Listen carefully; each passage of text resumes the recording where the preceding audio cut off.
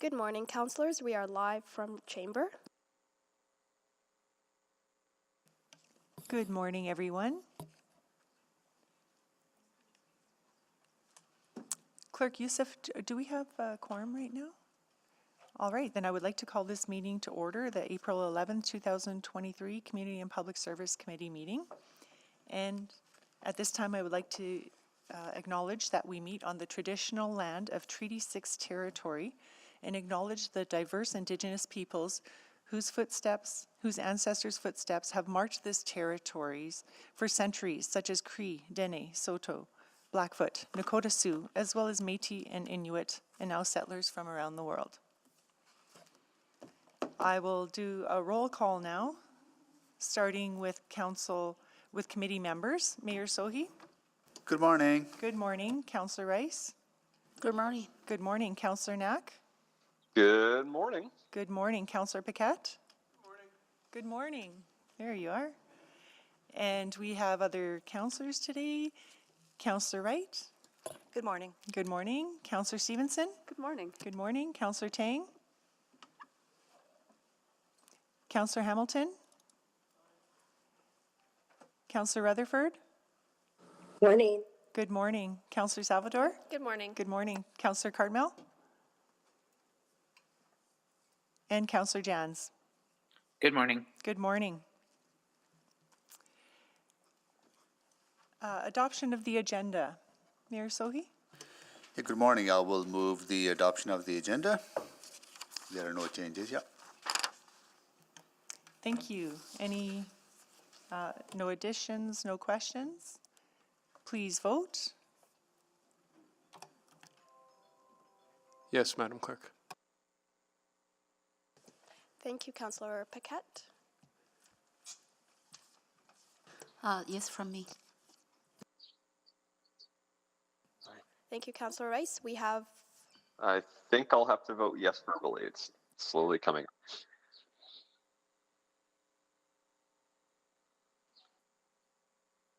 Yeah, it's not coming up for me. I'll just say yes. okay, thank you, Councillor Knack. We have Councillor Sohi, Mayor Sohi, did you vote? Okay, thank you. We have 5 votes. Please display the vote. And that has carried. Approval of the minutes. Councillor Knack? Yes, thank you, Councillor Principe. I'll move the approval of the minutes from the March 20th, 2023 Community and Public Services Committee and the March 24th, 2023 Community and Public Services non-regular meeting. Thank you. Any questions, admissions, errors? Please vote. I'm a yes, Madam Clerk. Thank you, Councillor Paquette. We have 5 votes. Please display the vote. Do you? That has carried? It didn't pop up on my end. I'm Yeah. a yes. Okay. Oh, okay. Sorry about that. We're just having some technical issues. It's showing that you voted, but you're saying you didn't? No. Okay. Somebody's voting for me. So right now, I'm a yes. Something's gone horribly wrong. We will refresh our screen. Thank you. Thank you. All right. That has carried. Protocol items.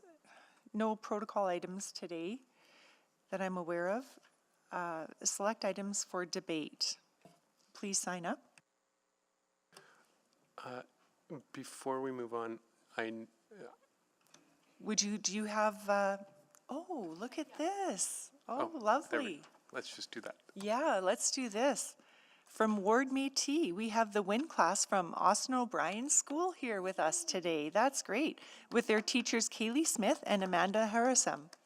Hi, City Hall. Well, it's so nice to have you here this morning. Thanks for joining us. And Ward Métis, that would be Councillor Salvador's ward. There's your councillor. Yeah, great. So welcome. So glad to see you here today.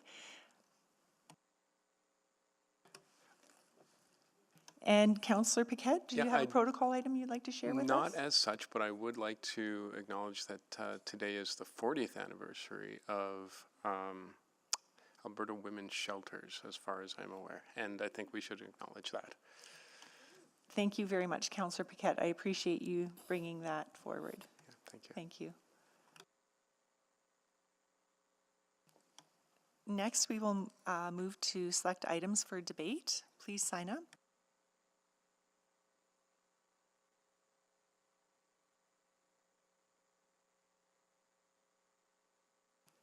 Councillor Paquette, go ahead. Yeah, thank you, Madam Chair. I would like to select item 7.1. Great, thank you. Any other items? Great, thank you. Councillor Rice?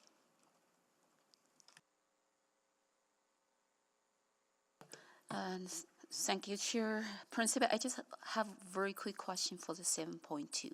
Just one clarification. Okay, thank you.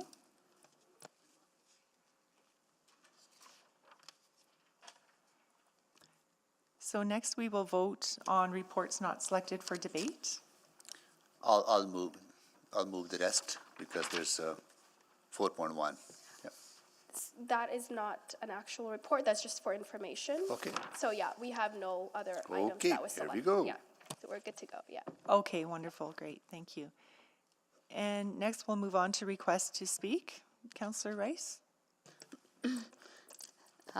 Thank you, Madam Chair. I move that the Community and Public Services Committee hear from the following speakers in panels when appropriate. 7.1, Enhanced Encampment and Unsheltered Homelessness Response Plan. Chris Webb. So, a criminal trial, Lawyers Association Policing Committee in person. Good morning, councillors. So I'm going to read all the speakers' name, and then City Clerk will make arrangement and for your seat. Thank you. Marlene Mulder, the staying outside is not a preference research team in person. Thank you. Kathy Hamlin, the staying outside is not a preference research team in person. Okay. Jerry Matheders, the staying outside is not a preference research team in person. Colleen Collegia, the staying outside is not a preference research team in person. Stephen Hammer Shermid, hopefully I pronounce your name right, Chinatown and Area Business Improvement Association in person. Stephen, are you there? No, so we'll come back. Let's see. Fang Du, Chinatown and Area Business Improvement Association in person. Are you there, Mr. New? No. Candace Lobo, Bessel Center in person.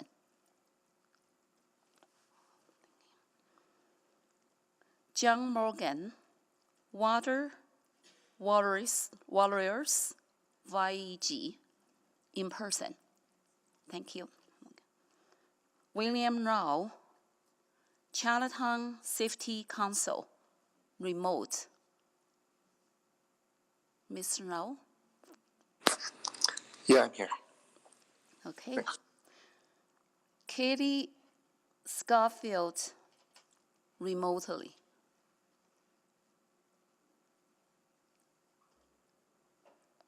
So, Hi, I'm here. okay, thank you. Wonderful. Oh, is there another one to add? One more to add, Sunny Pack in person. Oh, yes, I saw you there. So back to you, Chair Principe. Thank you, Councillor Rice. Next request for time specific on agenda, our 7.1 is, Sorry, Chair, we sorry, just point need of- to call oh, the vote on oh, the I'm adding the sorry, I'm speakers. sorry. Thank you, Councillor Knack. Thank you, Clerk Youssef. That's right, we do need to vote on to hear from the speakers. So please vote at this time.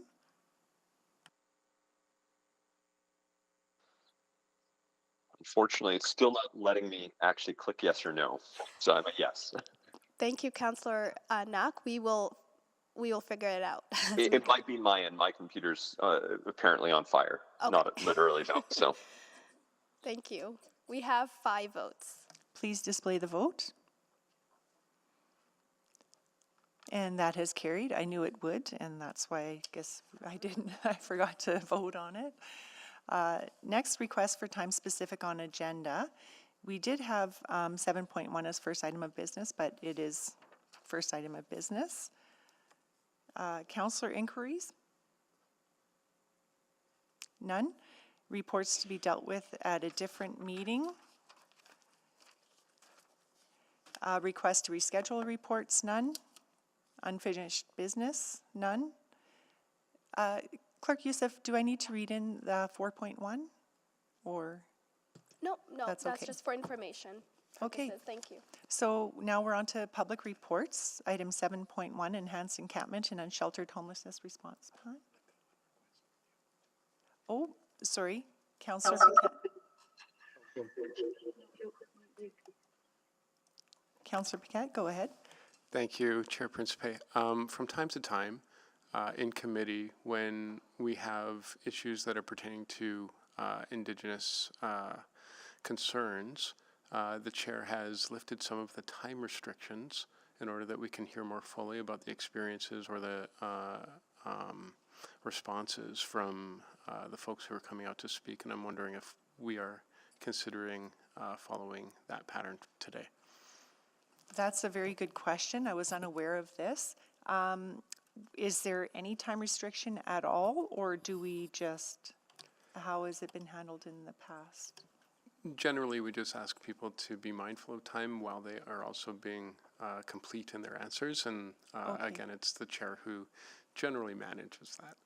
Okay, thank you. I shall do that. And yeah, thank you for bringing that to my attention. So let's plan to hear fully from the speakers. Please share your thoughts, and we're here to listen. We'd like to hear from you. Thank you. Thanks for bringing that forward. So on to item 7.1. Administration, do you have a presentation or opening remarks? Opening remarks. Great, go ahead, please. Thank you. The report before you today is for information purposes. Edmonton has been a leader among cities in Canada in its response to homelessness. Since 2008, over 15,400 people have been housed through Housing First programs, and overall homelessness declined by 45% between 2008 and 2018. Notwithstanding this progress, and similar to other cities across Canada, Edmonton has seen increases in the number of people sleeping outside. Homeless encampments are largely the result of a shortage of safe, adequate, and affordable housing, and ongoing capacity challenges and barriers in the mental health, addictions, and emergency shelter systems. The issues associated with homelessness and encampments have been deepened by the simultaneous impacts of the economic downturn and the COVID-19 pandemic. According to Homeward Trust's by name list, as of April 3rd, 2023, the latest stats available as of today, there are approximately 750 people in Edmonton who are primarily sleeping unsheltered, meaning they frequently sleep outside or in places not fit for habitation. During the summer of 2020, Edmonton simultaneously experienced several large-scale entrenched encampments, which created significant threats to individual and public health and safety. Since 2020, the encampment approach has been to prioritize the most negative impacts of encampments by preventing the entrenchment of large-scale encampments. With this focus, Administration has reduced the possibility of a large-scale entrenched encampment and acknowledges the need to transform our approach to focus heavily on scaling a response capable of sustainably resolving encampments through housing and connection to social supports. This won't happen overnight. While the City of Edmonton's response to encampment has improved, it has not kept pace with the rapid growth of encampments and is not equipped to handle the complex evolution of the root causes of homelessness. Between 2016 and 2022, encampment-related requests for service to 311 has increased by 1,075%, which amounted to over 9,300 calls from Edmontonians in 2022. Additionally, over the spring and summer of 2022, engagement was conducted to better understand the unique perspectives and concerns of those impacted by encampments and those who are unhoused. Sessions were held with people with lived experience, communities, business owners, mutual aid, and internal teams who provide support to the encampment response. Over 86 people with lived experience indicated that they do want to be housed, but admitted to feeling safer outside as opposed to shelters while they wait for housing. As we listen to those with lived experience, like some of those who have registered to speak to you this morning, we heard that we need to do more to incorporate reconciliation, human dignity, and compassion into our strategies and our actions. In practice, taking in the perspective of lived experience and shifting a system needed an agile and tandem approach to keep pace with growth and maintain the path of continuous improvement. To that end, administration proposed a service package during the budget deliberations in December that recognized the need to prototype and develop outreach capacity while right-sizing resources to improve cleanup response, reduce backlogs of investigations, and risk assessments. One of many additional positive outcomes of the anticipated approval was to return park ranger resources to their duties in the River Valley and wildlife calls. If you'll bear with my tandem analogy, administration saw this service package as an opportunity to have all the pedals moving at the same time in the right direction. When we were not successful at securing the full amount of our request, administration pivoted to try to create an enhanced encampment response plan that builds upon past successes and improves efficiency and effectiveness through prototypes and permanent process changes. The outcomes of the plan are: people experiencing unsheltered homelessness have clear, consistent, and rapid connections to supports and housing, and encampments do not diminish individual and/or public safety. Changes in 2023 will be focused on testing and learning, including improving data collection, piloting the addition of a social worker in the encampment assessment team, and a series of prototypes projects coming out of engagement with people with lived and living experience. Administration will work closely with Homeward Trust to launch an intensive effort to sustainably house 100 people from encampments this summer.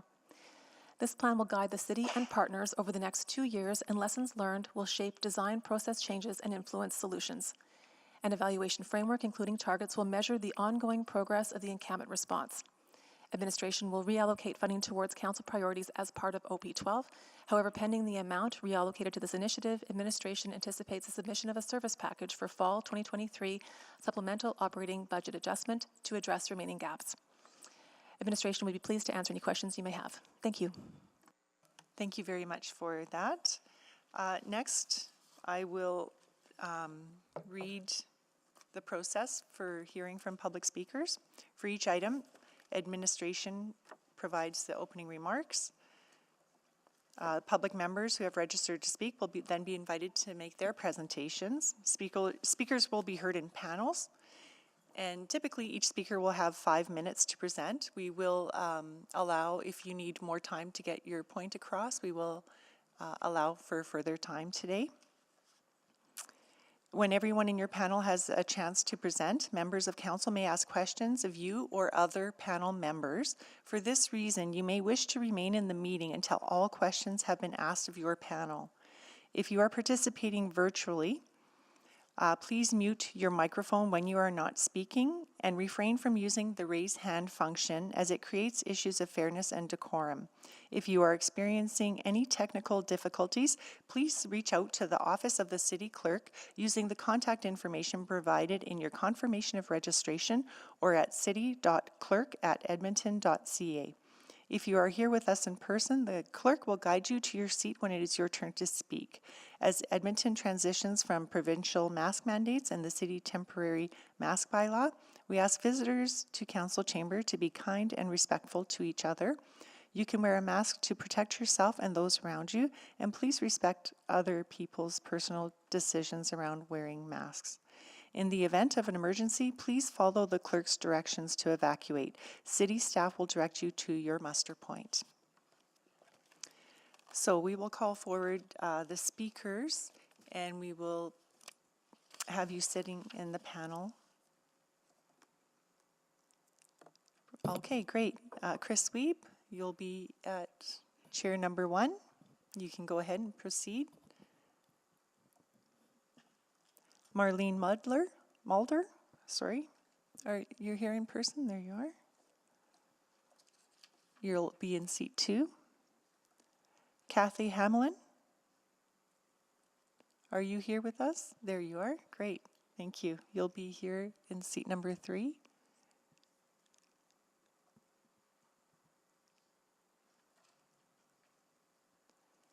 Jerry McFeeters.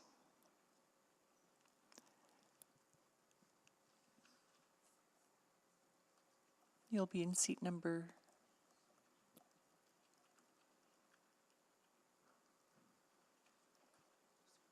Okay, it looks like Jerry will be seat number 3 and Kathy will be seat number 4.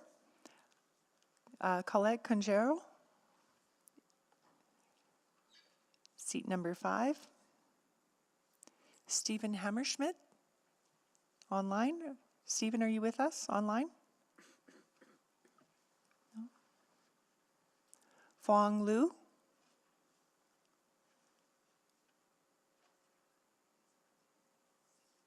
No. Candace Noble.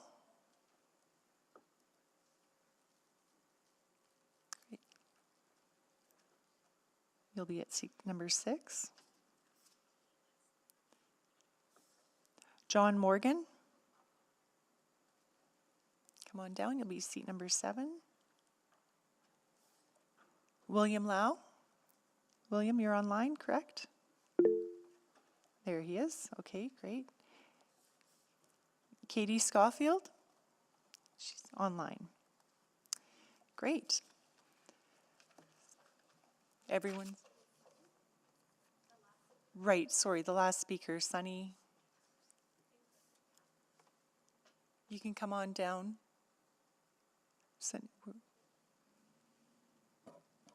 I don't see him. Okay, yep, sounds great. Okay, so please, let's begin. Chris, go ahead. Can you turn on your microphone, please? Thanks, first time. Thank you. Thanks, Councillor Principe. Thank you, councillors and Mayor Sohi. My name's Chris Wiebe. I'm speaking on behalf of the Criminal Trial Lawyers Association Policing Committee, which is a group of lawyers that talks about police accountability issues in Alberta. I should say at the outset that I'm not a person who has lived experience with being unhoused. I'd like to today recommend that the city discontinue its practice of displacing and removing encampments as part of its enhanced encampment response plan.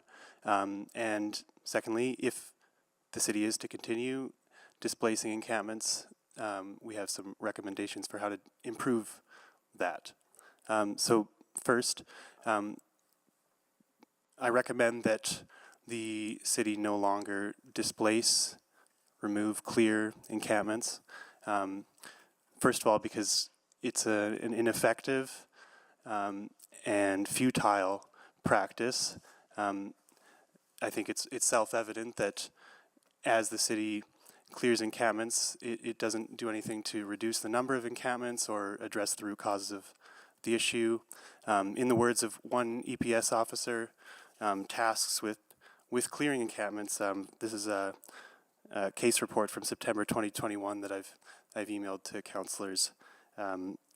He writes that the majority of the occupants encountered in one particular city lot in Boyle-McCallie are occupants that are spoken to / evicted on an almost daily basis in the downtown core. I think this speaks to the repetitive and ineffective nature of this response to encampments. Secondly, the practice has negative impacts on the affected people. I can cite one report that came out yesterday, a medical journal article that I've emailed to councillors on the committee, titled Population Level Health Effects of Involuntary Displacement of People Experiencing Unsheltered Homelessness Who Inject Drugs in U.S. Cities. This is an academic article. I haven't read the full article because it came out yesterday, but it speaks to substantial increases in morbidity and mortality over a 10-year period. Again, looking at unhoused people in 23 U.S. cities. I think if you did a similar study of people in Edmonton, you'd find similar results. I know the article specifically looked at hospitalizations, overdoses that contributed to those findings. I also want to bring to Council's attention that there is a growing case law precedent in Canada finding that specifically when cities have inadequate accessible shelter space, that clearing encampments has been found to be a breach of people's Section 7 charter rights. And the city should be aware that while those decisions usually involve rendering certain bylaws and municipal enforcement policies inoperative, it can also lead to damages under the charter. So those are my reasons for opposing the continued practice of clearing encampments. If the city is to continue clearing encampments, here's a few recommendations for how to improve. First, the city must ensure proper communication of notice. My understanding of the current city policy is that there's a minimum of 1 day's notice for high-risk encampments.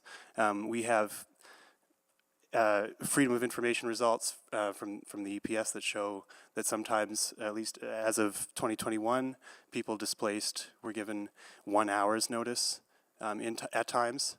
So I think it's important that the city do its best to ensure that city policy around minimum notice periods is being followed, and that notice is being given to all displaced people, as well as to all supporting community agencies who make important staffing decisions and important decisions about provision of resources based on when the encampments are to be cleared. So it's important that minimum notice be given to all affected parties, as well as community agencies. Also, in closing, I'd also like to add that there's a practice of taking people's propane tanks, which I think are considered to be a fire hazard, but absent lawful authority, city authorities should not be removing people's propane tanks. And the city must also have a policy around what should be considered an abandoned good. I hear of one story from a community member who went to go get a meal during an extreme weather protocol event, came back, tent and generator were both removed. The justification given was those were abandoned goods. I don't think there's a consistent understanding of what is an abandoned good, and I think that people's property is being removed unjustly as a result. Those are my submissions. Thanks for the opportunity to speak. Thank you very much. Next, Marlene Mulder, go ahead. Hello, I just want to mention that we've switched our order a little bit with our panel. So my name is Marlene Mulder. I'm a second-generation immigrant and have lived in Alberta for most of my life. I'm a sociologist and part of the research team that learned from people in Edmonton with lived experience of homelessness and banning. I want to begin by thanking those councillors who met with us in the past days. This commitment has honored the voices of those with lived experience of being homeless in Edmonton. The Living Outside is not a preference qualitative study, provided the voices of first-hand experiences of being homeless and of those working with them. We learned that the homeless not only face many barriers to meeting their basic needs, but also experience the deepest and most complex health problems with the least help. We learned that they do not want to be homeless, but given a choice between a shelter and staying outside, many choose to stay outside. We learned about the value of outreach workers who build relationships with the homeless. We learned about the value of respectful and equitable relationships. We also learned that the homeless are severely sleep deprived and are challenged every day to try to meet their basic needs.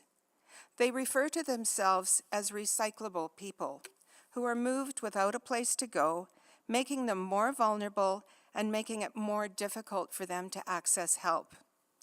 However, many of these people always tried to find a positive, so they said they saw improvements in the treatment they received from certain members of enforcement, indicating more positive relationships with those tasked with moving encampments. We were very fortunate that 2 of our research team had experience working at Camp Pekawaywin and subsequent camps.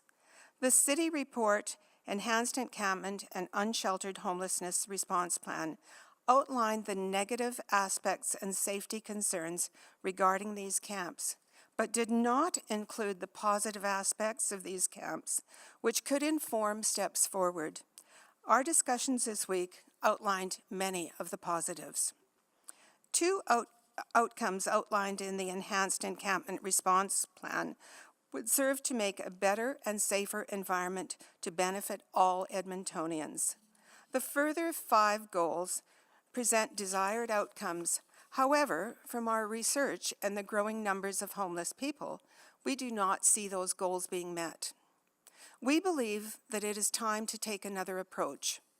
The focus should be on how people living in encampments can gain what they need to keep their spaces clean and safe and feeling like their home, however temporary, as encampments should be a bridge to housing and recovery.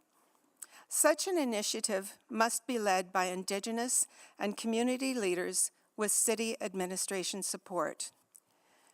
People living in encampments should be able to have a role in building their own better life and contributing to community. The design and roles of this initiative should be based on desired outcomes, with measures of success through the journey. Initially, success may mean being able to rest and fulfill one's basic needs of safety, shelter, and food. Then move along to working with health, housing, and social workers, bridging to appropriate housing placement and support. Building a safer community, bringing homeless people, those who work with them, and local neighbors and businesses together to discuss common goals and issues will build understanding. This work should begin immediately on a small-scale basis with clear measures of success. In our research, we heard the desperation of homeless participants, giving them no hope for positive change or asking them to wait years to see change is just not acceptable. Let's try a new human-centered approach born out of honor and respect that utilizes the many skilled community helpers and wisdom holders. Thank you. Thank you very much. Jerry McFeeters, go ahead. You have a presentation? Good morning. Good morning. I'm Jerry McFeeters. I was hired on to as lived experience for this project with the MAPS program, how I met Marlene and Colette and the rest of our crew. They were interested in creating a look at how to help our communities, and part of that included our lived experience. I have a unique background in that. I have lived experience in all the camps that were here, from Pekawaywin through the peace camps and the one I inherited.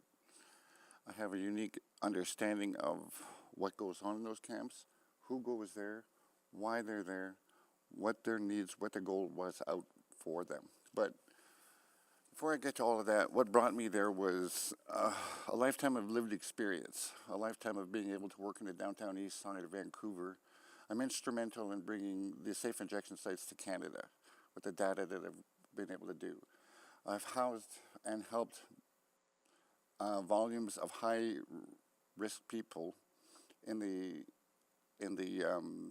housing situation in Vancouver. The Aboriginal housing shelter became #1 after I had taken over it and made some modified changes to it just so that we could have a flow in it. I brought a wealth of experiences that deals with high-risk behaviors, high-risk drugs, anything to do with our communities that allows us to help us move forward and keep our coworkers safe, everybody around us in a balanced community role. In the encampment issue, that came up. I didn't really want the job, to be honest. It just kind of fell in my lap. I inherited it and I had all these skills, and I'm like, I'm uncle to this community. I'm uncle here. Oh my God. Okay, let's do this. So I just took the ball running, and one of the things that I had made sure that I was doing that was everyone there was welcome. If you were here, you were looking for something. You were not here to be party from across the road. All the other encampments failed and imploded because of garbage, of the way they wanted to live in that sense. However, they were wanting to live, but they were wanting to live with thinking that they need all these things from the streets to keep them safe and warm, that they need this extra bed that someone threw out in the backyard that they're going to, no, they don't need that. It was about healing from a lifetime of trauma. It's about absolute caretake, love for oneself, finally having a place to belong, finally to be able to sign it and relax. Sleeping standing up is not really an option, but we've seen it, and in fact it's been seen recently. It's more prevalent than we think. The immediate need to do something now is right here. With the amount of people that we had spoken to regarding this study, I can tell you honestly that not all of them are alive today. So whoever, I hope their voices are heard. There's many, many people in our community that we have spoken to, and it was addressed to myself because I'm Uncle Jerry. We're the lived periods. When you guys go home at night, we're the people here. We have to go back and say, what happened, Uncle? What happened, Kokom? And we tell him, wait 2 years. How's that going to sit? We can't tell them that anymore. We have to act now. The need for us to do something very positive is very tangible. It's actually cheaper than we were putting people up in hotels and everything like that. It's way cheaper. But when you start fostering what becomes positive out of those encampments, it's how you view yourself. It's not being able to sleep. It's being able to sleep. It's not being able to look for all of your food, run around the city to find out where you have to be at 5 o'clock for this meal, come back and see if your tent's still there. If you look at the direction of how this, it removes the stresses of just trying to function in a given day, to having clean water, to being able to look this good, to present yourself, to say, hey, I got some skills, I can do a job for you, but will you let me?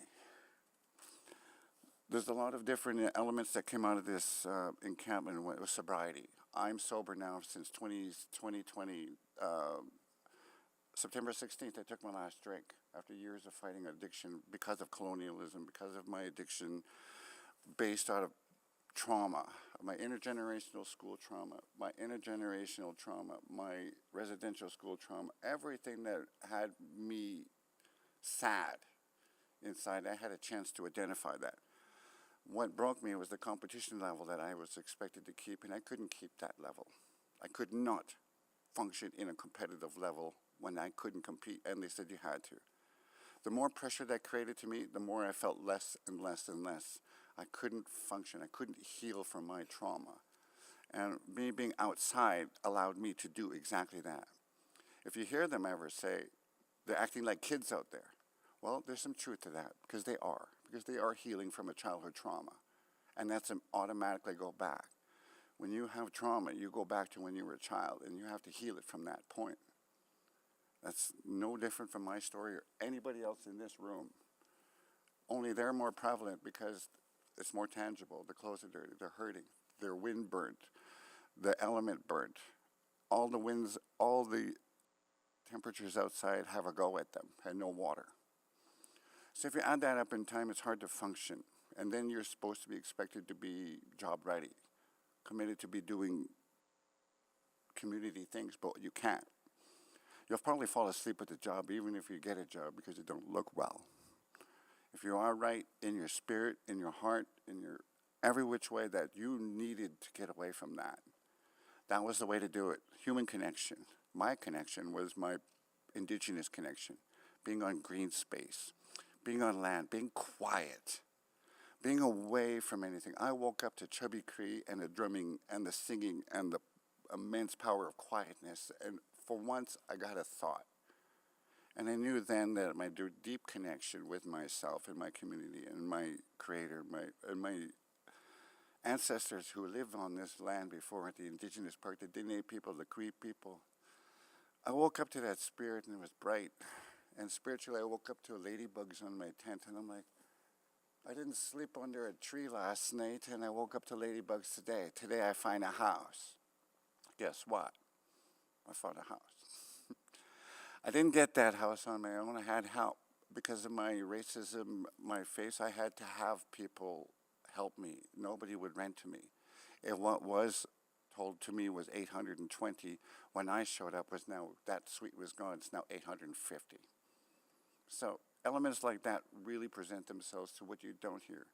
When you're in the camp, you subconsciously think about those obstacles that are not there for you, the amount of racism that presents itself. I had to have help. I could not do this alone. It took police and a working relationship with these amazing police officers that came to help us in our encampment was epic. The indigenous police that showed up, they knew exactly the feeling that we got from all of us people there. It was a quiet, calm feeling. And they knew that that was a connection there. And it was valid, and it was just as part of my DNA as it is for everybody else. At the end of that camp, when that camp was done, I had all the other peace officers, the police that were there. They were in tears to see it sad that it was going. The amount of people that we had in that camp, our incidents were only 3. We had one OD that didn't even belong to our camp. If it wasn't for our camp, that person would have died on where nobody else would have get to them down there. There was absolutely no way. So us being there, we saved a life. We had 2 small incidences that were preventable because we did not have the staffing. We did not have the proper, whoever set that up, and I inherited it, sure. But I would have made recommendations to have proper staffing in the people who were qualified, lived experience, who knew about addiction, who do understand this element, who do understand a human connection without a punitive action. Far too often, we as indigenous people were expecting punitive action. We're eliminating that anxiety as we do things like this, so we're now a natural flow. There's no you're gonna get it if you don't try. Here, you get a chance to try and then see your mistakes and then progressively correct yourself as you go through. If you're not finding those answers behind a dumpster downtown, I welcome you to come sit by a fire, have a cup of coffee. If you're cold, have a blanket when it's freezing, and then come tell us what broke you. What is wrong? How can we help you? Because living where they have left for is far worse. They get no compassion like that. They get no authenticity in that question I just asked. How are you? They don't get that. And that's the reason why they come from miles and miles and miles away. The cities are littered with people who are looking for love and compassion and no place to put their own. In a camp society, you will find that. You will find that people grow together. How could kids camp be so wrong when people come out smiling and laughing and singing songs and learn new skills? It's the same identifiable trait that has been missing from all adults who have been traumatized as children. They need to reconnect, and because we live in a competitive lifestyles, they're expected to always perform and always be this. If you're not, okay, there's something wrong with you. There's nothing wrong with them. They're just pushed too damn hard since they were kids, and they don't know how to stop. They don't know how to move. They don't have places that can accept them. They don't have places that can actually bring out their natural abilities, carving, hand tools. Today is a dependency. Today there's an app for that. Can I carve my future? Can't do that. It's a hands-on tool dealing with indigenous people. If you don't believe me, we can probably bring our own same value system we have here to some place like China or Cambodia or Russia. Our value system wouldn't fit. We're different people. And everywhere you look, you see what makes us proud everywhere. It's in our names. It's in our identity. It's who we are as people. And far too often we've been overlooked by a government that thinks they know what's right for us as Indigenous people without knowing Indigenous people. Far too often we're overlooked for the amount of respect and the amount of contribution we have made to our society and our community and to who we are as a people for each other because of the systemic racism. Because when they come to this country, they're taught to hate Indigenous people right from the get-go. Now it's script. And I'm hoping that they erase that so that our Indigenous people don't have people mocking who we are and eliminating the possibilities of trying to hurt our self-esteem from going forward. If we had one opportunity, we got that one. It's just to have a little self-esteem and a little dignity in our ability to help ourselves. There's nothing wrong with them. Somebody told them to feel that way, and so they responded because they were obedient, just like I am. I was told to behave and do this. Okay, I behaved. I got in trouble with the law because I was taught that. Do it this way. I got in trouble with school teachers and people because I listened to the wrong people. Do it this way. Now listen. Now in doing so, we're doing it the right way. Getting them to listen to themselves requires a great deal of healing that we can bring. Some of us have done the work, the absolute work to release trauma. Being trauma experts that we are in the way that we know is immense because we can go places where nobody else in this room can. And I could probably say that all over the world. And in that same token, we need you to go places where we can't. It's a mutual exchange. It's a symbiance that we got to live here with. Definitely a symbiance that has to be worked out. There's room for everybody. There's places for everybody. It's just about time that we start absolutely overlooking the racism that goes on in our communities, in our country, and start eliminating altogether. Indigenous people believe that we are stewards of this territory. We are inherent people of its land. It's in our DNA, which is why we'll sleep outside before being told what to do. We can't go to the places that broke us, ask for help. We can't go to those institutions that reach out to us, that are paid to help us for what they did to us. It doesn't work like that. You'll find more Indigenous people outside taking a chance with Mother Nature. That is church to us. Being outside is just plain church. You're connected, you're grounded, you hear the spirit animals. All your spirit guides are there grounding you, telling you which way to go. And if I didn't listen to that church, I wouldn't be here talking to you right now. I would not be here talking to you. I brought lived experience from downtown East Side, from all over the world, from all over the places. I made sure that there were people who listened to me because I had something to have to say to them, because I carried those voices for people who told me to tell them. I'm obedient. I'm a good boy. I know how to listen. And I also know when I made mistakes and when I grew from them. And by that same token, I'll afford anybody out there that same thing. I will not judge you. I'll not fault you for what broke you. I know it was hard. But here's how we can help fix you. Give you some tools necessary to start looking at yourselves. And all that is, it's just human compassion, it's reconnection. And it's about the laws of nature. It's about a fire. It's about who we are. It's about bringing that intensity of that flame that is allowed for us naturally. It's the natural order of law. Laws of attraction, if you will. There is something that's very, very powerful that's happening for all of us Indigenous people right across this territory now with the discovery. I mean, when the Pope decided that they no longer needed the document of discovery, that we actually are not animals, that Canada was based on culture. We had a thoroughfare. We have everything we need.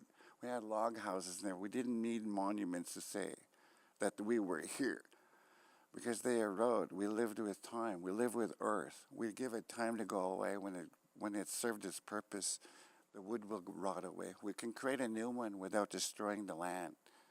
We can create a new one without destroying anything.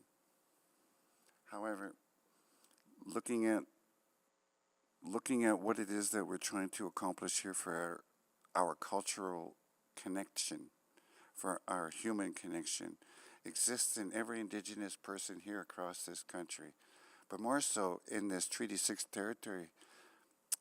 Cold Lakers, all the way to the south. We come to Edmonton. This was our thoroughfare. This is where we gathered medicines. We used the rivers to pick medicine. In fact, people are still coming to Edmonton to pick medicines along these rivers today.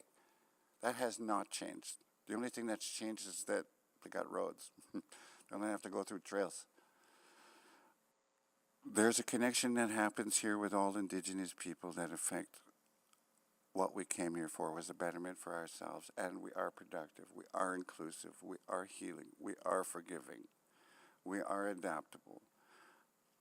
We just need the opportunity to start showing that to within ourselves to each other, so we can show our grandchildren, our kids, our children, that we have changed, that life isn't so punitive anymore, that we can start that involuntary reaction to change, and that's just by, if you have needs met, address those needs, start functioning now. There is no way that they'll, out of those 118 people that will have most of them left by the time this goes into fruition, if that's the plan. We need it now. We need it now more than anything else, because Vancouver's on our doorsteps. That's imploding there, and I've been seeing, I spent many years there, all the way through. I've spent every alleyway in that downtown Lower Mainland. I've been in every one of them. I've seen what's waiting there. And when those spaces are exhausted, they're coming here.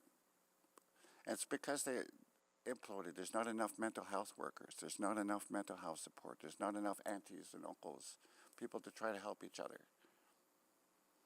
This is the element where we could use to start fostering a change in people. An encampment gives exactly that. It's a fresh new start. It's a new look to identify why you're here, who can help, what your needs are, where do we go to from here is a time, place, and it's time. We can't heal people according to a 3 o'clock hour. It doesn't work like that. I don't know exactly how I need to tell or say any of this, and I know I went over my 5 minutes, but I needed you to understand that. This is totally viable. It's totally doable. It's absolutely an amazing experience to watch every worker learn a new skill, a city learn a new skill. And in fact, it warms my heart to see so many Indigenous nations right here in Edmonton are taking a lead right across the country and spearheading growth and change for our communities. And that's here in Edmonton. That's because we have a working relationship. So those of you who did help with that, thank you. I can say that. And thank you all for listening to me and hearing what I had to say. I bring to you the voices of all those thousands of people I spoke to. So from here on in, I want a holiday, okay? I'm going to go take a break. I'm done on this. I'm just thankful you guys got a chance to listen. Wherever you decide you want to go with this, thank you. Thank you very much. Thank you very much for sharing with us. Next we'll go, yeah, thank you.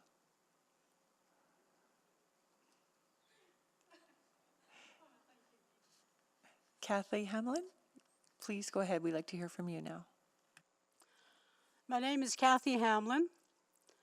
I'm originally from Treaty 8 territory. I was born and raised in Peace River, the town of Peace River, and I grew up around all the Indigenous communities throughout Peace River. I was also raised by my grandparents and by their old people friends. My grandparents were 65 years old when I was 14, and they were the youngest people in their circle. So I was entrenched in the culture. I also speak Cree. Cree is my first language. I still, on occasion, I've been speaking Cree for 60 years, English for 60 years, but on occasion, certain concepts, certain words in the English language that don't exist in our language, I struggle with that to translate into Cree. So if I take pauses, that's what I'm doing.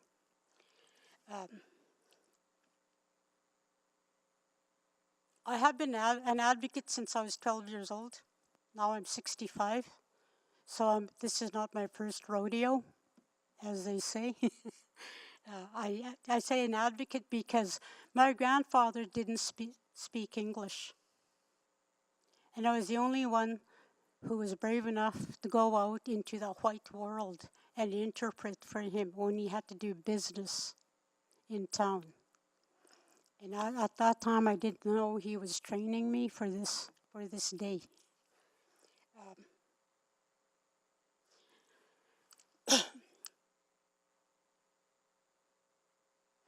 I was the resident grandmother, the resident kohum for PG Wewin Prayer Camp. I first showed up there August 3rd, 2020, and I was there until the very last day when it closed on November 13th, 2020. And I was there 85% of the time. And it was during the pandemic and the first round of the lockdown, and I was laid off. So I was able to invest a lot of my time doctoring our people. That's what we do. We don't help our people. We don't help each other. We doctor one another. And we do that in many ways, not just through ceremonies. Even sitting here with my brother Jerry, we've doctored each other since 2020 when we first met at the PG Wewin camp. So I saw a lot of things a lot of good things that happened at that camp. That is what hasn't been included in the report that the city made. I've read the report, and no need for me to repeat what I've already said with all the good people that sit in council that we met last week. You've all heard my side of what happened. So I'm not going to repeat that. One more thing I need to say. This is who I am. My younger brother here spoke about the traumas. But he also mentioned the good medicine ways that we carry. We are not just intergenerational trauma. That is not all we have flowing through our veins. We also have good medicines: pride, courage, wisdom, strength, kindness, and so much more. We produce some of the most incredibly gifted artistic people, my daughter being one of them. And as a part of who I am, I don't deny that part of me that, that I come from a place of trauma, but I also came from a place of incredible strength and wisdom that I mentioned.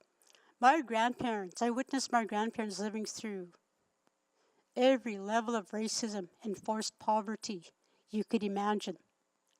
And they rose above that.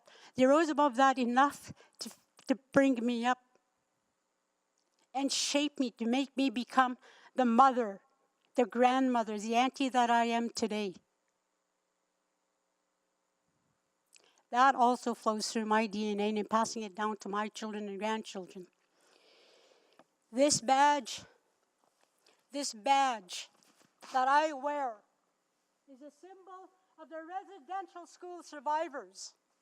My grandmother was one of them. And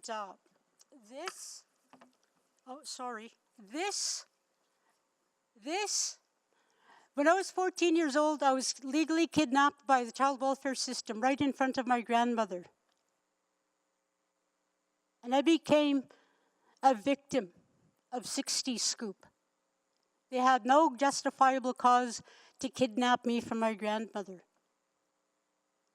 And then a few years back, I became one of the original founding members of the 60 Scoop Indigenous Society of Alberta.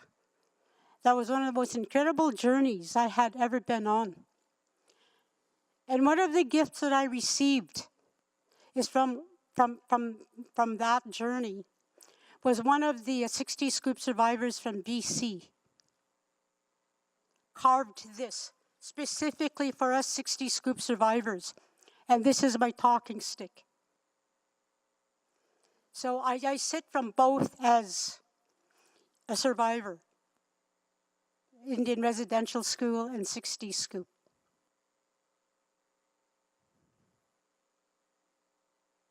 But neither of those experiences that are an integral part of me has driven me into the ground. I spent 12 years houseless in the 70s and part of the 80s. People ask me what is my biggest accomplishment in life. I tell them I survived the York Hotel. That's my biggest accomplishment. For those of you who don't know what that was, the York Hotel was the first bar in the city of Edmonton that has a sign reading, "Please leave your guns and knives in the lobby." I survived that place. And I am here to do as much good work as I possibly can. And Piggy Wewin Camp really woke me up to a new level of my kohkumhood, community kohkumhood. It made me stronger. It really woke me in ways I hadn't expected. So I learned a lot from there.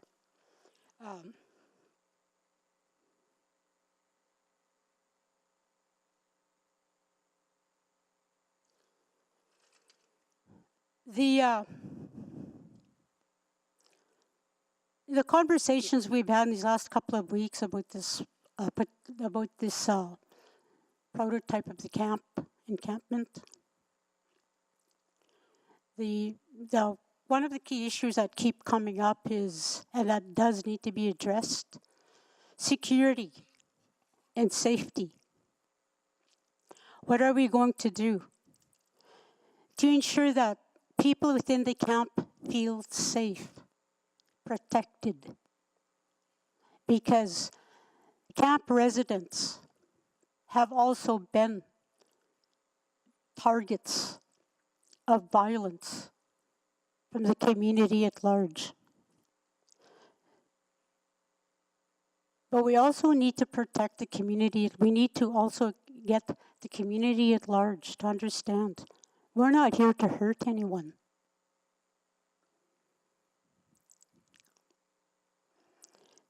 So in our discussions as a group, one of the ideas we came up with is to have some kind of a fence. Not a wire, not wired fence or anything like that. We're going thinking along the lines of having a roll of canvas, so the outside community can understand, like, this is, people live in this community. You know how the gated communities are set up? We can do that with the camp, with the canvas. That'd be our gated community. And the artwork to be done on that piece of canvas by the residents of the camp. Beautifying, gentrification for the campers. How awesome would that be, right? You want to feel valued? Do you want to help? You want to instill that sense of value, that sense of belonging? Revive that in the house, within the houseless people. Some who've never even experienced that their entire lives, because a lot of them grew up in child welfare, 60 Scoop, Millennial Scoop. And I'm here to tell you, right from my heart, growing up within the system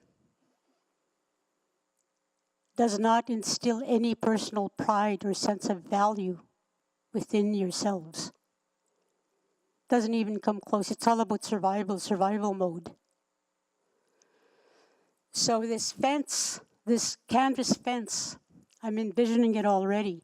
And also, that would be to identify that people live here. Beautiful people live in this gated community, right? And I had noticed there is a mention of the possibility of hiring a private security company or organization to guard the camps, to protect people from both sides. And I did a little research. I have family members who are aware, who have worked for a security agency. I think it's based either in St. Albert or Cold Lake, but it is operated and owned by Tukukumak from Cold Lake. And they don't only hire Indigenous people. So if we had a good mix of trained people who do know how, and even like they can be trained at that level as security people, but we also can train them to work with people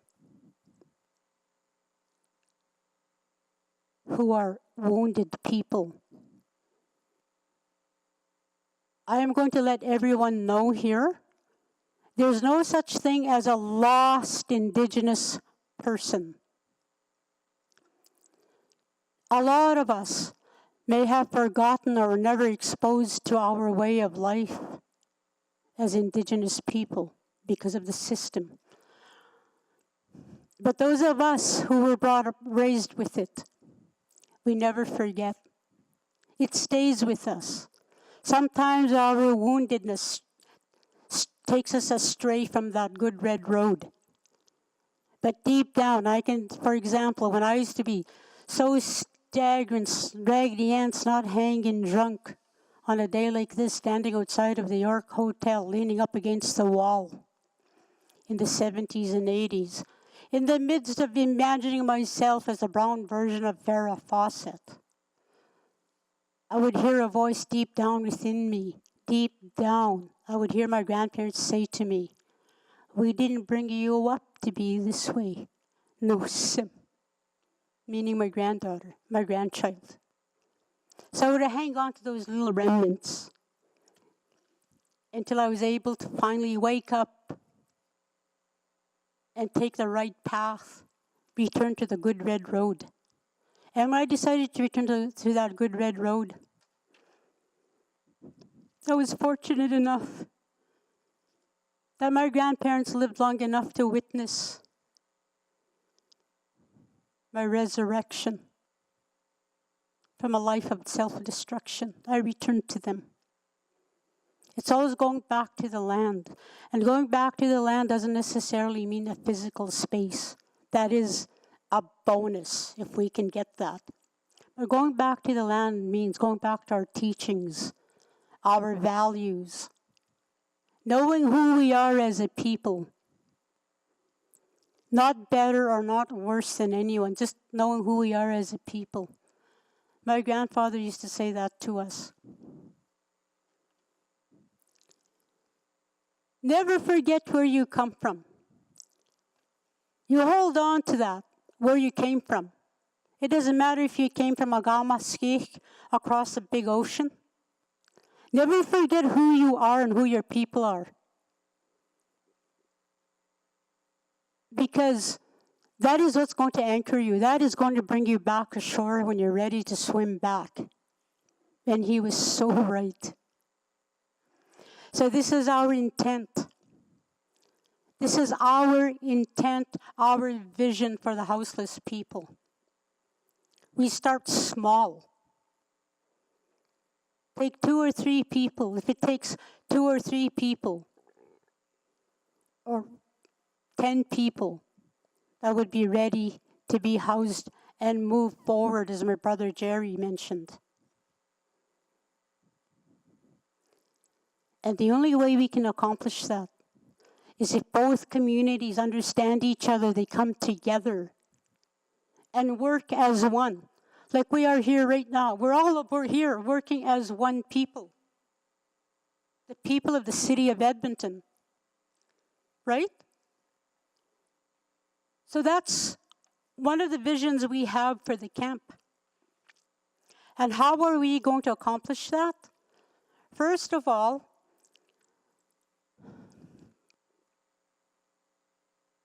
we would have the nearby community coming into the camp to participate in our celebrations, our ceremonies. We'll have a TP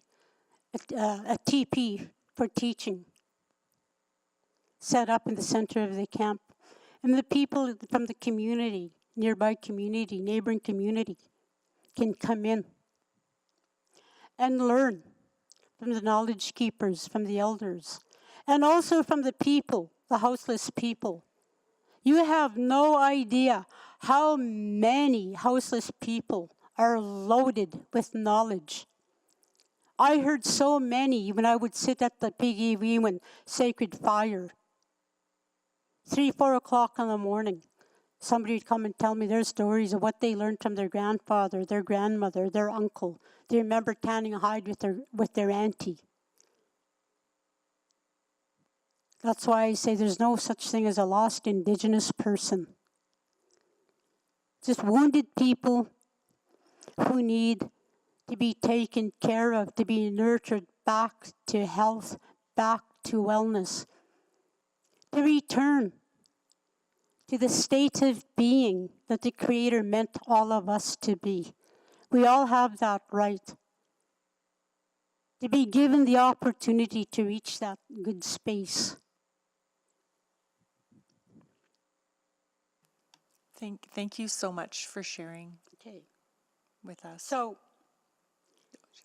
this community involvement, inviting the neighbors to come in, that's community involvement. My sister here, Marlene, talks about that. The importance of teaching the community and getting them to understand the houseless people are people.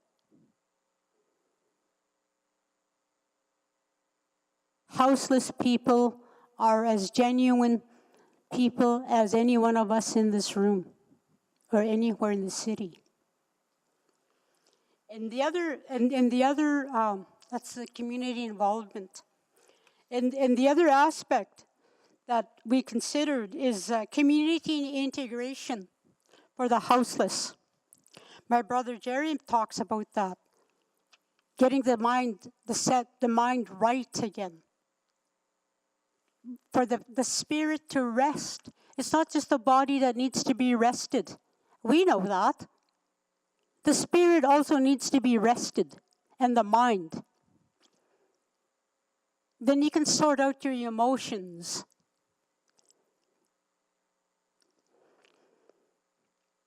So for the houseless residents of the camp, we think it might be very productive to both sides of to both communities. If the houseless were offered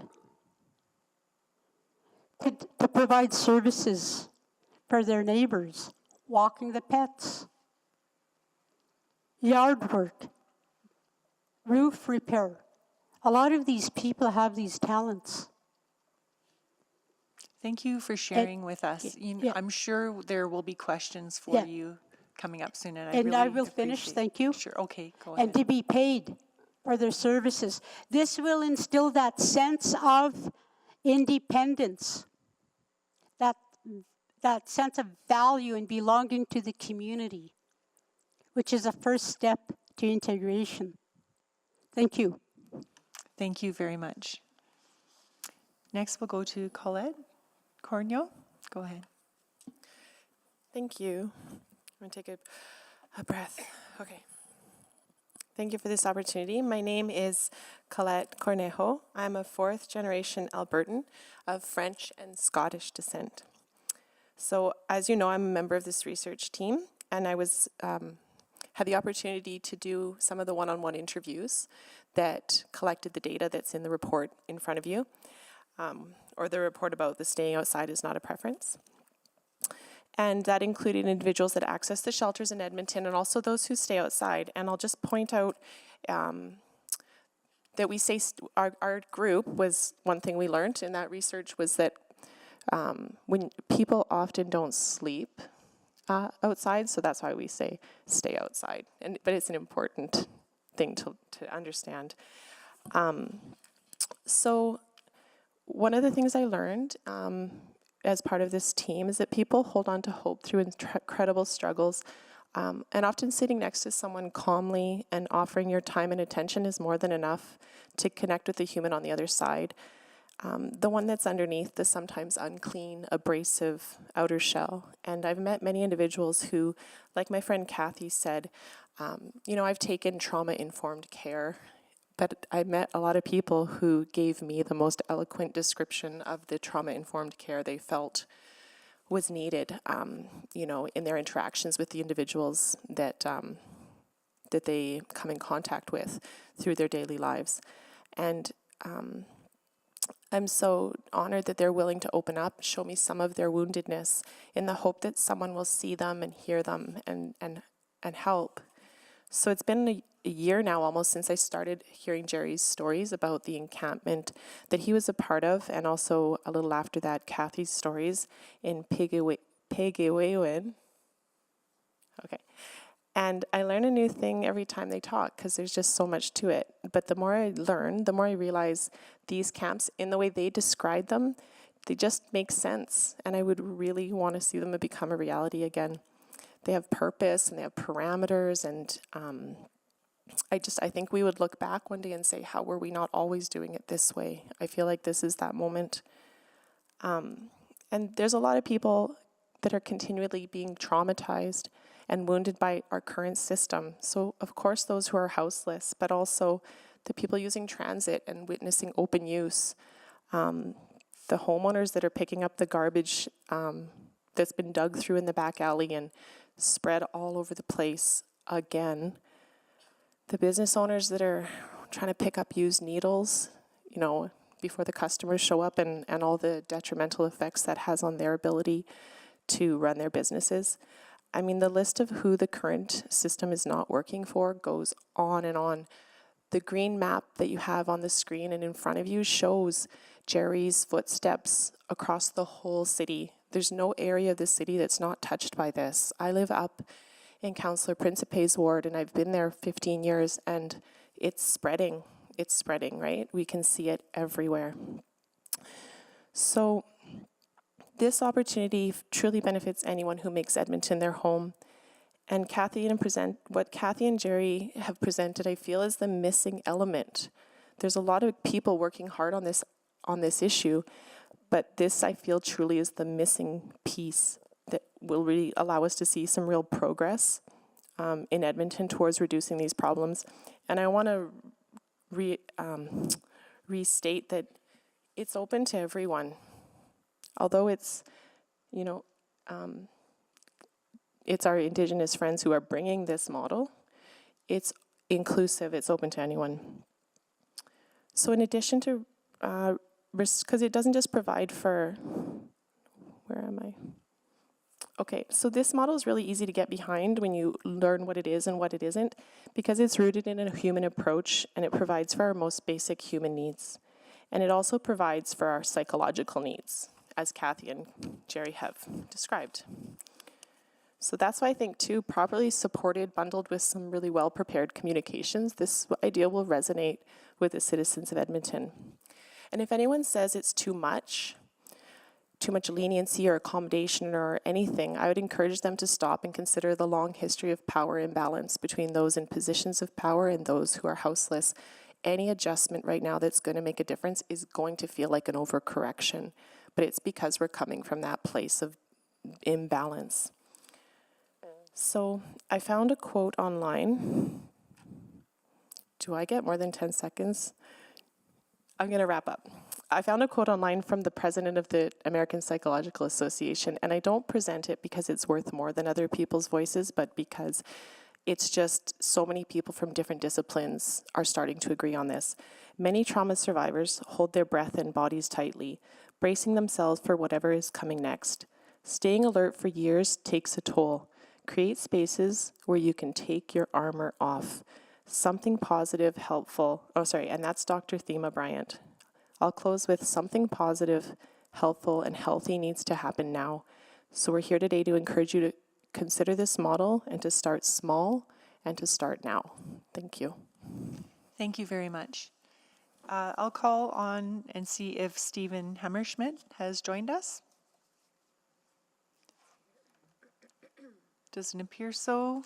Huang Lu, have you joined us yet?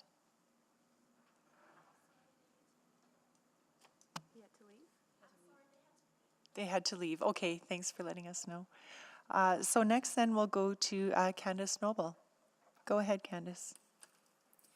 Good morning.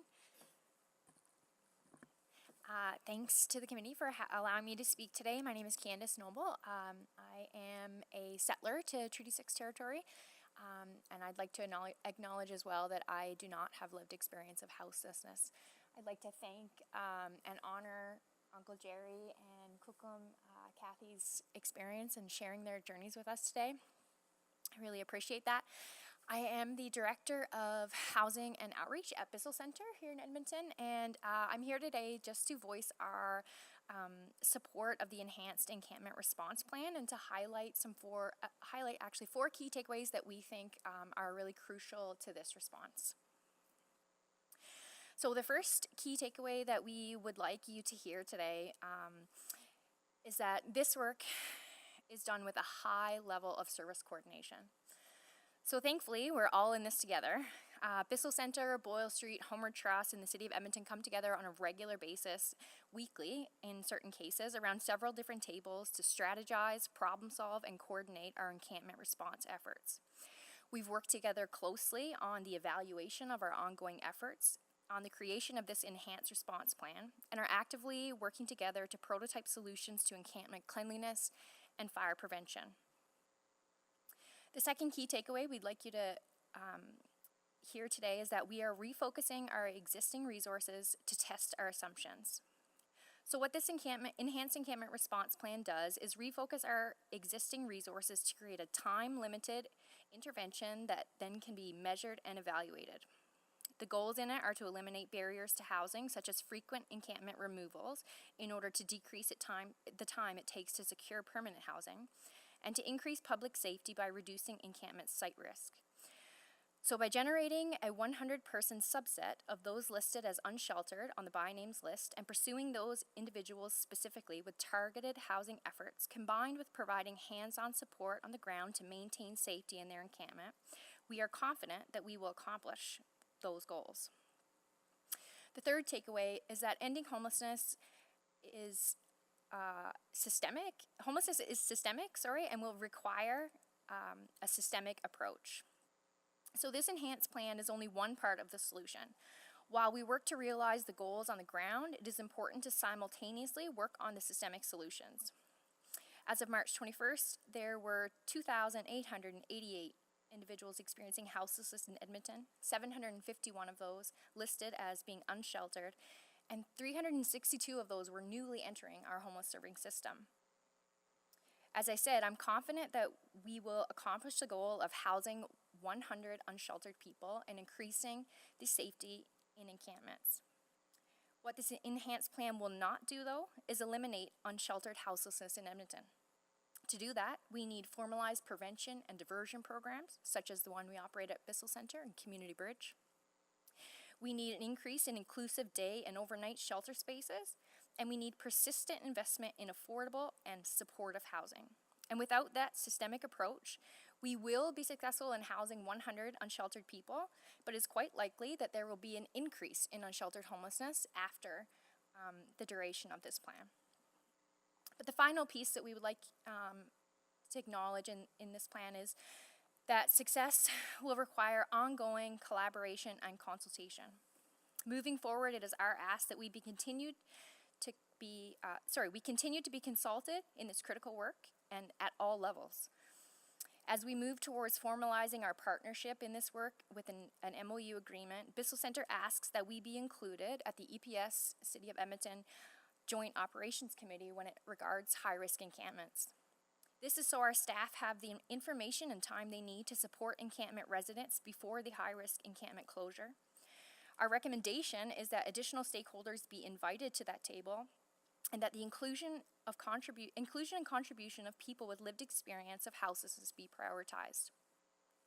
I'll just share that we had a closure recently near Bissell Center where we weren't informed formally prior to the closure, but we were able to secure that information, and we were able to bring on significantly more staff and make sure our housing workers were on site, and that closure went incredibly well. I mean, as well as it could for people being displaced, but incredibly well for everybody involved, and there were no escalated incidents, and that's something we'd like to see continue going forward.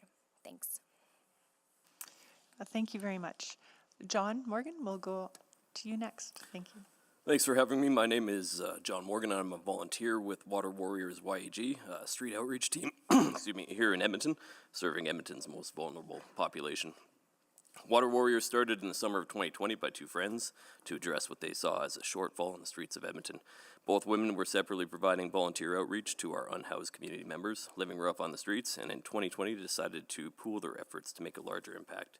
Today, Water Warriors respond to the overwhelming need for basic survival amenities by operating 6 days a week, 2 to 3 of those days being dedicated to outreach work alongside sandwich making, donation and water wrangling, donation sorting, and advocacy. Every single Thursday evening and Sunday afternoon, rain, snow, hot, cold, whatever the conditions, our volunteers are out on the streets of Edmonton and in the River Valley, collaboratively supporting Edmonton's houseless community by bringing water, food, clothing, hygiene supplies, and harm reduction. We know our houseless community by name, and they know us as the Wagon People. From top to bottom, the entire organization are all volunteers, and we consider ourselves a vital part of the equation when it comes to addressing the needs of a community that many would rather just ignore. We do this work because we understand what is at stake. In fact, many of those volunteering on our team have experienced houselessness and poverty themselves and are now looking to give back to their brothers and sisters on the streets. We speak from experience, we speak from knowledge, we speak with compassion and empathy. We are the Water Warriors YG. And to be clear, while Water Warriors is a fantastic organization, we should not have to exist. All levels of government have a responsibility to address the appalling conditions that the unhoused community is forced to endure. We would welcome each of you and your counterparts on council to join us for any street outreach that you are able to really see what we see, hear the stories that we hear, and feel not only the desperation that many on our streets feel, but the humanity that is on display by our houseless community when you just take the time to listen.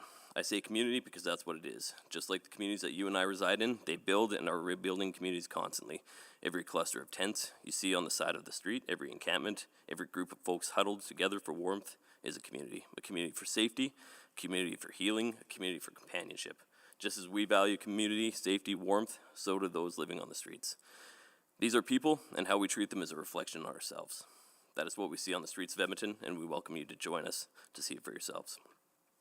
So I'm here. I'm here to speak to you today about the Enhanced Encampment and Unsheltered Homelessness Response Plan presented before you. One morning is not enough to go through every aspect of this plan, but I hope to give you a better understanding of the needs of the community we serve so that you can fully appreciate and understand what we're seeing. Before we get started, I'd like to say that we acknowledge that the City of Edmonton is challenged by the tension between liability, public perception, and safety when addressing how to respond to encampments. However, from these tensions, we believe that criminalization of encampments because of local opinion, political will, and resources for enforcement are increasing. This shift is directly inflicted on those experiencing houselessness through the act of decampment. In our outreach work, we serve many with challenges that range from addiction, poor health, mental health, poverty, intergenerational trauma, family trauma, street violence, etc. Challenges that compound and cannot be solved with a one-size-fits-all approach, and definitely cannot be solved with increased enforcement alone. This is why we expect that all levels of government will work together to provide housing, as we know that this is the solution to ending houselessness. Encampments are not the problem, rather they are the symptom of homelessness. Taking this perspective, we can all agree that decampment is not an adequate response. In February 2023, the City of Edmonton was presented with a report from MAPS, Alberta Capital Region, for which we contributed to, and many with lived experiences did too. Outside, not a preference, homelessness in Edmonton. In it, we see noted in the executive summary that while housing is for all Edmontonians is the answer to ending homelessness, the complexity of attaining this goal successfully means strong financial and human commitment.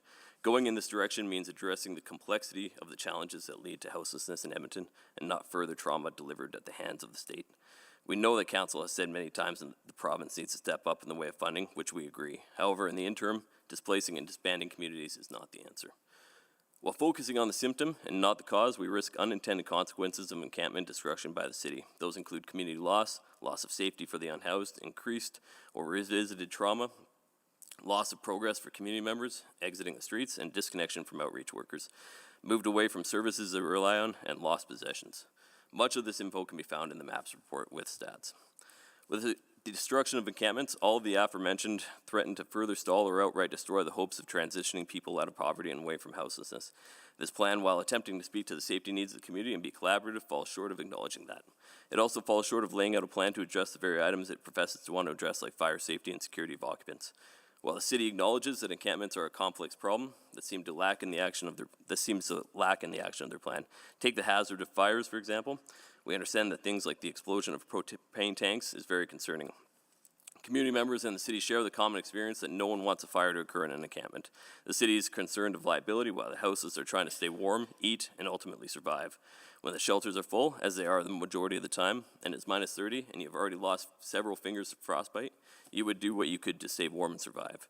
Reacting with encampment action stops any creative solution for scaling strategy that from being applied to mitigate risk.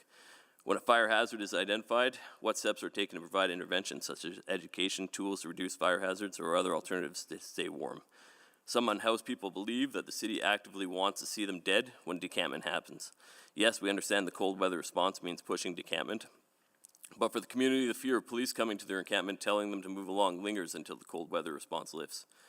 Further, something that is not mentioned in the plan is the way the city uses hostile architecture to stop encampments from rebuilding on the same public land. Installing large planters and boulders are tactics that have been used to displace people, specifically in the Macaulay-Boyle area, where the majority of major social agencies are congregated. This restriction of public land access is counterintuitive to having a city for all Edmontonians. Additionally, it only disperses people farther away from services and to other parts of the city, like the river valley in the summer.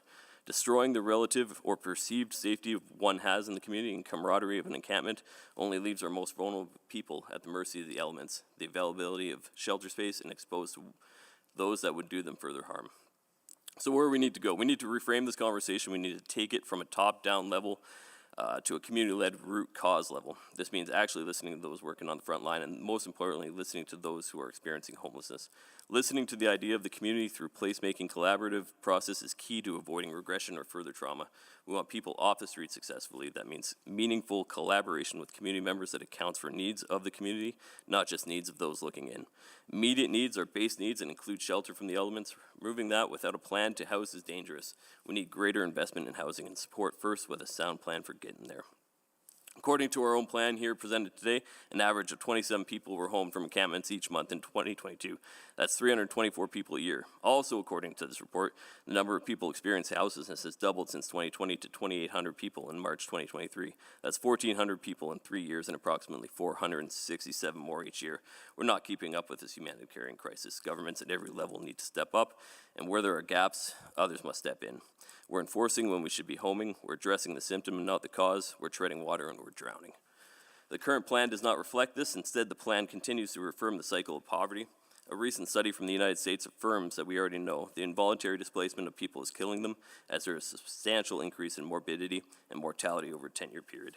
In the meantime, we ask the City of Edmonton and Council to seriously consider how to expand the response matrix to include creative solutions and recognition of the homeless community, being leaders and having value in the conversation.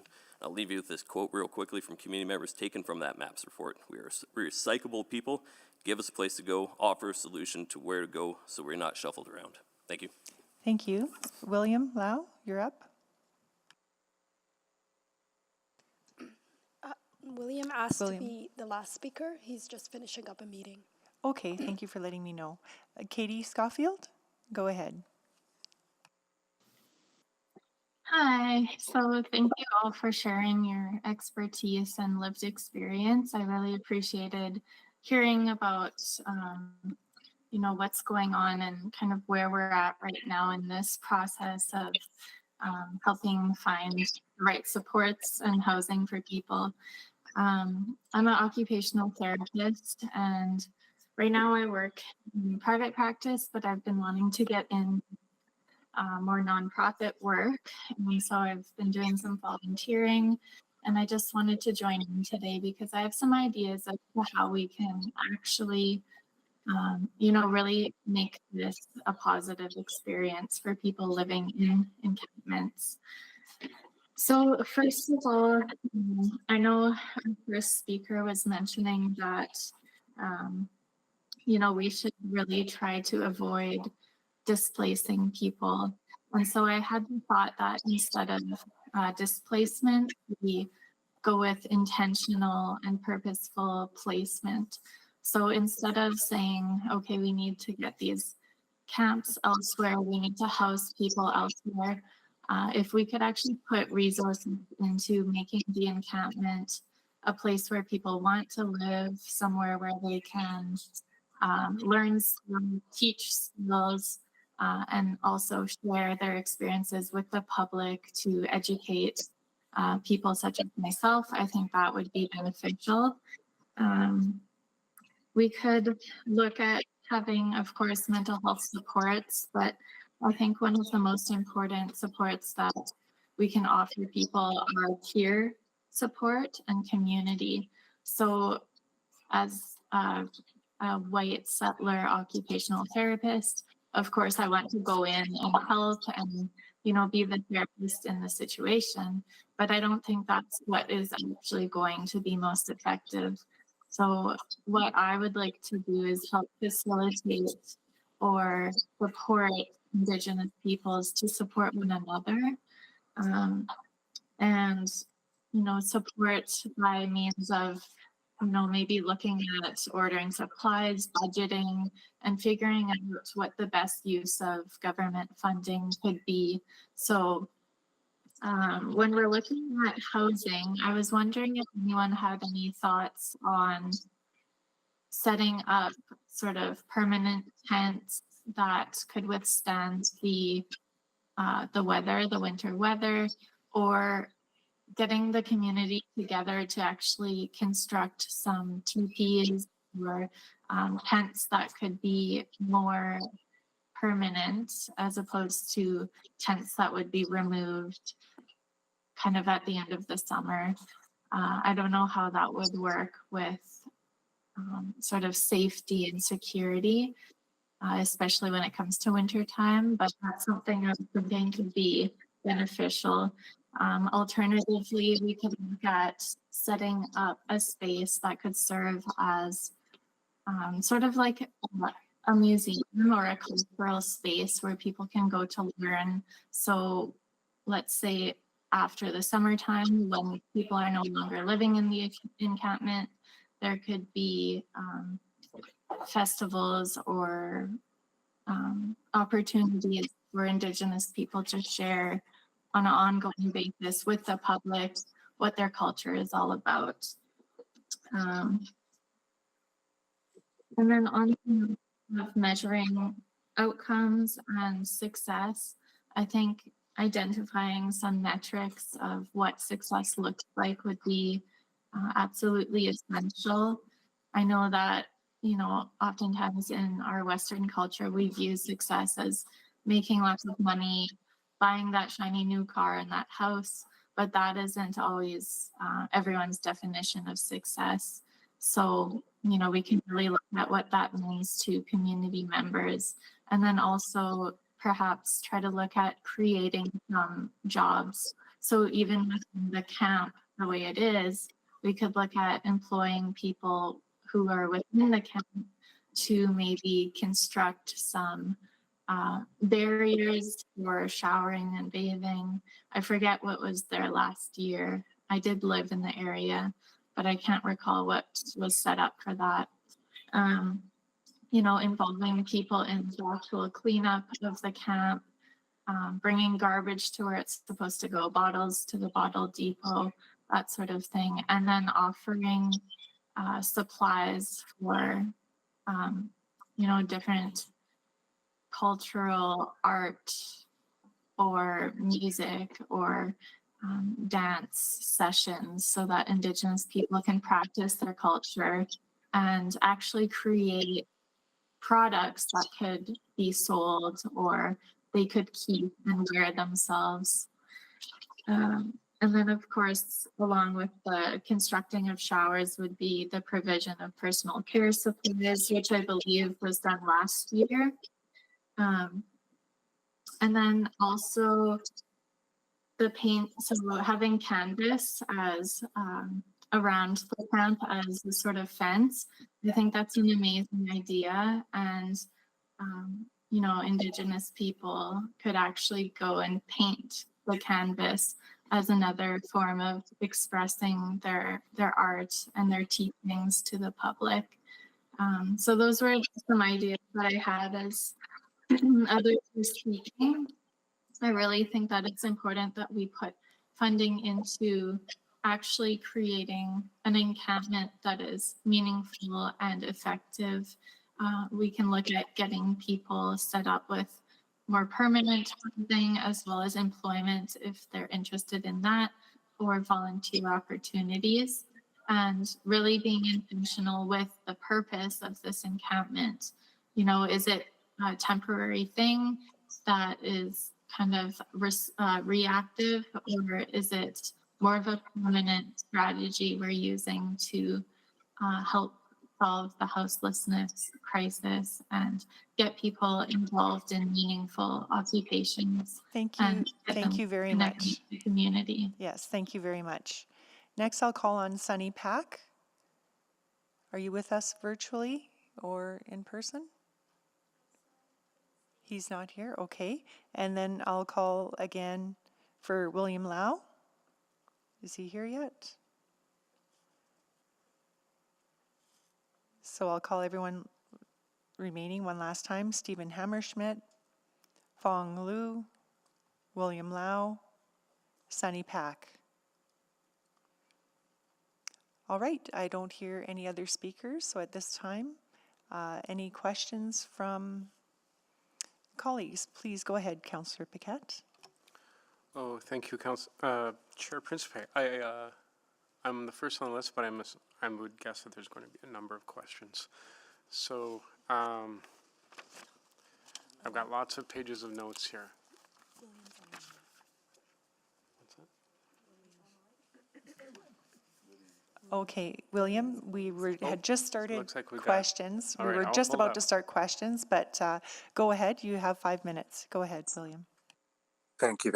Won't need 5 minutes at all. But I just wanted to share that as a resident in Chinatown, and having had conversations with multiple stakeholders in the community around what's working and what's not. I love the idea of the prototypes that are coming forward. Chances to try something different. That could be win-win for all community members. So just wanted to speak in favor of that, and looking forward to hearing what the questions will be. Thank you. Great, thank you very much.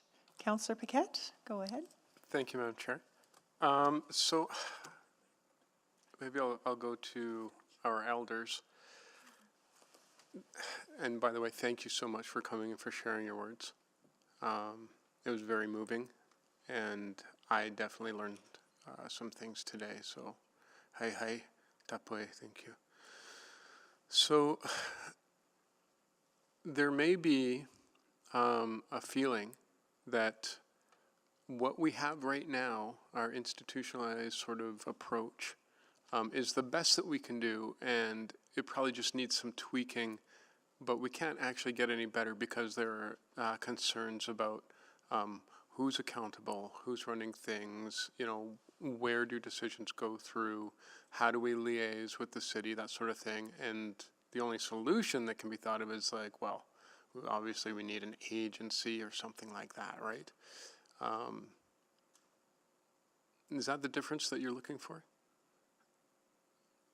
That sort of, iterative change within the institution?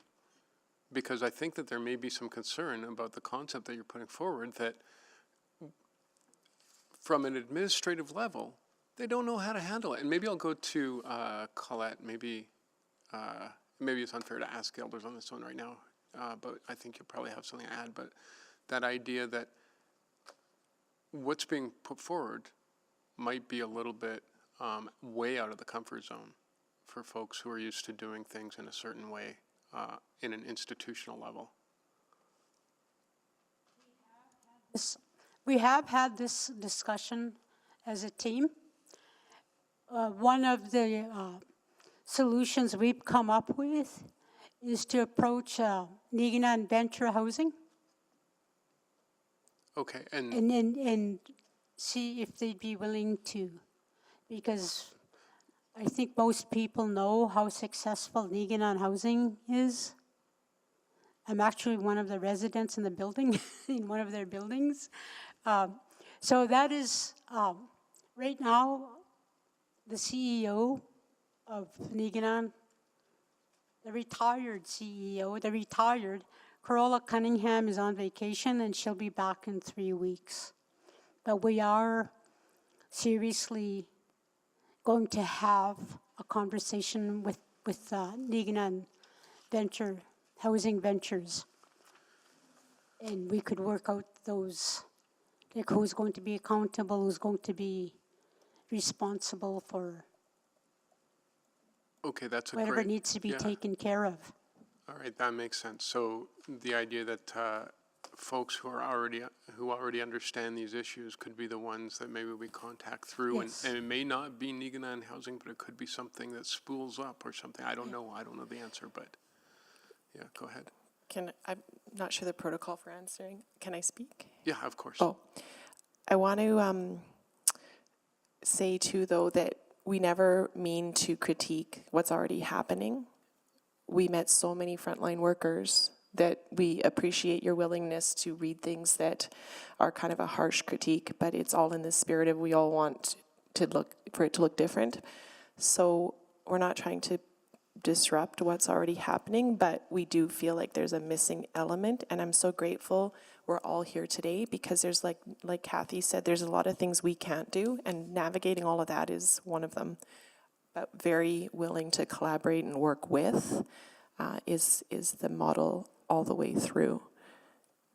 Yeah, precisely, because I think we should probably clearly state that the folks already working in this sphere are just as frustrated as everyone else.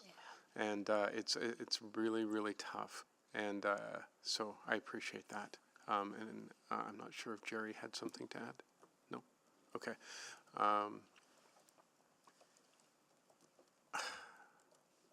I also wanted to address this idea that, and I heard this, and let me see who said it.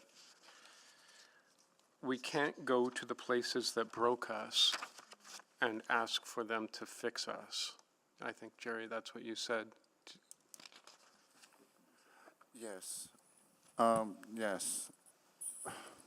The role of the Catholic and the Christian churches have played in our Indigenous beings is still felt to this day. There is an immense mistrust with the church, with the faith, and the people running it. There's a mistrust that goes on between governments and people that are supposed to help us, that what we were to believe that if we wanted help, it would be there. And in this case, they're not always the cases for the Indigenous folks. The encampments eliminate other people, like, for instance, the shelter systems that exist today in our city do not work for our Indigenous people. If all you get is a mat, bed bugs, some unhealthy places, name calling, belittlement, and less than 8 hours to sleep. You get one sandwich in there, you get a Dixie cup of water, and if you can find a clean bathroom, you can use it. But those are the conditions. If you take that equation, or if you just want to go outside to a green space, a place that reminds you where you can use an actual toilet outside, go outside in a green space, you eliminate the negatives and the trauma that goes with it, the enclosure of the horrible energy and the smell that's sitting inside that room you're breathing in. It's not free, it's not clean, it's not healthy, it doesn't free your brain. If you go there, you're entrapped again, because this is what you're coming back to tonight. During that process, you're probably going to want to go out and get drunk, because this is exactly what's going to come back for you. Look what I get to go back to. And you start that process again, recycling that thing.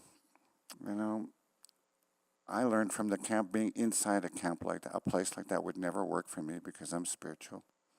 I'm a grounded human being. I deserve better than that. I've chose a place that just included just me, a tree, ground, and just alone. I found a little better than that with a tent, a fire, and some water, and maybe a snack if they had them, and a blanket. But I was still grounded. I still had a fire, and I woke up to Indigenous music. Not bad. I'd call that a pretty good day. A couple days later, I got housed. That's how simple it is. I would not have got that at the shelters. I would never have found the energy to go through that at the shelters. They would not have come from me. That's why you have to go to what works for you. Thank you for sharing that. Mayor Sohi? Thank you. I want to thank each and every one of you for being here today, and your work and your advocacy and being on the front lines, serving Edmonton's most struggling residents, right? And particularly want to thank both elders for being here today and sharing your perspective. And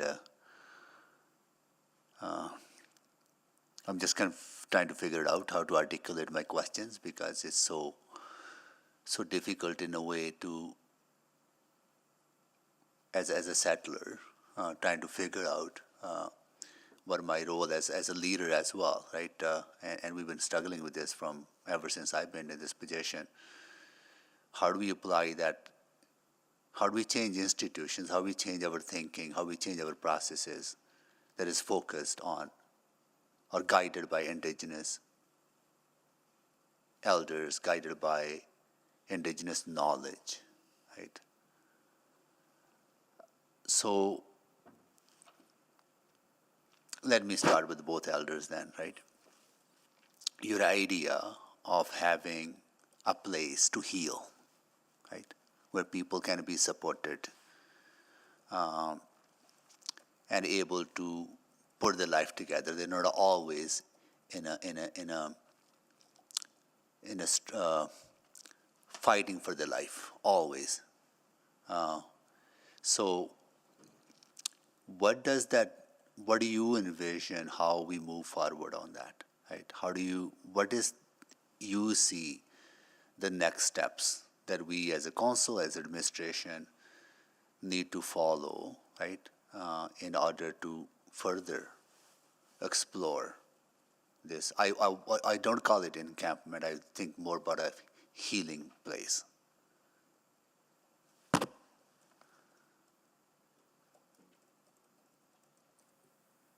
Well, as we said earlier, we think starting small with a very secure place for people whose goal is to move to housing.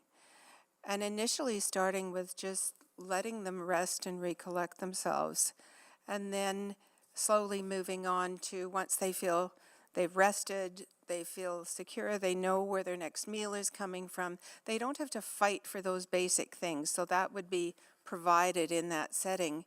But then the plan would begin, okay, you're going to meet with housing workers, with social workers, with healthcare workers, and we're creating this plan to move forward.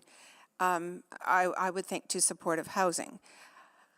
So it would be, that place to stay would be for people that are committed to moving forward, but need that time of rest and recovery on the way. So, I think some of the concerns our team talked about is, okay, we would have to be sure that those people are safe and secure within that setting, and it can't be a place that everybody comes into. it would be restricted to a certain number of people, and as those people move out to housing, there would be spaces for others. So maybe that would be something that people would be selected by the outreach workers who work with these people in the broader community. So I think you'd have to be really careful. We talked about measurables as well. So I think if you're going to do something like this, you have to really measure if it's going to be a success. Yeah. And so the first goals might be sleeping for 3 days. You've done that, you've had your first success. So it has to be very incremental. The other piece that came out of the last peace camp that Jerry didn't mention is that a lot of those people were housed and have remained housed. So I think it would be really interesting if we could find some of them and talk to them about how that worked.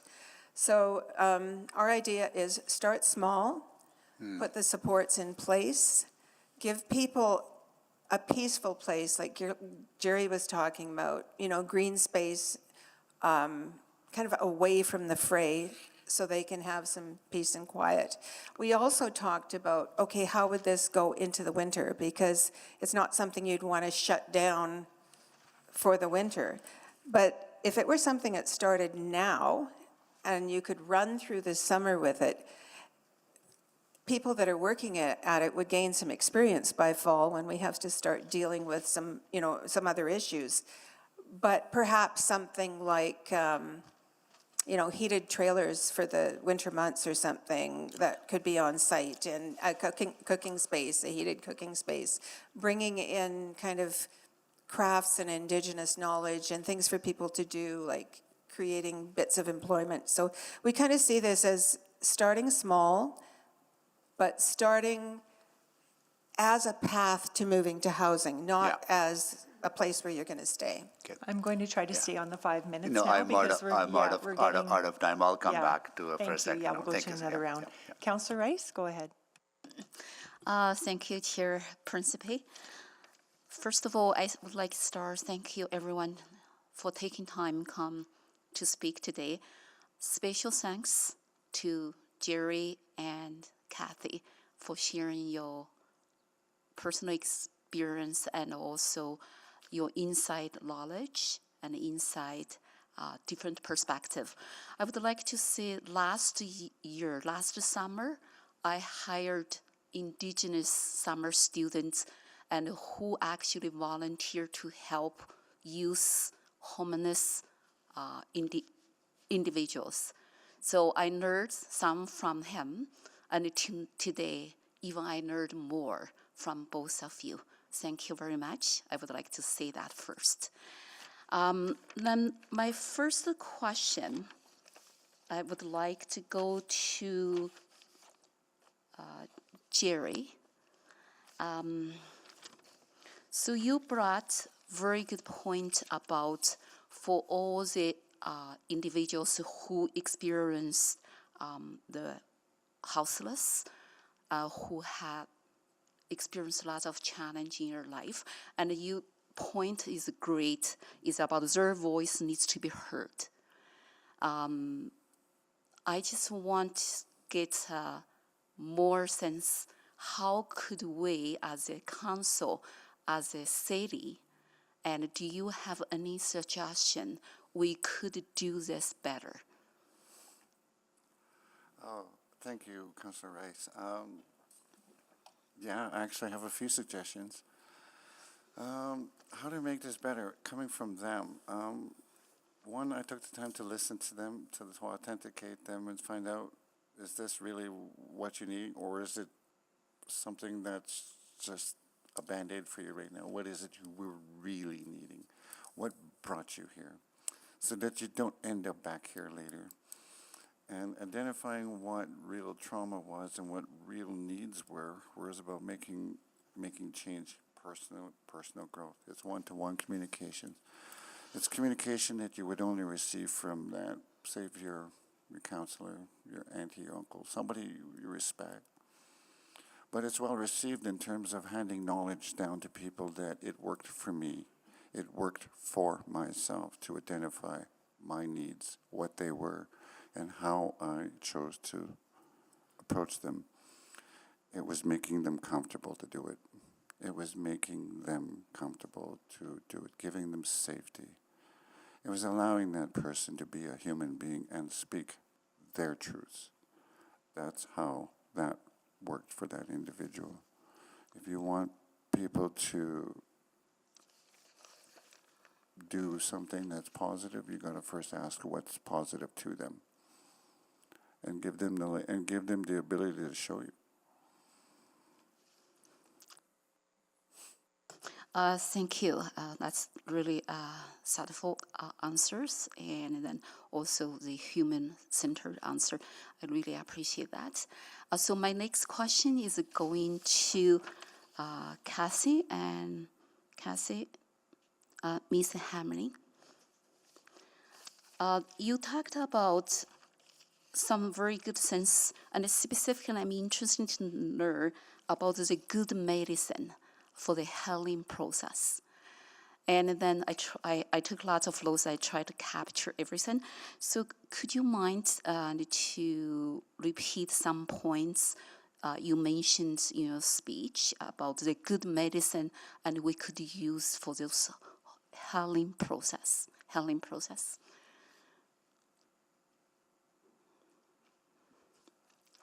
Thank you for the question. That's, first of all, the connection back to the land. As my brother Jerry has mentioned it several times already.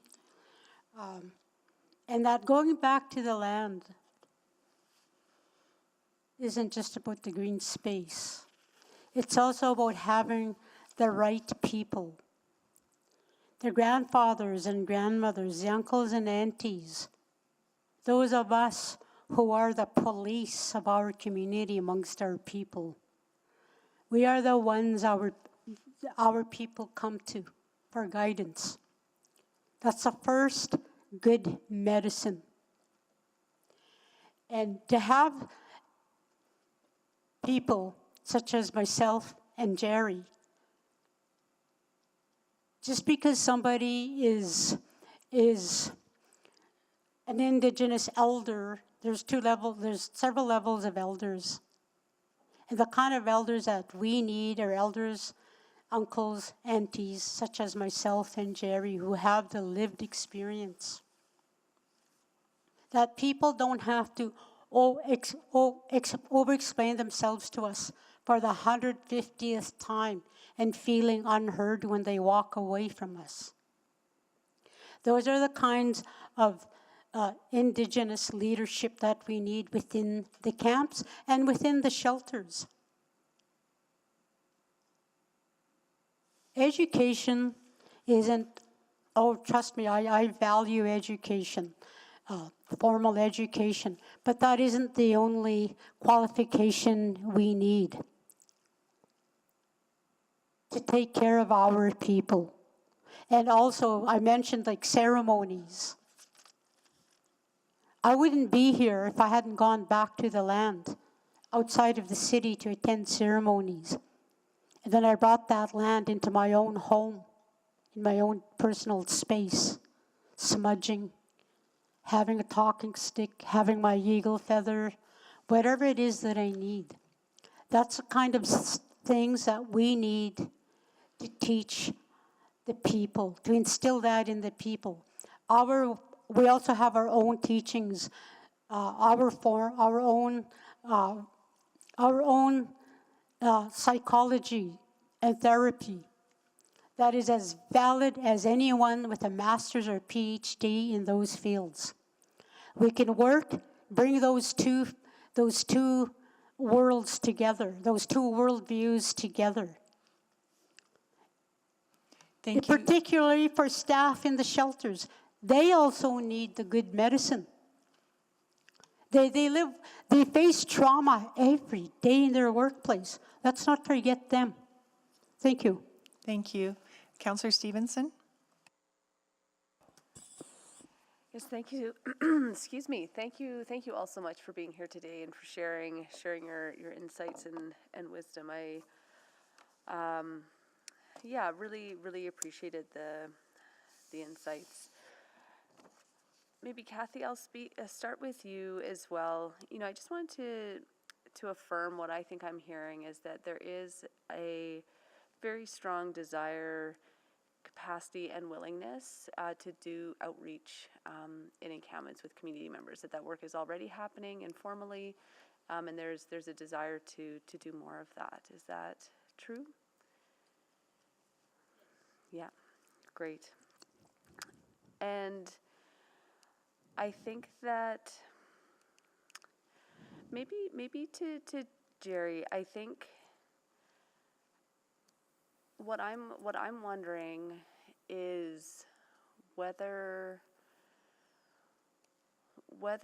we need to think about sort of creating a specific physical space for people, or if it's more about shifting our approach to where people are at physically. So kind of going to them even where they physically are, and again, really focusing on the principles you've highlighted, but is that a way, rather than saying this is a designated spot and, come here? Thank you for asking that question. It's actually a good one. That space that we had previously spoken about is actually the most viable space because it's green. There are no open garages apart. There are no children's parks around. Accessibility to it with your laundry carts and all your shopping carts are virtually hindered, if you will. Not easy to get to, so you can only bring what you get to your tent. You get your tent, your bike, and your buggy to go collect bottles and whatever it is you need to do to get through the day. Keeping your space clean.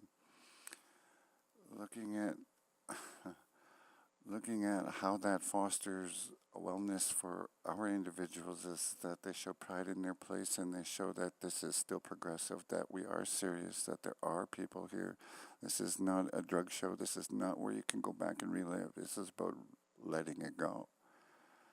It's about a place that you can do that, because when you're jonesing and you're freaking out and whatnot, you actually have trained professionals on site who actually have a chance to see how's it going.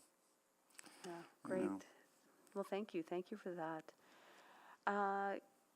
Candace, I really appreciate your presentation. The highlights you shared were really excellent. I think reading through the report, I still have some questions around the governance structures. And so I appreciate your point about coordination, that you're having those weekly meetings to strategize, evaluate. Do you feel that you have an adequate role in maybe the higher order governance of the encampment response? Yourself and other agencies, I should say. Thanks for the question. I would say that I think we're working towards it. So as I alluded to, we're working on an MOU agreement with all the partners. So around that table, City Administration, EPS, Homer Trust, Boyle Street, Bissell Center, we're around that table, I think on a monthly basis right now, creating that agreement together. So it's not even something that administration is creating and presenting to us. We are working together to create that agreement in terms of how we will approach this work in the community. I would say, as I alluded to at the end of what I was saying, was that there's a difficulty, right, to balance between public safety and collaboration and the risk and responsibility that people have. So currently there is an operations table that is just the City of Edmonton and EPS. And that table will address whether a priority high-risk encampment gets shut down right away without going through the risk matrix process that's been happening, so it happens quite quickly. So we have had discussions around that table around how to include agency stakeholders. It hasn't been resolved as of right now, but that would be an ask from Bissell Center, is that we could be included in that higher level table, not to take decision making or authority away from EPS in terms of prioritizing public safety, but just so that we could be informed, because we've noticed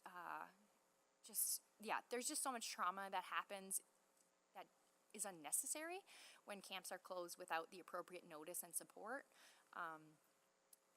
So if we could have as much notice as possible and be included at all levels, then I think that making that a priority would be really helpful Great, thank you so much. I'll come around for a few more questions. Thank you. Councillor Tang? Thank you, Madam Chair. Thank you, everyone, for coming out. Learning, with some of you I've spoken before, and I've learned a lot more today as well. I'll probably need a few rounds too of questions. So maybe I'll start with the community-based research group first. So I read your report, loved a lot of the suggestions for opportunities that came out of it. I'll start with the Indigenous designed and led transition encampment. And this is a prototype that you've been talking about, right? And also clarify for myself, you support what the current enhanced approach plan is, but what you're asking for is a supplement to that address that missing gap. And what is outlined there, is important, that needs to move forward, but there is a missing piece.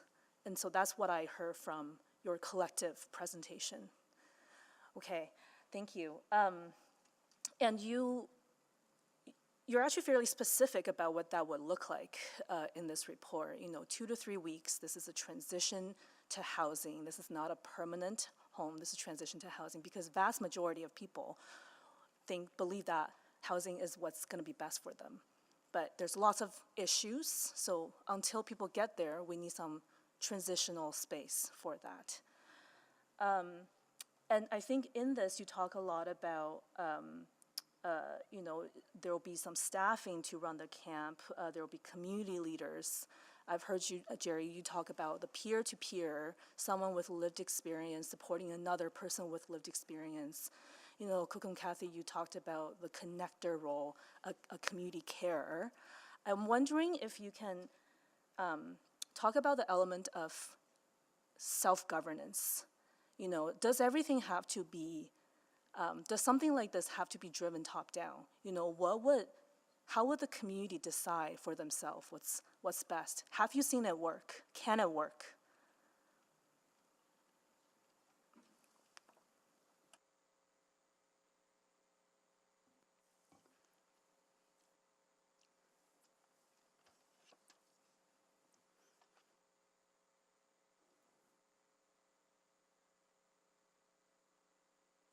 Self-governance is one of those concepts I have to translate into Cree in my mind for a couple of seconds. That we do know how to take care of ourselves. All communities know how to look after themselves. Even in your own neighborhoods, you all know how to take care of each other. If there's someone that is not familiar in your neighborhood, one of you or a few of you are going to spot this person, and this person is setting up alarm bells. You're going to go to investigate. You're going to let each other know, and somebody's going to investigate, and you're going to take whatever steps you need to make sure that you're all protected, that you're all safe. So that is how things work within the camp. That was how it worked at Big Camp. A lot of the people within the community of the camp, they understood each other. They used language that has changed drastically since I was on the streets. So they know how to communicate. They have their own set of language, their own jargon, and they're able and even how they approach each other. So they would they would call each other out. We call it calling each other out. And those of us in the position of leadership, we would support the people. And we had the security that we had for the camp was strictly volunteer, and they were questionable, but their heart was in the right place, and we accepted them. And they were willing to learn. But we supported them. And that's how we support. You make sure you know who to go to if you need specific supports for specific situations. No different than in here. Absolutely. Yeah. And, certainly there's a role for professionals, role for staff members, but there's also a role for community members is what I'm hearing, right? To support each other. And I think I'm going to have to come around, but I think that role you're talking about, I would love to hear more about that in my next round of questions. Thank you.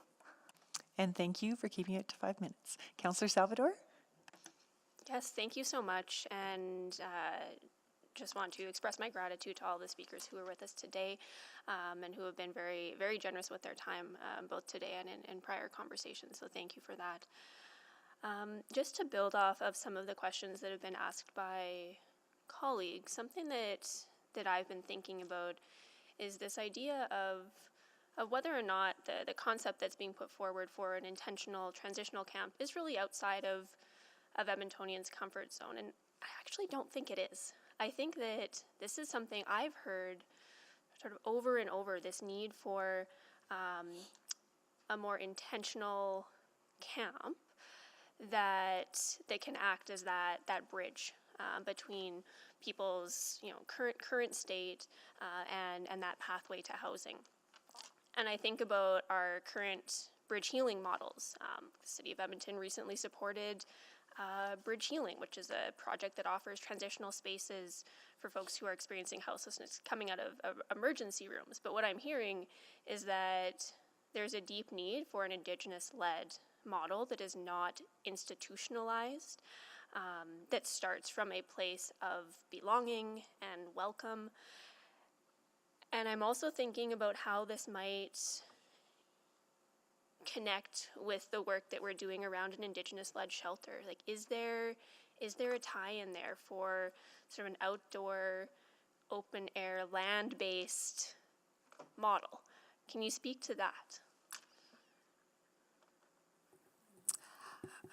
I believe that this initiative could inform the direction of Indigenous-led shelters. I read the information on it, and an Indigenous-led shelter is a big undertaking. And while we could inform perhaps different ways it could be set up, maybe outside of the traditional bricks and mortar, that's going to take time.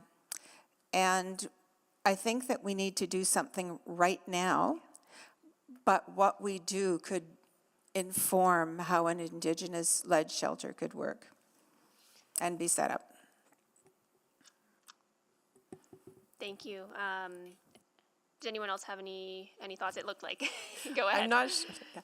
We saw in the community, one of the agencies has a welcome mat, they call it, and it's the space outside their building. And we heard a lot of the things they can accomplish a little outside of what's officially happening in the building by offering that space just outside their building where people feel they can be there no matter what, and someone is there to say hi to them. This feels kind of like that. This could be that genuine low barrier entry point into, of course, in 2 years, that would be fantastic.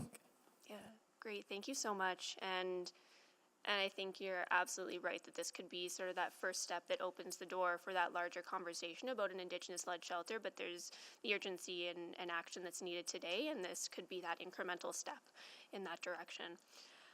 And then maybe I just want to loop back to sort of what success looks like. And I know the mayor was getting there through some of his lines of questioning, but I think we often have this sort of idea in our head of what that ideal success looks like. But I'm hearing that it's much more incremental and that progress is inherently incremental, and small steps are still considered success and progress. Can you talk about what that could look like in a transitional camp setting?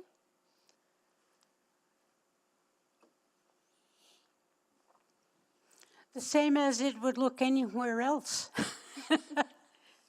People are sobering up.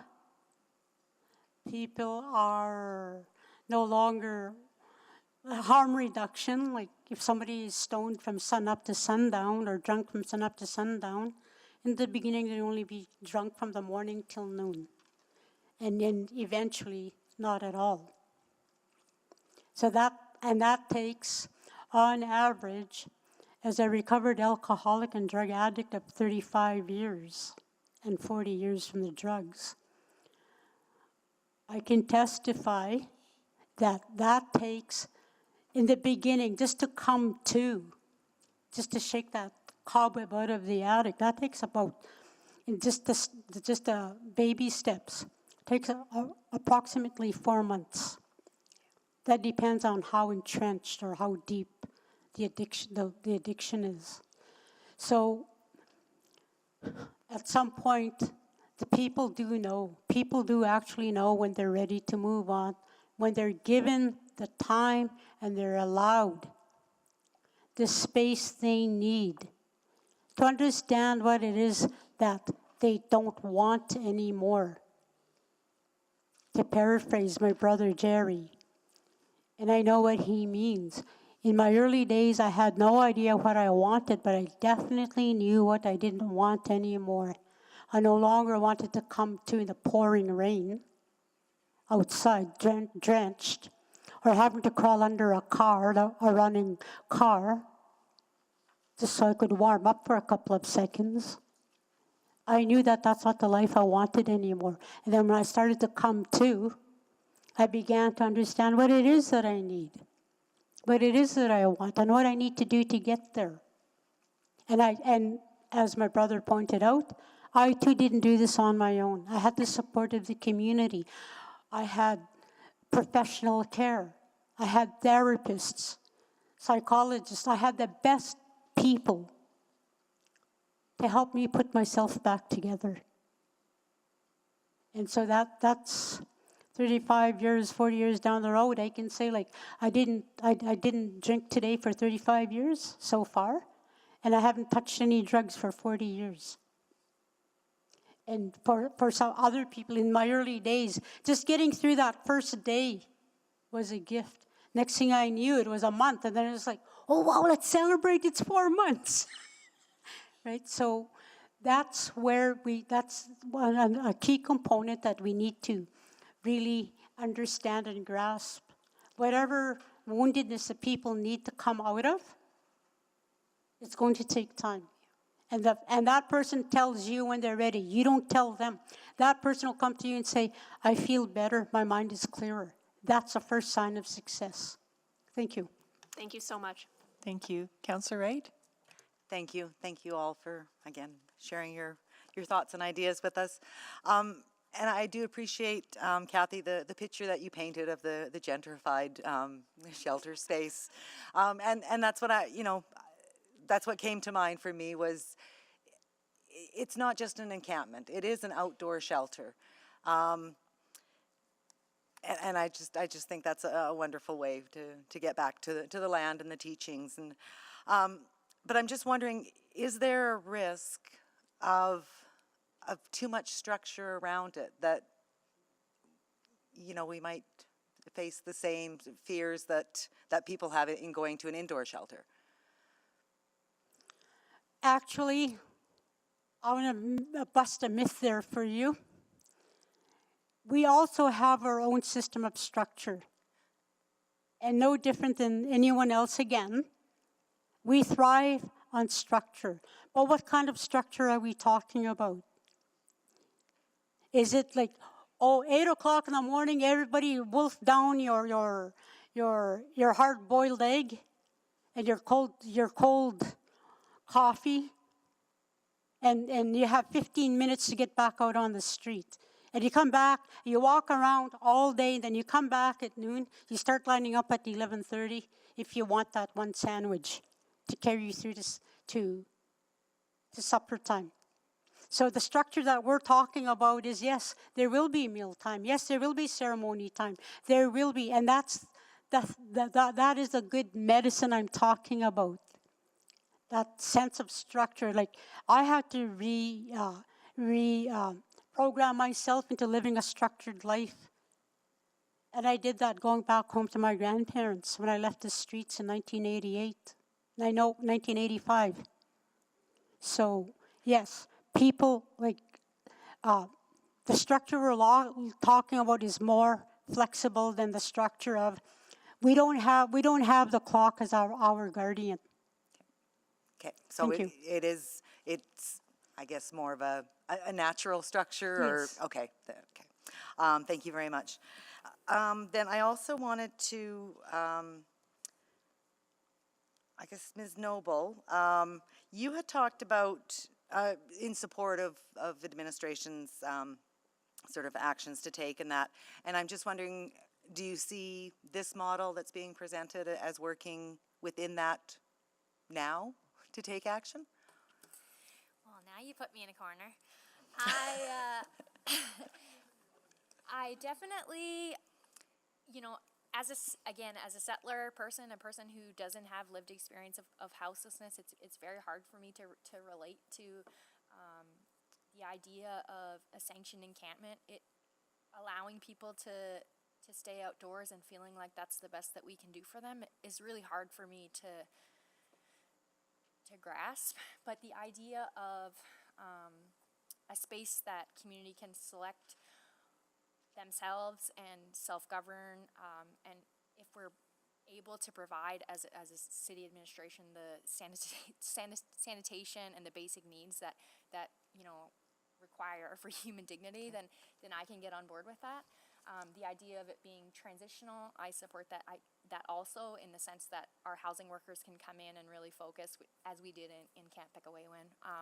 But yeah, it's hard to say yes or no, but I support the community leading themselves 100% and bringing housing resources into that. Yeah, because if we keep sort of doing things the same way, we're just going to keep getting the same results. So I think it's something different that we should maybe look at trying. And then I guess Mr. Lau, part of the model that that the group here spoke of is sort of getting the involvement of business community and community members in that. And I'm just wondering how you might see the business community. Well, there is an audience member in the room right now that might be better positioned to answer that, if that's kosher. And who would that be? Yeah, Dr. Holly Ma. Oh, we did.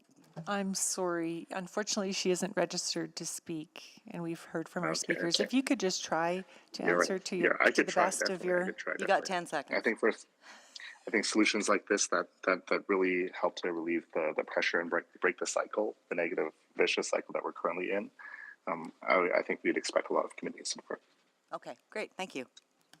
Thank you, Councillor Wright. At this time, I'm not sure, maybe we should be breaking for lunch. We only have 3 minutes left before lunch, and then we'll come back to hear from our speakers, some more questions to our speakers. So yeah, please don't leave yet. So we're in recess until 1:30.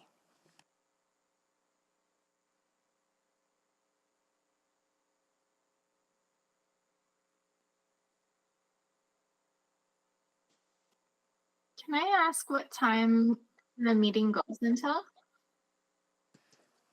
The meeting's scheduled until 5 p.m. and we'll be resuming from lunch at 1:30. Okay, okay.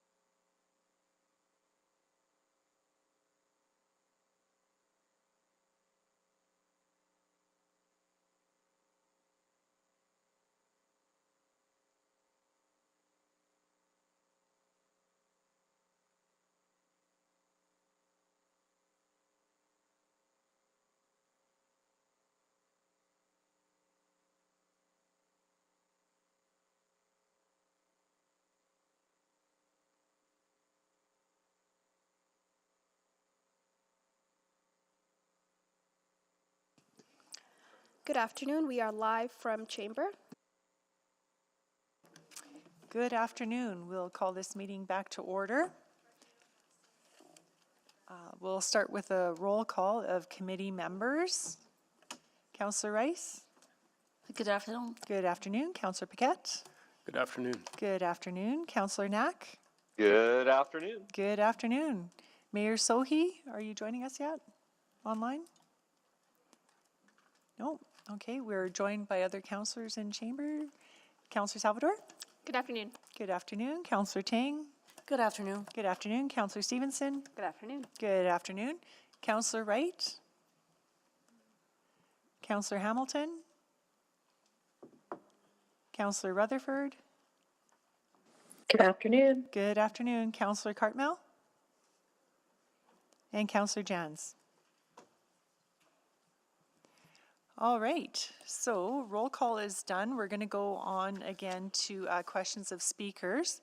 Mayor Sohi was next on list, but he's not quite with us yet, so we will carry on to Councillor Paquette. Go ahead, Councillor Paquette. Oh, okay. I was not expecting to be next, but that's okay. Mr. Wee, I've got a question for you. You mentioned something about a concern around charter rights, and I'm wondering if you would mind elaborating on that. Yeah, thank you, Councillor. There's a growing body of case law, growing precedent from other provinces that says it's a breach of people's Section 7 charter right to security of person to prohibit encampments at times, specifically when there's inadequate accessible shelter space to accommodate the needs of all unsheltered people in the municipality. Okay, so to unpack that for like the lay person, can you just sort of like walk us through that a little bit? Yeah, for sure. So the Canadian Charter of Rights and Freedoms, or the Charter, governs, it limits state actions, protects people's constitutional rights against certain state actions. So the Charter applies to a municipality, a public body. And in this context, what we're talking about is the courts have decided that it's a breach of people's charter rights to security of person under Section 7 to prevent them from being able to erect and stay in an encampment when there's insufficient accessible shelter space. Okay, so, and if I'm understanding this correctly, it basically means that the encampment for that person for that time period is, for all intents and purposes, their home. And so effectively, by decamping them, you are evicting them from their home without providing any sort of alternative for them. And that's the concern, that there's actually no other option. And in that process, generally what happens is people also lose what meager possessions they were able to accrue in order to start making their lives a little bit more or less difficult. Is that about right? And that's why it's a charter concern, because it infringes upon that right for people to A, have a home, and B, to be able to actually improve their lives. Mm-hmm. Yeah, a court would consider all impacts on their lives, including, as you said, their ability to maintain housing or have shelter, their ability to keep personal property, as well as public health impacts, and the court would consider a wide variety of impacts on those people's persons. Okay, and so there is that concern. Has anyone been taking that seriously? Is that an actual concern that municipalities have at this point, or has there been any movement to that, or is that just something that's being flagged as a potential? It's a real concern. The most recent case from Ontario, from 2023, happened in the Waterloo region in Ontario. The regional municipality of Waterloo applied to court for an order basically stating that people who were living in an encampment on a public space were in breach of a bylaw.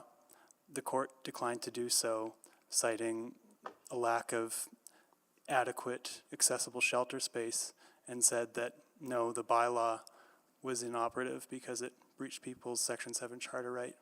So there is precedent now set. There is a precedent set. Although I should say, sorry, Councillor, not binding in Alberta, but certainly very influential in Alberta.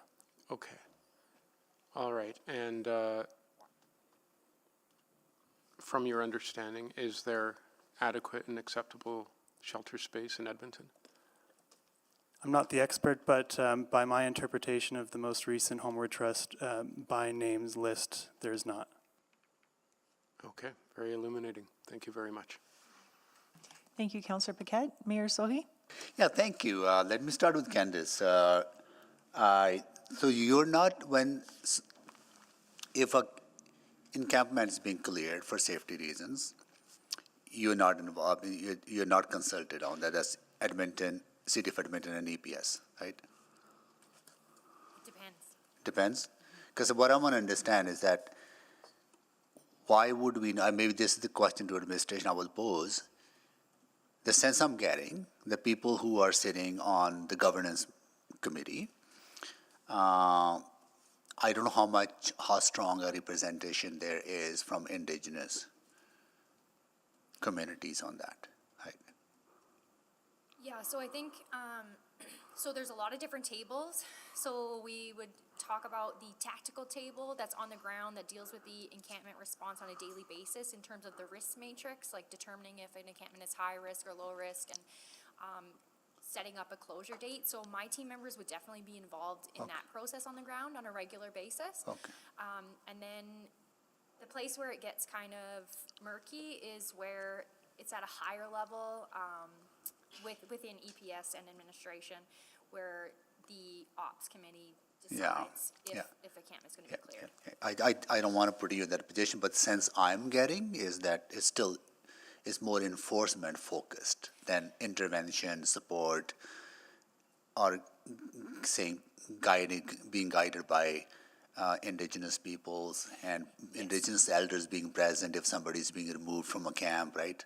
I think the reason so that's what is proposed in the revised plan, is that if we take some of those enforcement resources and channel them into supportive resources to reduce the risk of safety and fire to both the encampment residents and the surrounding neighbors, then we could approach it in a much more supportive way. Got it. And that's under the new protocols, right? Okay, got it. Okay, good.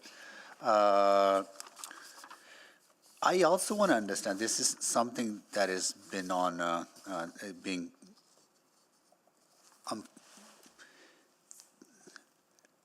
meaning to ask this question to other folks as well, not today, but we hear often that there's a criminal element within the encampments or at LRT stations that prey upon vulnerable populations, right?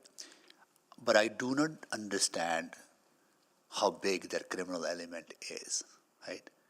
If it is too big, then enforcement is absolutely has to be a big part of it, right? And maybe, I don't know, I don't know who to pose this question to. I'll answer that. Like, how big is this element that we have to have such a heavy enforcement on encampments? This notion that vulnerable people do not, in majority cases, cause harm, right? They're there because of their circumstances. But people trying to make this distinction, but there's also criminal element that needs to be tackled. I'll speak to that. Yeah, please, yeah. I have said this before with the previous sessions we've had with the councillors last week. The criminal elements to encampments, those are the very same elements that exist in the shelters. The very same for 50 years. And I have not heard of any shelter being closed, shut down for those reasons. I'm not condoning the violence, the sexual abuse, the drug and alcohol substance abuse in the shelters or in encampments. But those elements exist anywhere. It's just like to what degree, to what level. What do we do to even like harm reduction? And this is where we come in and hold people accountable. And for the criminal activities, the communities at large, the neighborhoods being concerned about their public safety. At Pegay-Weo Camp, I witnessed, as did my brother Jerry here, we witnessed when our camp residents were also targets of the outside communities. There's sexual abuse inflicted on our young women. We had two white supremacist groups on two separate occasions coming to threaten the campers just because the campers exist. Yeah. And we diffuse that situation. And this is where the responsibility of the people of self-governance, somebody was asked about earlier, this is where the people, most people want to live in a safe space. Given the opportunity we have a philosophy, we have a word in Cree, and there's a philosophy. Our language is not just words and phrases. They are part of who we are as a people. In our language, there's a word that says, nagatimeso. That means be aware of yourself, of your whole being, your emotional, spiritual, mental, physical state. Because whatever you do, whatever you say, however you conduct yourself, has a ripple effect, has an impact on everyone around you. Okay, thank you. So we reminded people at the camp of this, and they followed it, they adhered to it, and they were more than willing to, like I was saying earlier about policing each other. But there's also going to be it's going to be necessary to have, as we touched on earlier this morning, having enforcement personnel on site. Thank you. Councillor Rice? Thank you, Chair Principe. My first two questions is more about incumbent fundamental principle. I really appreciate the answers. So right now I'm going to focus on enhanced encampment model and also its plan. So my first question going to complex needs banding research team. So anyone in the team will come to answer my question. So the first question, what I heard from your presentation, talk about for specific encampment site. From your vision, we need some fence around the site. And also we need to hire a security company. And also I heard about the both communities integration. That is another important pieces here.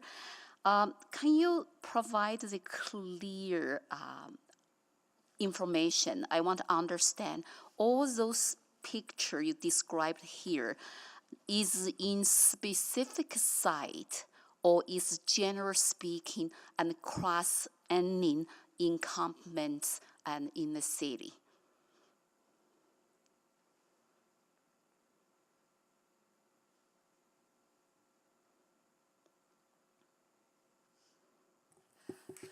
Okay, when we've been envisioning it, we had thought of a space that was used before. Now, we're not restricted to that space, but we would like to point out some of the elements of that space that made it desirable.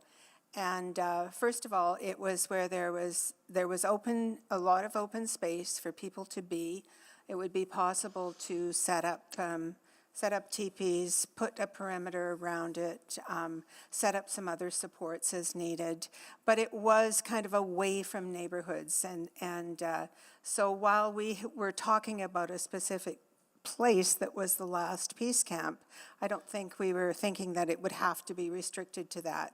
But with elements, with water and with toilets and food prep, those kinds of things.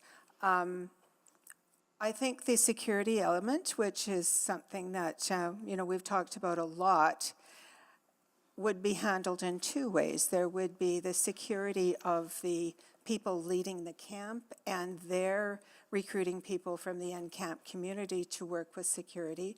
But then there'd be also a place for policing as well.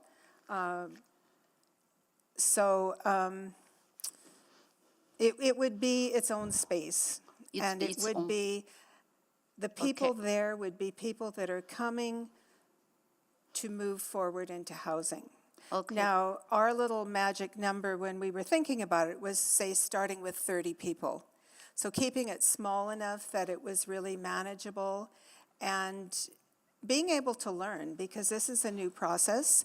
We'd all need to learn going forward. Okay, so what I heard there, so you're looking for specific spaces and with a small scale start and with like the 30 people. And so what if our city, because the current situation is across the entire city we have different encampments. And then is this door open to those people in the different area if they want to go to this specific site? I think as the encampment and the purpose of the transition would become known, there would be much more interest in it. And that's one of the things that we discussed. How do you control who comes in if there's only 30 spaces to begin with? And I'm thinking that, there's a list of 100 people right now who are on a list that could be housed. Maybe we start with a subset of that list. I mean, the other option on an ongoing basis might be to receive referrals from outreach workers. And so, I think that would have to be determined, but I think whatever the process is, it would have to be very transparent, and it should not be the people running the camp that would make those decisions, because it would cause conflict coming into the camp. So we will have like more detailed plan and more work to determine and then to do that. So my time is out. I will come back to the second round again. Thank you. Councillor Stevenson? Thank you very much. Just to Mr. Wiebe, just a quick question.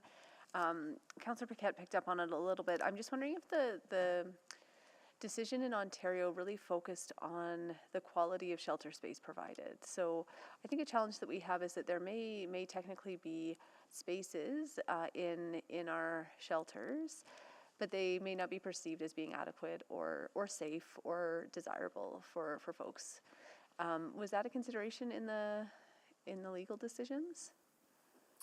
I know that the recent Ontario decision out of Waterloo considered the accessibility of shelter space for folks who live with disabilities. I'm not sure. I can review the case and maybe send you an email later. I'll look into how much it goes into detail on safety in the shelter. Sure. Yeah. No, I appreciate that, because I think what we heard, and maybe just to Ms. Mulder can reemphasize it, but I think the title says it all, that staying outside is not a preference, and that people are choosing that over the conditions that they don't find adequate or acceptable in the shelter. Is that a fair statement? I don't know if Marlene wants to reply to that. I think it's a fair statement. And I think Jerry and Kathy really reiterated some of the reasons people don't stay in shelters. But just to give you one shelter, for example, when we went to do data collection, one of the things we usually offer people when we started meeting with them was smudging. And there's shelters that do not allow smudging. And it may not be just because of fire safety, but they don't allow it outside in front of their building either. And so that would be just one thing that would keep people away. And so if you do not accept my Indigenous culture in terms of accepting me smudging, what else don't you accept? And so I think we've gone into many of the other reasons, but I think there's many reasons people don't go to shelters. Shelters are often, the people that work there do amazing jobs, but they are so busy. They're often not paid well. They're often working on short contracts. They are not receiving perhaps the help they need for their own trauma. Many of the people that work in shelters have recently come out of homelessness themselves. Many are newcomers to Canada who have experienced trauma in refugee camps and before. And so I think, you know, we can look at this big problem of why don't people go to shelters, but we have to recognize that the problem is vast and there's many reasons. We interviewed one worker who said their ratio was 63-1. Now, I don't even think you can do crowd control with a 63-1 ratio, let alone support traumatized people. Absolutely, and I think that I mean, that's not even qualitative, that's a very quantitative reality of what is being provided in the shelters, and just wanting to make sure that we're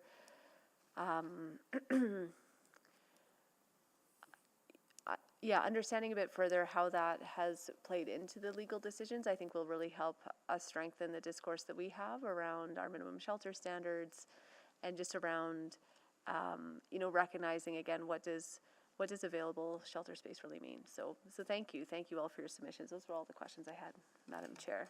Thank you. Councillor Tang? Oh yes, great. Thank you so much. I wanted to actually talk a little bit about some of the other opportunities that surfaced through this report, because I feel like they're really valuable as well. What I thought was really interesting was that you highlighted perspectives from the campers, from city enforcement team, but also from mutual aid groups. And the whole time I was reading these feedback from different groups, I was thinking, wow, I wonder what the city folks think about what the mutual aid group said. I wonder what the mutual aid folks think about what the city said in terms of their rationale around risk and liability. You know, I wonder what the campers think about what everyone's saying. Have you had that opportunity for that kind of getting folks on that page about, you know, everyone has different perspective, let's hear from each other kind of opportunity to share back? Maybe a question for Marlene then, if that's okay. I'm sorry. My white hair tells you I'm a little hard of hearing, so I've been reading the prompt. Oh, no problem. Having talked with some of the mutual aid groups, we recognize that they do so much good work, but many of them are on their own healing journey at the same time. Creating the support systems to help these people do their work and work on themselves at the same time, I think that that's where the mismatch comes in a bit. I think the structure of mutual aid groups is different than many of the other structures that the city traditionally works with.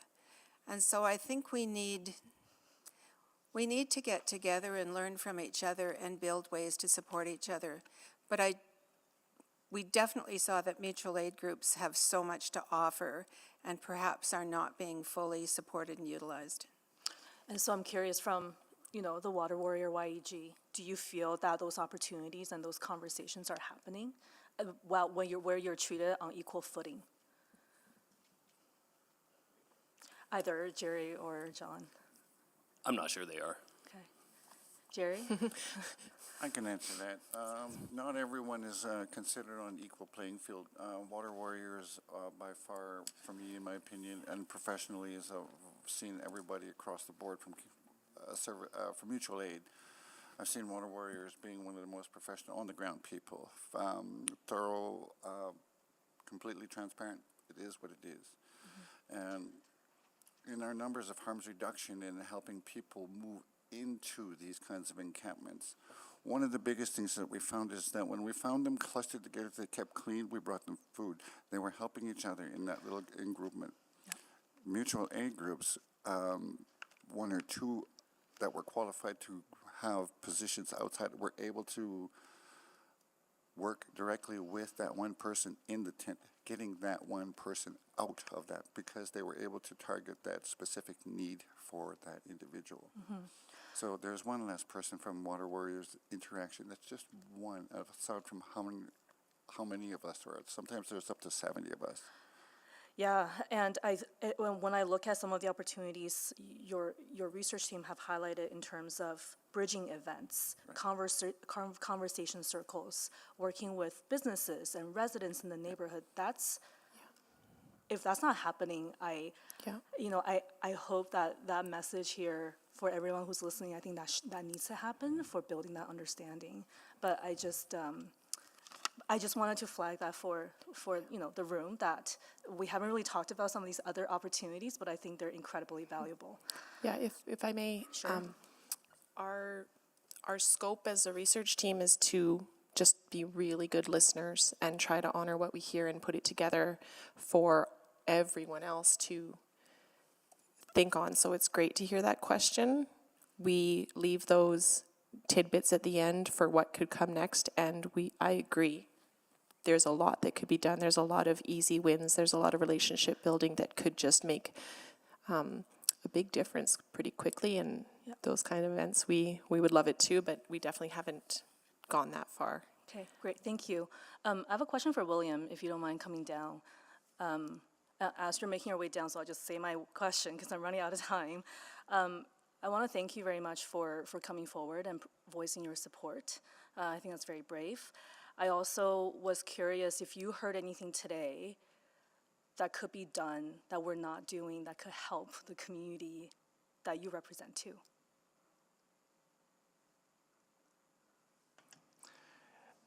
I think the thing that just came up as I was hearing our elders speak around, the current small scale prototype and who might be, accepted first as first priority, is acknowledging that I think a lot of the folks that are currently, I guess, situated in the inner city, and I guess those that are hardest to house might not be served by our current prototypes.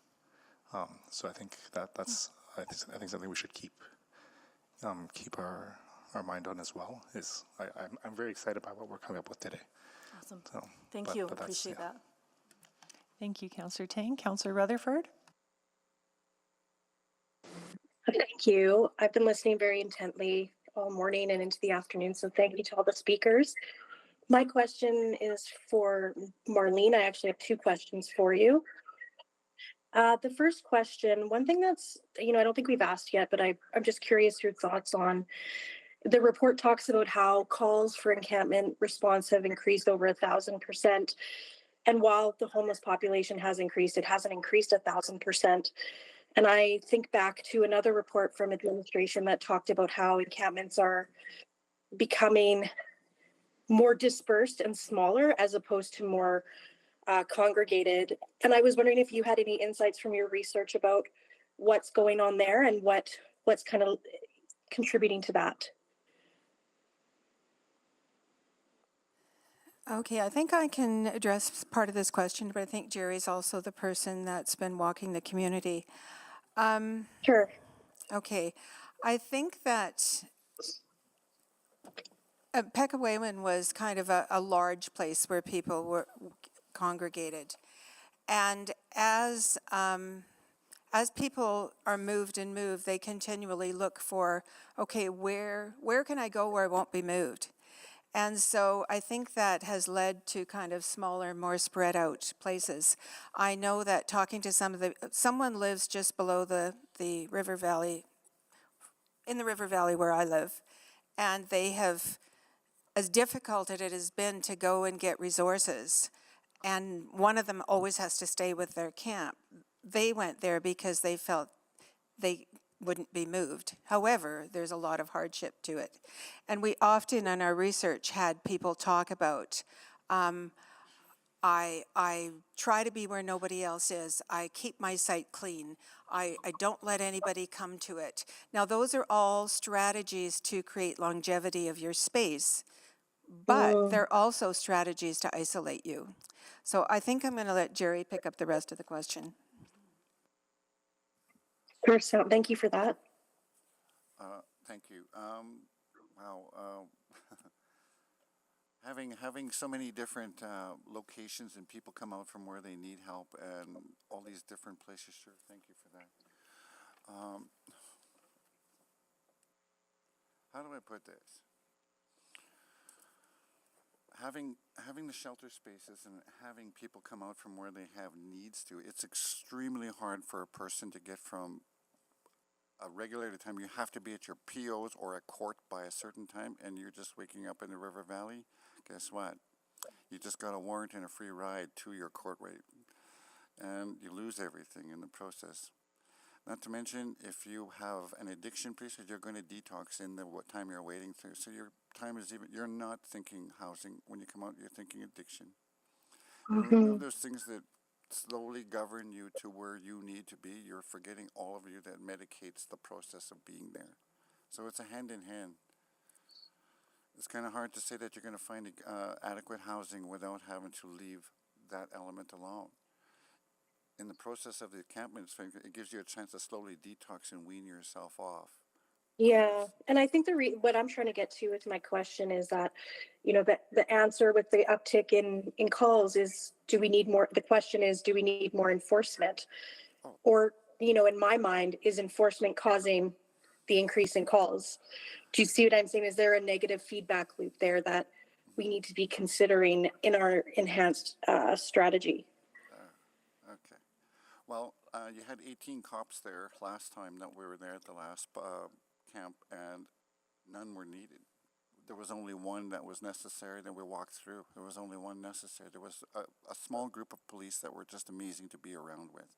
They were able to go through and able to just dialogue with our patrons without any fear, with the same vibe. They were able to walk in and just be human, be a part of it.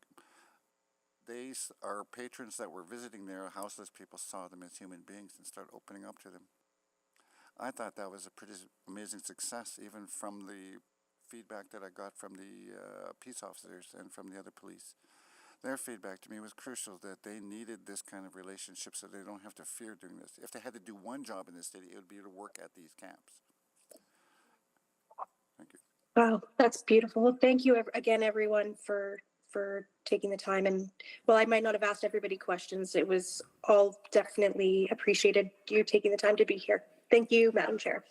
May I quickly just You know what, we're out of time now. She can come back for another round and ask that question. Sorry about that. Councillor Paquette? Oh, thank you, Madam Chair. With some of my time, yeah, please go ahead, and then I'll move on to that. Thank you. Yeah. What I feel like I'm hearing from our group, and it echoes what we heard in the community, is like a really honest look at what needs to be done and who's best aligned to do it. There's a lot of frontline people that their job is enforcement, but they're being required to do work they're not equipped for, and it's not their fault. But if there was less people that are trained to do enforcement, trying to actually do trauma-informed care, they could focus on what their job is, and it would just be better for everyone. It's why we feel strongly encampments need to be managed under housing and not enforcement. It perpetuates the myth that it's a criminal activity that needs to be managed, as opposed to all the model that we've discussed today. Okay, thank you. One of the things I heard that I thought was really interesting is the idea of also relationships being formed and trust, because that's one thing that is really, really absent when we're talking about these issues, that there is no trust in the system and those who work in the system, and that has to be built. And so I just want to move over to John for a second. You were talking about that. You were talking about how you actually develop these relationships, and can you just walk me through a little bit of what that looks like really quickly? I guess it's just being on the ground. It's being with the community. It's getting to know people as people and not just as a nuisance or a criminal or somebody that's kind of making my life more difficult. So what a concept. Yeah. Seeing people as people. Yeah, okay. Absolutely. Now, you said something else too. You said that encampments are not the problem, they're the symptoms of the problem. Can you expand on that a little bit? Well, I mean, very simply, it's lack of housing, right? And so there's, I mean, we need the housing out there. We need supportive housing. We need people with roofs over their heads, and in the absence of that, in the absence of shelter beds and shelter spaces, people still need to be keeping warm, especially in our climate, but in every climate, right? So that those tents and those encampments provide that security to a lot of people, you know, and they can be with the people that they know and care about and trust, so they can look out for them as well. So Yeah, and in line with what we just heard, you also said that we're enforcing when we should be homing. And so I think that's a theme that we've heard right across the board today. And so I guess obviously there needs to be order, but the way we do that can be in a good way, in a healthy way. And I think that Jerry described that really well. So to Jerry then, do you feel that if something like this were to go forward, that you would want EPS there right at the start to start forming these relationships, and maybe it's people who already know about the culture, know about the problems, and are sensitive to it, and maybe it's people who will be learning as they go? Is that sort of what you're suggesting? Yeah, I'll take them too. We need as many able people that are able to come in and contribute to what it is that we do. Thank you for saying that earlier. Oh my God, we need people that can relate, identify, and realize that at the end of the day, it's not just a job, it's just about doing the job. Yeah. It's about actually doing the job. It's about helping people, becoming human. It's actually not even, you won't even need the badge when you come there. You'll just be a person. Yeah. It's a self-regulating place. When you go to a place, you'll know that you're calm. You know that those things are not allowed here. Even with the drug cartel or the drug people around there, they all knew to stay away from places that are better than themselves. That's why it was on that location. Yeah. The north end, the south side, and the north end there's a subculture of the drug gangs and the gangs and stuff like that that don't allow heroin on this side, but it gets there. But if it did let it, the south side would look like the north end. It's because of those very people that are considered gang members and whatnot, just indigenous groups saying they've had enough people dying and they don't allow it across the bridge. If you get caught doing that, you're going to get beat up. And you know what? You won't come back. They'll leave that stuff across the bridge. That's the message right across the streets from the south side. Well, we don't advocate anyone getting beat up, but I will move on to... Don't sell any drugs, you won't get beat up. To Marlene, you're talking about like a small scale, maybe 30. One of the things that I foresee, though, is that people, if something like this were to go forward, it would be positive. People would love it, and there would be increased demand, and then we're in a position of telling people like, oh, I'm sorry, you're not on the list, you can't get in. And so what do we do then?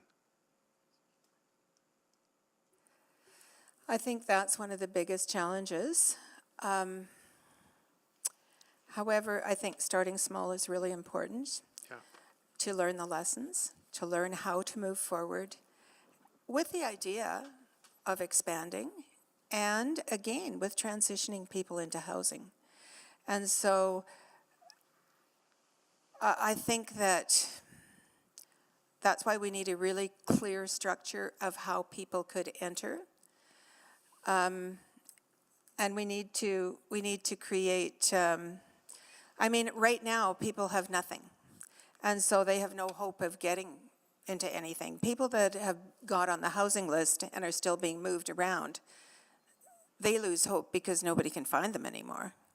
And so while they're still moving around, they're also not on a journey of healing. And so, yes, starting with 30 people would not be the solution, but it might be the beginning of learning how to make a solution. And if this works, maybe there's a second place open or a third place open. I still like the idea of keeping it quite small. However, maybe 30 could go to 50 at some point. But I think 30 is a good starting point. Thank you. Mayor Sohi? Thank you so much. So, listening to this conversation,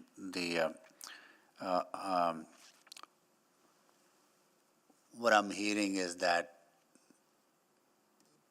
we shouldn't be focusing on encampments. We should be focusing on more permanent places for people to come together and heal and recover, right? How that looks like is something that I hope we will be able to give some guidance to administration today to work with you to figure that out. Is that what you're looking for today? What is the outcome you want today out of this conversation? Well, I think I'm speaking for the team, but people can join in. But I think we are looking for how can we move forward to do that? Yeah. Knowing that we have to resource many people in the community and knowing that it would require support from the city as well. Yeah. Okay. So, yeah, I think what we're looking for is, yes, we'd like to move forward with So you don't trying want to make this happen. We should not be ending the conversation today right here. We should be giving you some sense to the administration to further work on this, right? So okay, good, but I appreciate all of you understand that housing is the end solution. Housing people is the end solution, and I also want you to know that. Yes, we're spending a lot of time talking about symptoms, encampments, but we also spend a lot of time advocating on behalf of the community. And we've been doing that with the province. The last meeting we had, we identified a number of issues, including dignified shelter spaces. Dignified shelter spaces, right? So, yeah. So I just want you to know that this is not the only conversation that we are having. We are having many, many other conversations for long-term sustainable solutions. Right? Yeah. And we'd like to say that we really feel this is a right time because the right people are sitting where you are.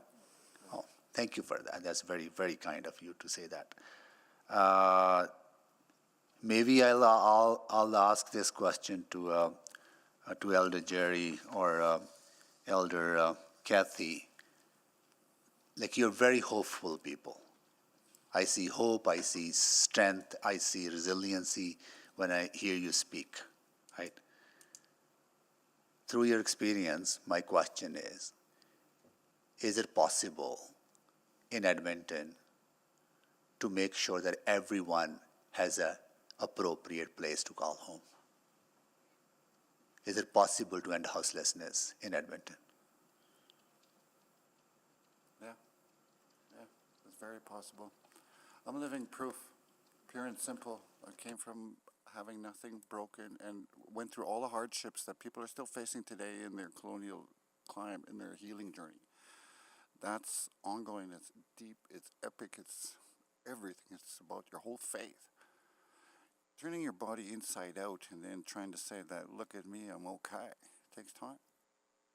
It takes exactly that. And that's exactly what fosters it. It's a gentle approach. If you get here and say you got 3 weeks to get ready, they're going to give you the finger and say in 3 weeks, I'll come back. That's how this goes.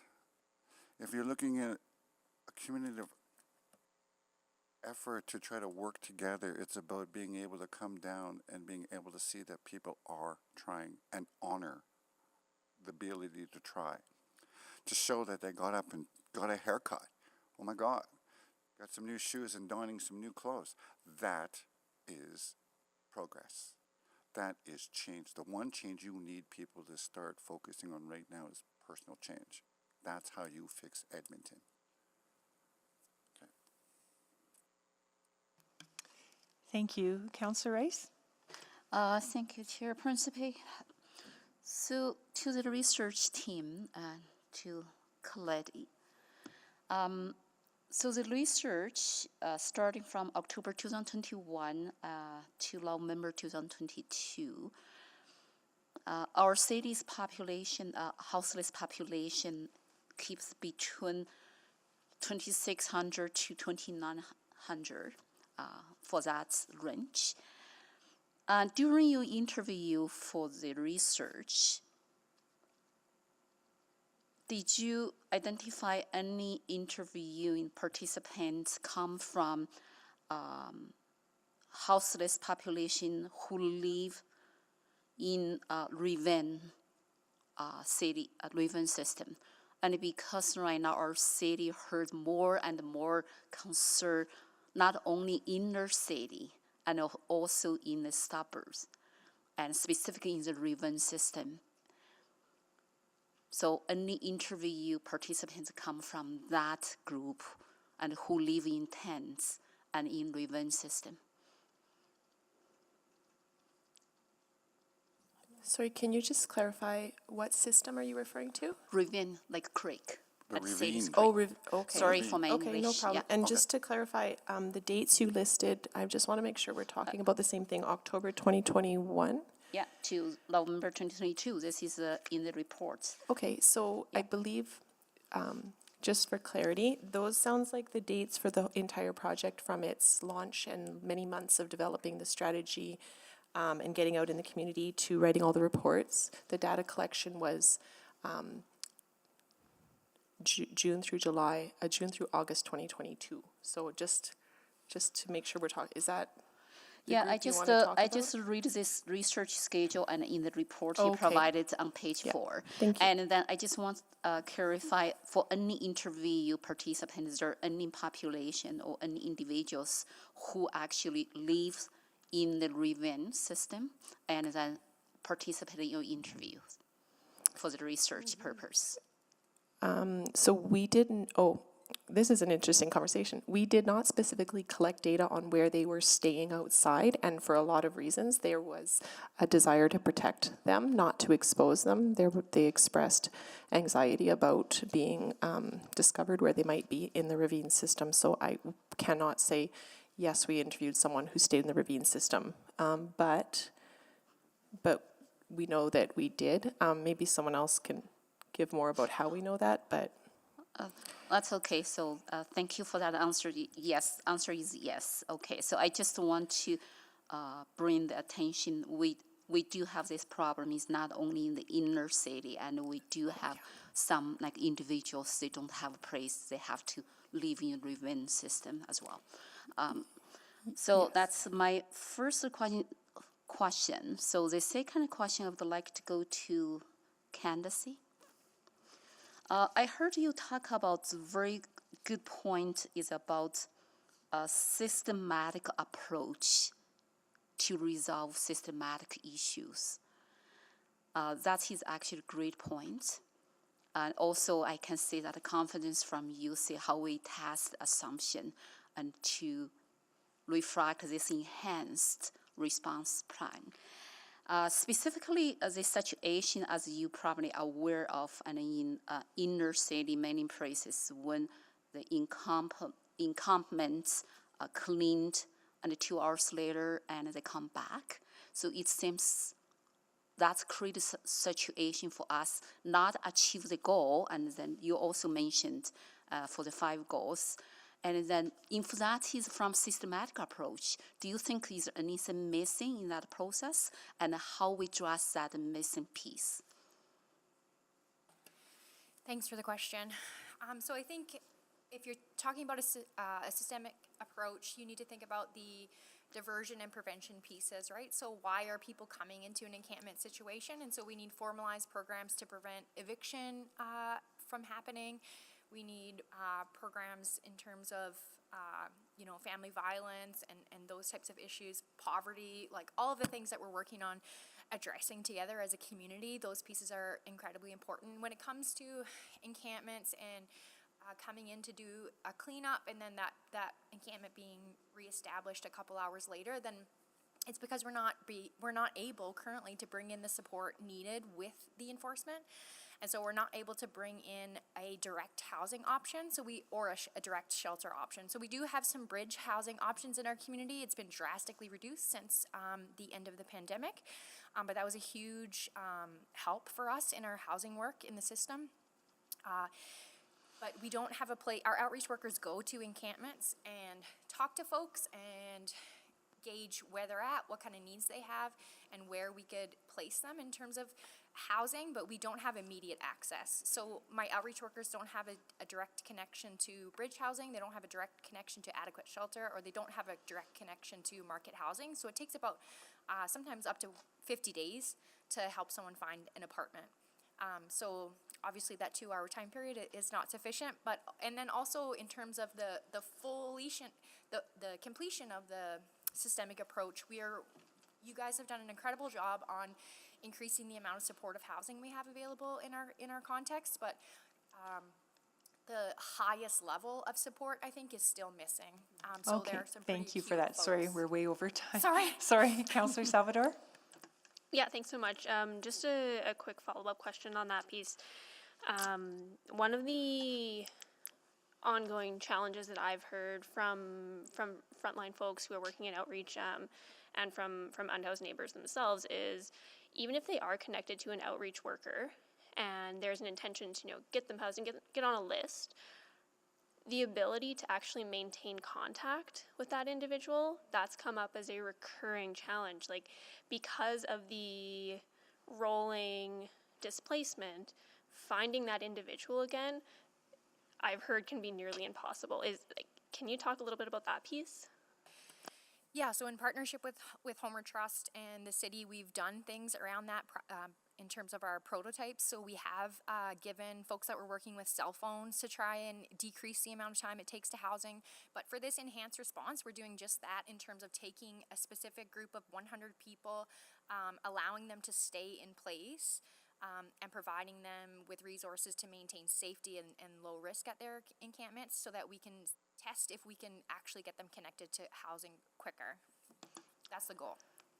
Okay, thanks for that. And when I hear about the model that we're talking about with the research team, sort of that transitional healing bridge pathway to housing model, do you feel that could help overcome, or at least help with that barrier of being able to maintain regular contact with some of these folks, so that when those housing opportunities do become available, outreach workers are not sort of searching out in the ravine systems in the river valley just to make contact?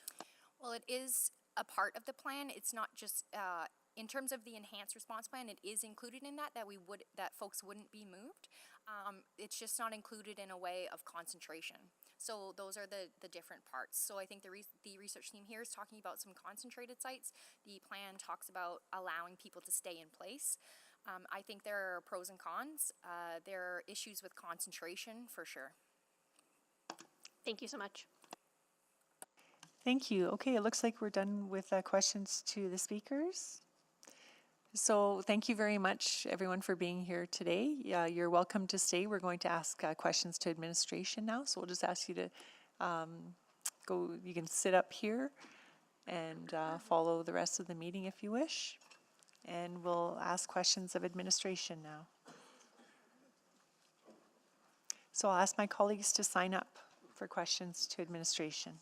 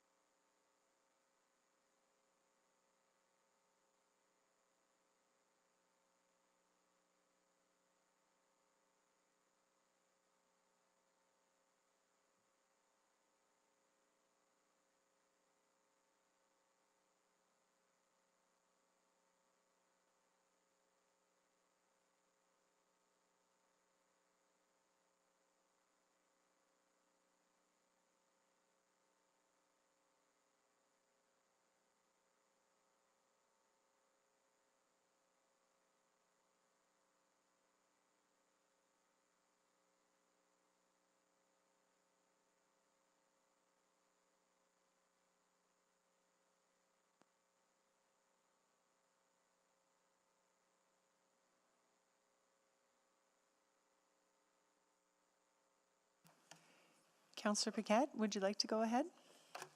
Yeah, sure. Thank you, Madam Chair. So there will be a motion forthcoming. I just want to make sure that we've got the final wording. I'm just looking into the crowd to see if we have final wording. It's coming. Okay, so thank you for the report. I really appreciate it. Really enjoyed reading it. We've heard a lot from the speakers about this concept of a community-led, administration-supported approach. And I guess I'll just get initial impressions on that, and if that's something administration had considered previously, and if what you heard today maybe sounds a little bit different than what might have been contemplated in the past. That's a complex question. Which to answer first, just teasing. One of the themes that really came across to me was talking about how homelessness can be meaningfully addressed, not only through affordable housing, but also through adequate support services. And so one of the things that we're doing is really focusing on the 57% of folks who self-identify as being Indigenous that find themselves unsheltered. And so we actually have an expression of interest live right now that is seeking an Indigenous-led organization or government in operating a non-congregate shelter. It could include models that are 24/7, low barrier, semi-private, or a smaller scale or other models. So we're actively seeking that out, and I'm really proud of the team in how they have amplified this to over 1,100 stakeholders, have gone on Indigenous radio, done reach out to ensure that the sector is really well aware of our interest in learning from them and how best we can serve this population. Okay, so that is our timeline good? Do we need to extend that at all, or is that something maybe Ms. Kajener did? I think we talked about that a long time ago. I don't know if. Yeah, I believe that the timeline is closing around April 16th. It's or mid-April is when the timeline is set to close. So I think if we wanted to, on the basis of this conversation, provide additional opportunities for expressions of interest to be made, we'd probably look at extending that deadline a little bit. Okay, yeah, that sounds reasonable considering the conversation today. Would you need anything from us to extend that, or is that just something that can be done internally? That's an administrative thing that we can take care of. Okay, great. Okay. So the other thing we heard was like this concept, if it were to go forward, that it would start with like maybe a small sort of prototype, 30 people. And I was just thinking, like in the report, it's interesting because, we want to get 100 people housed. I'm wondering if we can expand that to maybe 3 smaller initial ones. If we were to do something like, I'm just spitballing here, I just want to get your impression. So you'd have basically 100 people in 3 smaller camps, and our learning then would be amplified 3 times because we'd have 3 different scenarios that we could be learning from. Is that something that is logistically even possible? So when we talk about things like safe encampments or sanctioned encampments, there are some security and public safety issues that I need to flag to be a responsible administrator.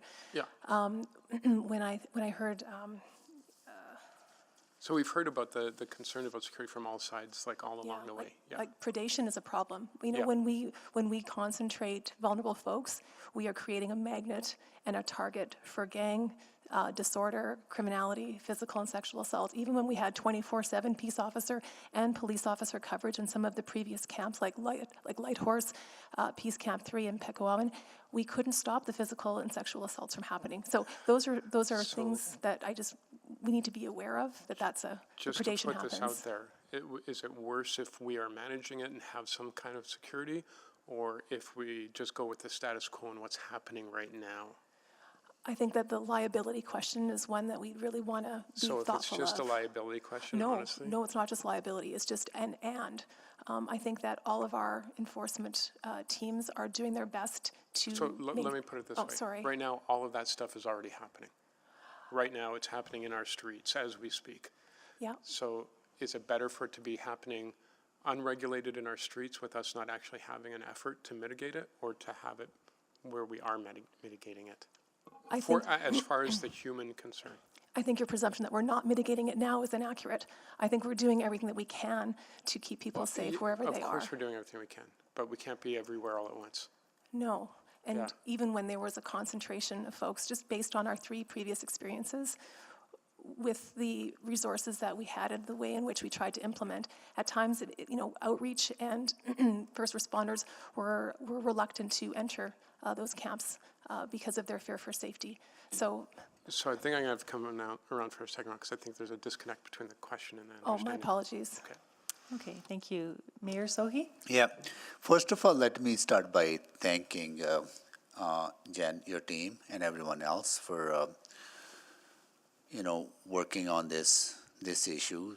We've been here almost close to a year and a half, right? And all of you have been dedicated to this work, and you've been putting a lot of effort. I just can't imagine the emotional stress that is causing on you and your team, as well as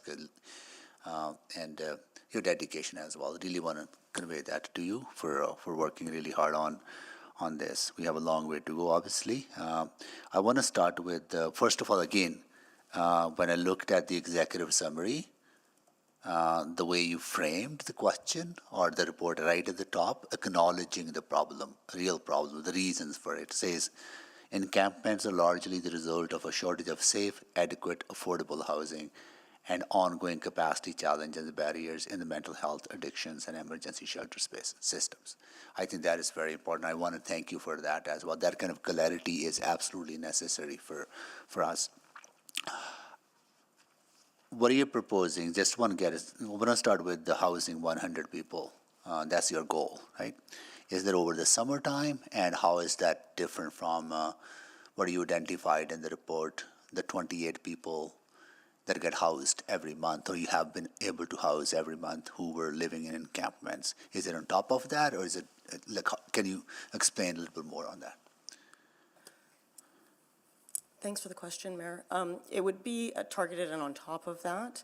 We've reoriented some of our startup dollars in terms of housing and outreach teams and working with Bissell and Boyle around their teams to really focus. And I think the thing about that 100 is it may seem like a low number, but it is, and I think, really we are housing that plus all of the other folks we're housing every month. But what's really in that number is focus and just really the very intentional, clear, driving effort that comes with setting an expectation. The teams, and I think through the work that's been done with the agencies as well as the City and Homer Trust, and knowing that we have a large city and we've, diffused this challenge throughout our city, and we're spending a lot of time trying to, go here and there and try to cover a lot and be everywhere all at once and as Councillor Paquette said, we can't. So having that number is to target those efforts, and it's a realistic number. I would hope we can do more than that. We also need to make sure that the folks that do get housed have the support for the next year to maintain their housing, which is where one of those bottlenecks can be. Yeah. Is it also to reduce the amount of time it takes?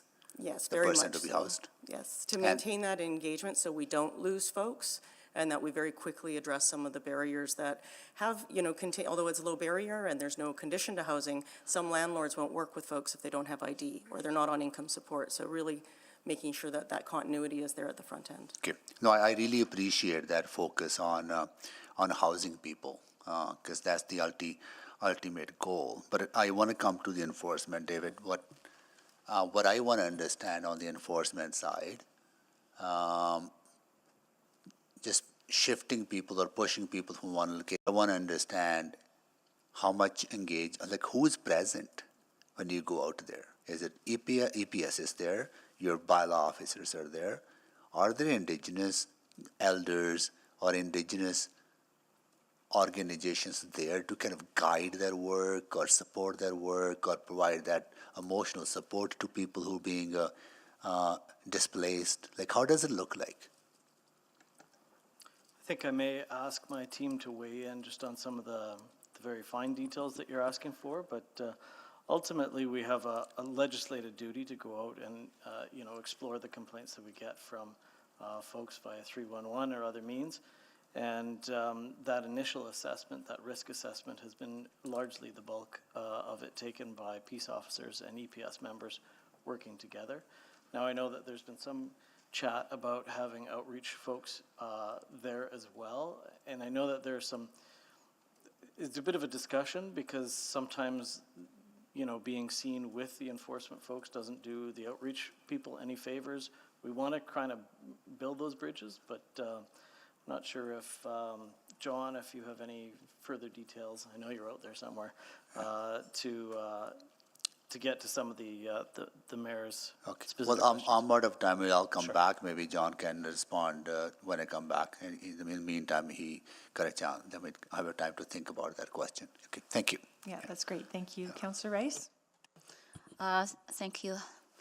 So I do want to say thank you, Ms. Pham and your team, and also our partners for all the work you have done and since past few years. So I would like to go to the first question to understand better where we are right now, what we have done, what is working, what is not working. And so that could answer certain questions why certain actions items be included in the report for the enhanced response plan. So the first question, and then, so I want to have better understanding maybe, and you have the data can answer my question. So right now we are facing challenges. The real challenge is a capacity issue or is the engagement issue for people to feel comfortable to choose to stay in the shelter.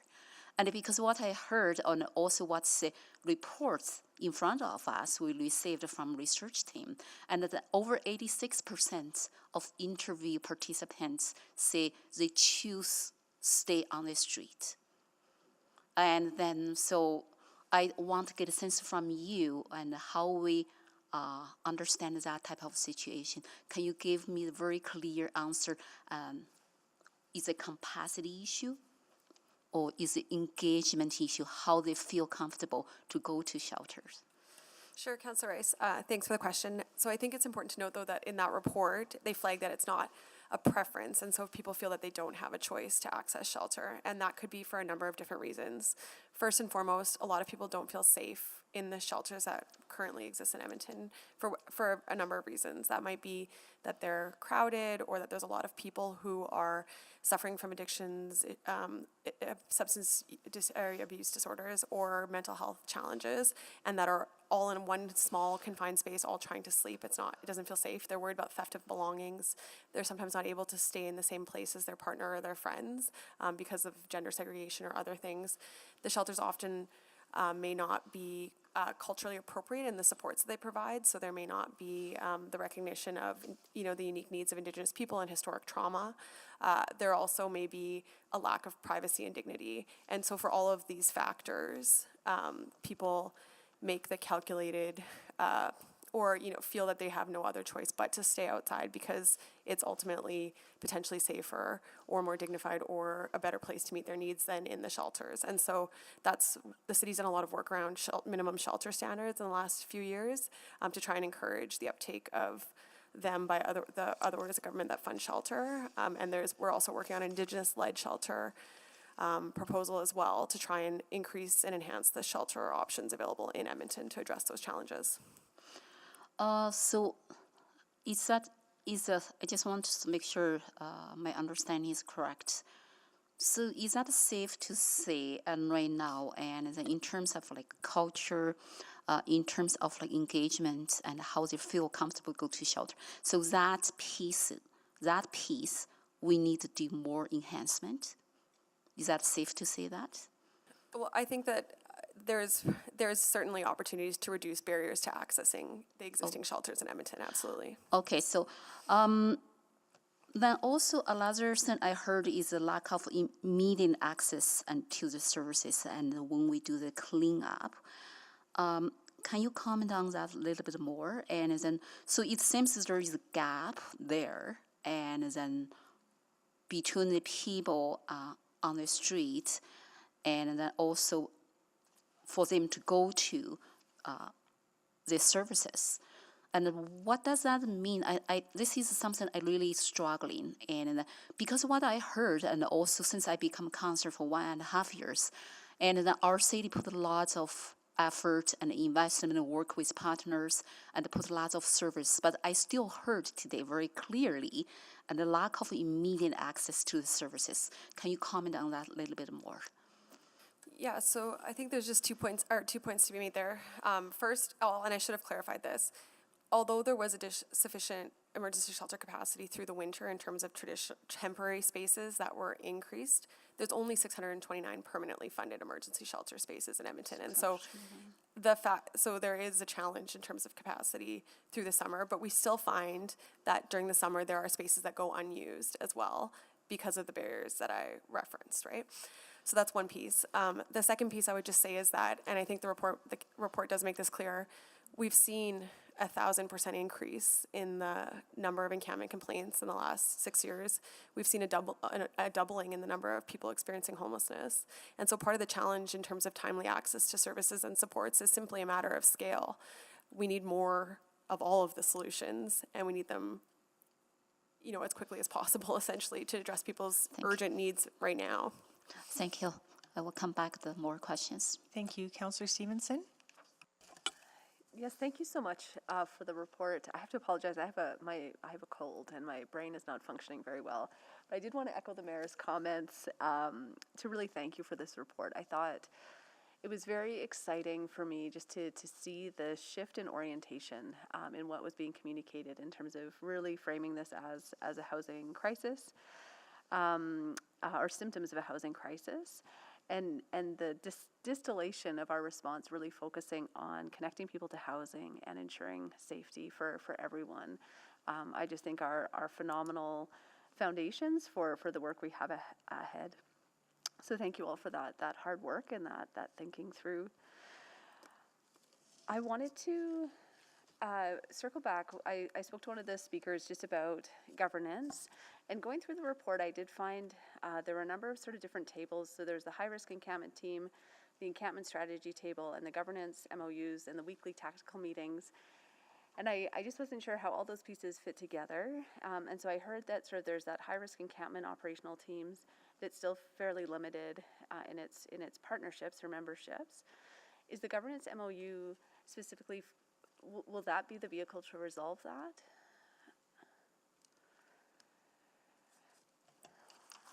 Yes, correct, Councillor. There are a number of different tables with different partners focusing on different issues. So part of our work in the MOU is to map that out, understand what decisions need to be made at which table, and then have the appropriate people at those tables. So, you know, Candace's request to be more involved in the Joint Ops Committee, certainly we can take a look at that and we can incorporate that into the MOU. Great. And so those governance structures will really be focused on, like, I think what I'm thinking about is like each of those tables, you have to have the right partners there to achieve those two outcomes, right? The rapid getting into housing quickly and consistently, and the safety piece. So we'll sort of always have that at each table. Is that a fair assumption? Correct. What we would do now is take these outcomes and goals and essentially apply those across all the tables. So I think Jen's metaphor, all the petals moving in the same direction or something like that would be the intention now within the MOU. Perfect. That's incredibly exciting. I think that governance piece will be really critical. You know, I was so excited to hear about the active priority list. So really appreciate the work with Homeward Trust on that. Something I'm really excited for that is coming. Well, okay, so maybe to pick up from William Lau's comment. So my understanding is the by names list is not necessarily that some people who are assessed don't end up assessed for their housing needs don't end up making it onto the by names list if their needs don't match the housing opportunities that exist. Is that? It's more, I would describe it a little bit differently in that it's kind of like concentric circles where there's folks who experience and resolve their homelessness or their housing crisis on their own and don't make it on the list. And the list is really folks who've been engaged by one of the 60 plus sites around prioritization. Then behind it in the list, there's prioritization and it's matching to programs, and it, like from a public facing tableau, it looks like one number and then a few breakdowns in terms of where folks are staying.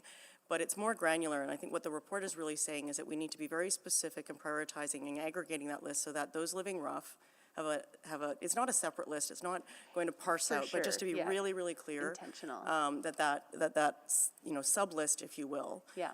That has targeted those efforts and is shared amongst the folks that are working is really, really clear. Which I think is phenomenal. I love that idea of the active prioritization list. To William's point about some folks who have, extremely complex needs, there may not be adequate housing to meet their needs right now. I'm just wondering if, from the team's perspective, there's reference to some work happening sort of in the later phase around segmentation and doing those really personalized risk assessments. Would that help to address that very high need, high risk, hardest to house segment that I think William was speaking to? So I'll just quickly, for managing that list as former trust does, yes, it will certainly help. And I think the other thread throughout this report is the need for clearer data and aligned data sources. And some of what we count, or we don't count, I should say, are all the folks who are really underserved and the services aren't there for them. And being more precise about that. Perfect. And we do report on those housing outcomes, but not as much on the folks that we are really frustrated, like our efforts to support them appropriately are really frustrated. Excellent. And I think that gives us such a clear picture of the need and how we need to respond to the community. So wonderful news. Thank you. I'll come around. Thank you. Councillor Tang? Great, thank you very much, Councillor Principe. Yes, I want us to say thank you very much for this report. I actually read it a few times, and there's a lot of things in there I really like, and I'm gonna talk about them later as we close out this conversation. I have, maybe I'll start with the piece around the community-based research. So I see that the journey map itself is part of the package for this report, but I wanted to clarify, was that MAPS research kind of part of this body of work? Because I think they really complement each other well between what is being presented to us and what the lived experience and a lot of the journey mapping work did. So I just want to first understand that. Thank you for the question, Councillor Tang. So you would see lots of what we learned in that community-based research showing up in the prototypes specifically. So for example, we heard that encampment occupants are willing to keep their camps clean if they have those resources available. And so that's where the cleanup prototype came from. When we asked them about health needs, trauma came up as the number one need that people said they were experiencing but not having any resourcing or support for. And so that's why we went for the SOLAS prototype. Absolutely. So it's very much incorporated into the prototypes, and moving forward what we've done is we're merging the prototype project team with the team that is working on the action plan and all the different process enhancements, so it'll be more and more integrated as we go forward as well. Yeah, no, that's helpful. I just think, I heard a lot of public feedback in the media around, well, this feels like the same old, and I'm like, wow, it's actually missing a whole lot of context here that led to what's being kind of recommended in that, especially that attachment 3. I was curious about the two key outcomes. I think being really specific and being really intentional and targeted, I think I certainly appreciate that. And I think we heard a lot today about, yes, we know housing is certainly that solution, but we've also had a lot of research leading up to this point that tells you that housing alone isn't going to solve. And I think from the speakers today, we heard a lot about connection to the land, and we talked about healing and grief and trauma. I know we have some prototype specific on that, but it reminded me, and what I'm going to say, is the Recover Wellbeing Framework. And I think about the outcomes of connection. And those are outcomes people have determined for themselves through multiple times of research and ethnography. I guess I'm just wondering, how did you incorporate some of those past research, this work around well-being? So the teams that looked at the almost 50 prototype ideas that came from all of the engagement last summer with encampment occupants, businesses, neighbors, frontline staff, did have the well-being framework. So they looked at both the connection outcomes as well as the levers. And that was a part of their process of discussing which prototypes to move forward. I think another important thing to note is that our prototypes all have plans to continue to work with people with lived experience. So even though we might come up with an idea around, for example, what fire safety resources might be useful, the plan is to test those ideas to ensure that it is still matching up to, like you say, those outcomes that people are identifying for themselves, not just the ideas that we come up with. So that there's intention to continue this working relationship with, for example, the folks who presented today. Yes. Okay, that's good to hear. On some of the specifics, so on this I think it was prototype number 2 on the site cleanup. I had thought we've been working with the city has been working with a mutual aid group on that specifically. Where is that at? And I was wondering, how are we supporting that team to test, say, new roles and new protocols with a similar kind of mindset of learning and adapting that you've outlined in this report? Is there a convergence between what's being presented today and kind of that work that's kind of separate, that's been started a while ago? So yes, I would say there's convergence. The team right now is still exploring what some of those cleanup resources would look like. There's maybe a slight nuance, which is around how do we motivate or incentivize encampment occupants to keep their camps clean rather than potentially a group going in and being a part of the cleanup with them. So they're still working on that nuance. The hope now is to have an open invitation to potentially the group that was doing this previously or other mutual aid groups or other community groups that would be interested in being a part of testing the prototypes. So again, kind of an open invitation to see what other types of ideas or resources might be out there. Okay, thank you. I'm out of time. Thank you. Councillor Salvador? Yeah, thank you. And thank you so much for all of your work on this. I have a few more questions. So when it comes to the 27 people who were housed from encampments each month, how many of those individuals are staying housed? Do we have any indication of that piece? I would need to break that down for you, but it's similar to the rest of the retention rates, which are around 75 to 80% retention. But that's also kind of early days. We would track that over an entire year. So often what happens, folks might get a rehousing opportunity. Sometimes the decisions that they make early on in the housing work it ends up not being the place they want to live or the healthiest place for them, and they may move. But we track all of that, and I can get that for you, but it is in the high 75 to 80% retention. Okay, that's helpful. And then, yeah, just reflecting on what we heard from our speakers. So when I hear the idea of a transitional pathway to housing, as described by the speakers, I can't help but think that this isn't a huge step beyond sort of what we're doing with bridge housing. And some of the models that we've previously supported, like it very much reminds me of sort of an Indigenous-led, land-based, open-air bridge healing model. Thoughts on that? Like, yeah, it doesn't seem like too far of a stretch in my mind to take that forward. Yeah, and I think gets to our expression of interest that's on the street right now, and asking what some Indigenous-led strategies could be, and just being open to what they might bring back. Okay. Well, that's really exciting to hear that that's out there then. And maybe just as a follow-up to that, I think I heard it from a previous question, but just based on what you heard today from our speakers, there is sort of that willingness to have those iterative, ongoing conversations about where something like this could potentially go. The mayor referenced earlier that, this needs to be the start of those conversations. This can't be a one and done. Is that correct? And from what administration heard as well? Absolutely. This is all iteration. This is all continuous improvement. That is what prototyping is. This is listening, learning, and adapting. Okay, excellent.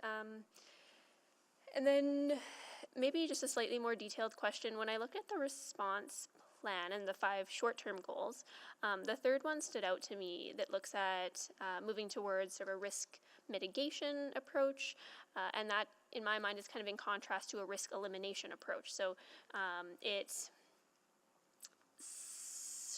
How would I describe this? I guess it seems like we're making an effort to center the individuals who are experiencing houselessness and attempting to work to lower that risk as opposed to, completely eliminate it by moving folks along. Am I correct in that understanding? And maybe just looking for a little bit of elaboration on how we intend to lower those risks, mitigate those risks, as opposed to completely eliminating.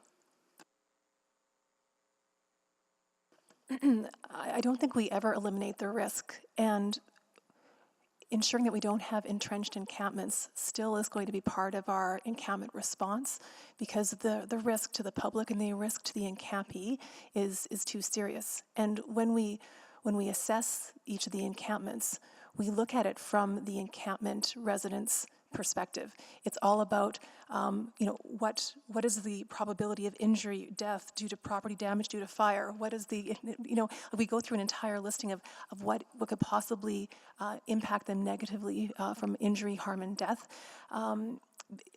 So there's never going to be a full elimination of risk, but maybe I'll pass it over to Crystal to respond further.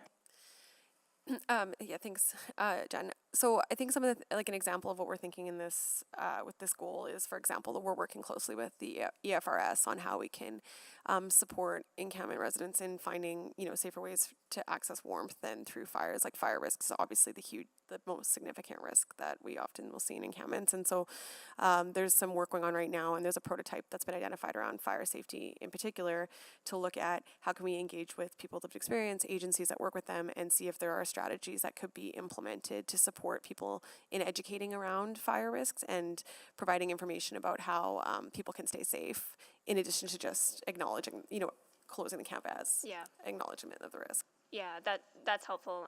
So sort of meeting people where they're at, being able to mitigate risks given their current context, and actually working with them to help mitigate those risks. Correct? Yeah, and also trying to reduce the risk. As you know, we have a risk assessment tool, and so not just to Jennifer's point, it's impossible to eliminate the risk, but is there a way that we can move high-risk camps to a lower risk status while people are being connected to housing, and very intentionally working with people who are on that active priority list and who are working towards housing, so that we're not displacing them while they're working towards being housed, by helping them to reduce the risk of that camp so it can stay in place a bit longer. Thank you. Thank you. Councillor Wright? Hi, thank you very much. I was in a meeting earlier this afternoon, so I hope these questions haven't been asked. My apologies if they have. But I just wanted to follow up a little bit on Councillor Salvador's question, and looking forward to the information on the how long those 27 people have stayed housed. But I'm just wondering, what's the success rate of those with more complex needs as well? Is that up high in that 75 to 80% range? I will have to get some additional data, and one of the reasons that I think it's important to think about, again, data is a theme throughout this, and what's true. And in fact, some of the folks that are assessed as having more challenging barriers to housing are actually very successful in their housing placement. So we need to be looking not only at how they presented in crisis and when in encampments, but actually once they're housed, when they're connected to community and they've reestablished connections. Sometimes those high risk profiles decline really quickly because they are now really, the trauma that they have been experiencing has been mitigated substantially. And then the opposite happens as well.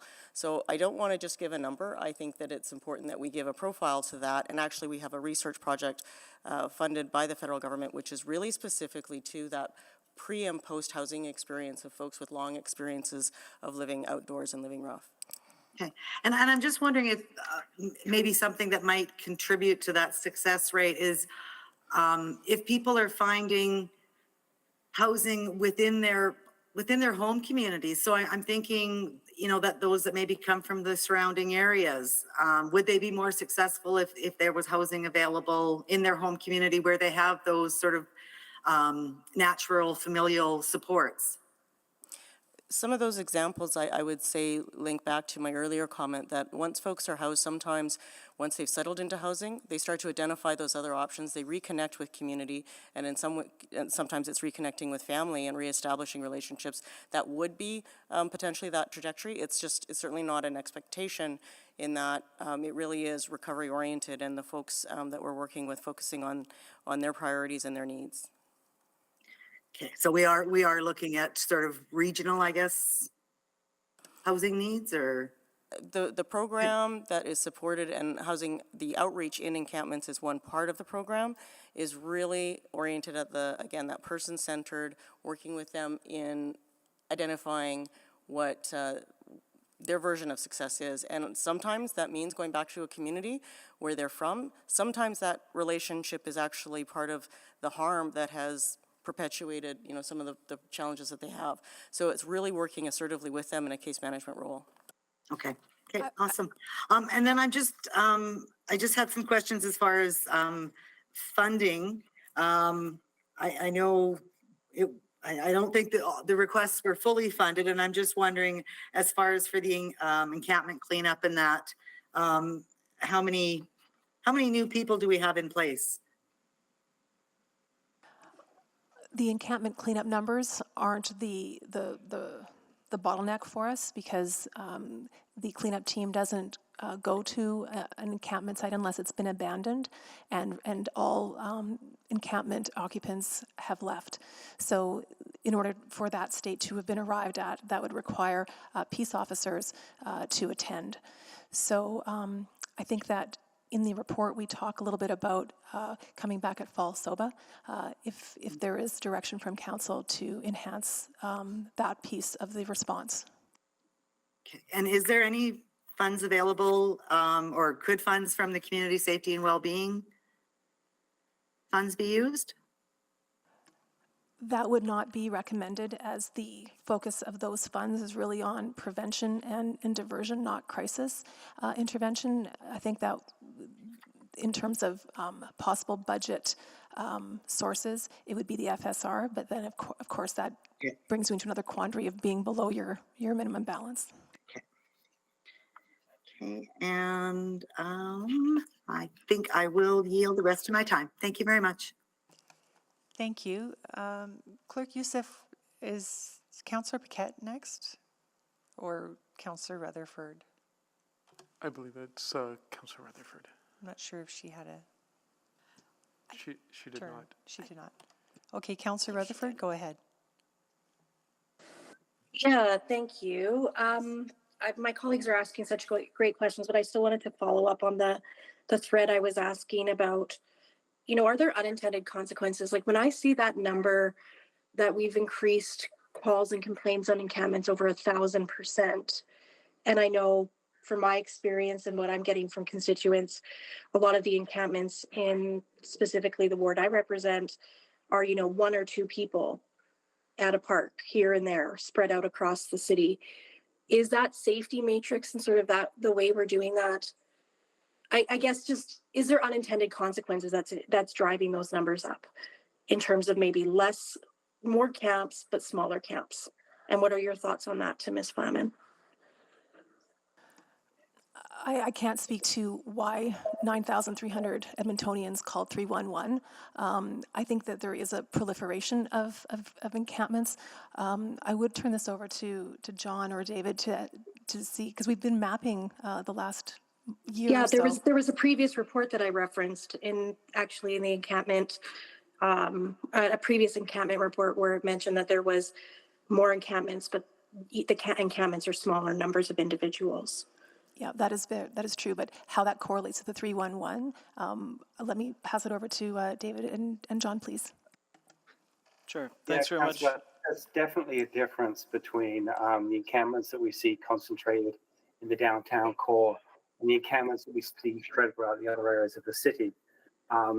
However, one of the things that we've noticed is that since we brought in our new encampment strategy in 2021, which has proved somewhat successful in preventing the entrenchment of large-scale encampments and has taken a risk-based approach, I do believe that the frequency with which we move encampments has contributed somewhat to the number of complaints that we receive. I think it's reasonable to suggest that by moving encampments more frequently, we are in fact creating a situation to a degree where we see more complaints come in. That's really profound, actually. One additional Interesting. piece that I would add is that we look at sort of where the bulk of all of the calls are generated, and we've mapped that, and that has remained fairly steady, especially over the last 18 months or so. We could dig further into that data going back, but we don't have those maps available, so it would take some time and some effort and energy, but certainly something that we could look at in the future if you really wanted us to dig further. Okay, yeah, no, that's good. That's all my question. I'm just going to continue to listen to committee and the great conversation, and I yield the rest of my time to the chair. Thank you, Councillor Rutherford. Councillor Paquette? Thank you, Madam Chair. So here's the motion. I'll read it in, and I believe the clerks are getting the email from my staff. Okay, that administration identify appropriate partners, stakeholders to develop a prototype to create bridge pathways from homelessness to housing and recovery, and provide a report including an update on any budget implications, funding sources, and necessary agreements with consideration of the following criteria: receiving guidance from a circle of elders and knowledge keepers, and that any potential transition spaces identified provide access to clean water, washrooms, waste services, sacred fire, security, personal storage, safe disposal, and transportation to support services, etc. 2, that administration extend the current expression of interest deadline for an Indigenous-led shelter by 30 days and expand the current requirements for EOIs to include consideration of proposals with non-traditional locations, including but not limited to outdoor, green space, or tiny home configurations, etc. Due date, June 19th, 2023, Community and Public Services Committee, or as soon as possible. And to quickly introduce it, what we've heard very clearly is that there's a gap between what we have now, the status quo of encampments, even the plan that we have today notwithstanding, and the actual portal into housing. And that is because, as we've heard very clearly and seen in the reports, that there is a disruption to communication for folks who are looking to get housing. There's a disruption to the assistance that can be provided when people are decamped. And so we have to find ways to do this in a way that is more proactive, that takes the strength and wisdom of the community and applies it to what we're doing, and help us to move forward that way. So that's the motion on the floor, and it does not supersede the recommendations in the report, which I think we are also going to be receiving for information. Thank you, Councillor Paquette. Mayor Hersoi? Thank you, Chair Principe. So I just want to make sure that that is clear, that the work that administration is proposing to do, and the new approach of housing people and a target of 100 people, that work will proceed. Just want to get a clarification from the mover. You're absolutely clear that what purpose. Yeah. So this work, if it's undertaken, will supplement that work. Right. Now, okay. If it's cleaner for the clerks and increases understanding for administration, I'm happy to take this motion and attach it to the end of our discussion as a subsequent, but I think we're all pretty clear on this. Am I correct?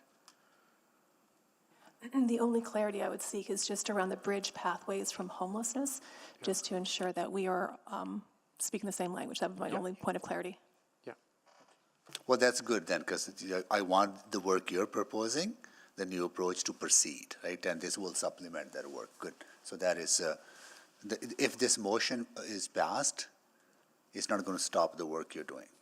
It may delay it, though. I just want to say that. Sorry, we So have a lot on our plates. There is a capacity issue, and so the June 19th date is challenging, and happy to reconsider some of the other priorities of things that we're doing, such as the motions around outreach, community plan, corporate plan. We are tapping the same excellent folks.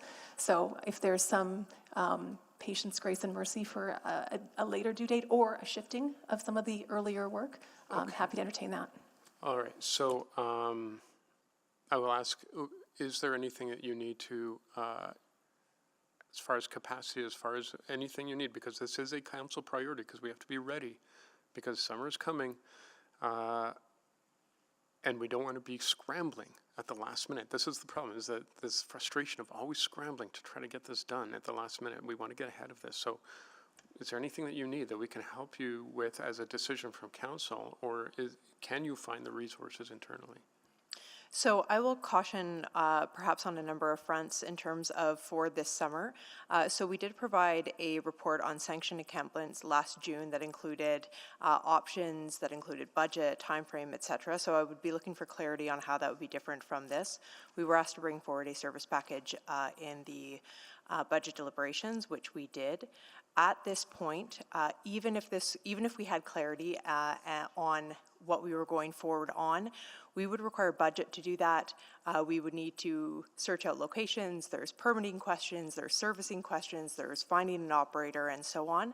And we would need budget in place before we actually proceeded with those arrangements. Okay. So when I'm looking at timelines, I am unclear as to how we could meet delivery of a solution for this summer.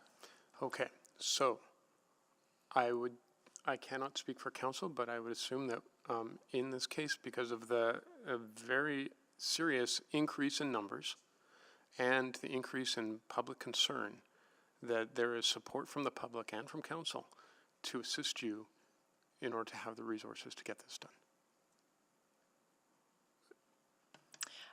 I still don't believe at this point in time we have the a budget commitment or approval to go forward with any kind of agreements that we would need to enter into or negotiations that we would need to enter into to make this happen for this summer. Okay. I will put it this way. Again, I can't speak for council, but I know that we do have some funding in certain areas that we could reallocate toward this. And so if that is the concern, and that's what I'm hearing, that is the concern, I believe that perhaps council will get together in order to ensure that that happens. But I can't speak for council. But if that were to be the case, would that address your concern? We have Stacey Padbury online who maybe can address some of the funding Sure. questions that are being raised. Yeah, so I think the first thing we would need to do is secure funding. And so if that means that would require a vote of council to get the funding required to undertake the initiative that's being contemplated. And then once you've secured the funding, I think what I still heard Ms. Gillette say is that there is a timing issue in securing all the necessary requirements between when we secure that funding and getting the strategies in place. Right. Yeah, but neither of those concerns are insurmountable from what I'm hearing. I would also be looking for clear direction on what we are proceeding with. Pathways to homelessness could be interpreted as a number of different things. And so if we are talking about sort of a managed encampment, a sanctioned encampment approach, I think we need clarity on that because we would not have the opportunity to come back for iteration and proposing different solutions, proposing different options. Okay. So we do require direction outside of our administrative interpretation of your intention. So if this motion passes, would it be helpful then to have some sit-downs with members of council? Yeah, I will leave it at that. Sorry, over time. Just to interject, that part 2 needs council approval required, so this motion will need to go up to council. I was on the board to ask because there is a budget implication in this. Would this not need to go to council? For number 2? I think even in the main motion, it says, well, with any budget implications, but I think eventually it would have to go to council or? Yeah, along with that, the interest, the expressed of interest, it was approved by council, so it's a council decision. that's changing a council decision, so it has to get approved at council level. Okay, so I had heard from administration they could do that even without a council direction. I was adding it in for their comfort. So is it my understanding that this would have to come back to council then, as opposed to Community and Public Service Committee? Yeah, it would go up to council for approval from Okay, committee. because I had heard that internally we could extend that EOI. It is my understanding that the extending the EOI, that just the date is not a problem. But when adding in the extra bits about the expression of interest itself, that is where I'm a little bit fuzzy. Okay, so expanding to have, some other things considered would be a budget implication? It does change the expression of interest. That changes the Okay, scope so of it's the a scope procurement. change. Correct. Okay, all right, that makes sense. Okay, thank you. Do you have a comment, Mayor Sawyer? Those were my 5 minutes. No. Yeah. Can I start my clock, if you don't mind? Go right ahead, Okay, Mayor. thank you so much.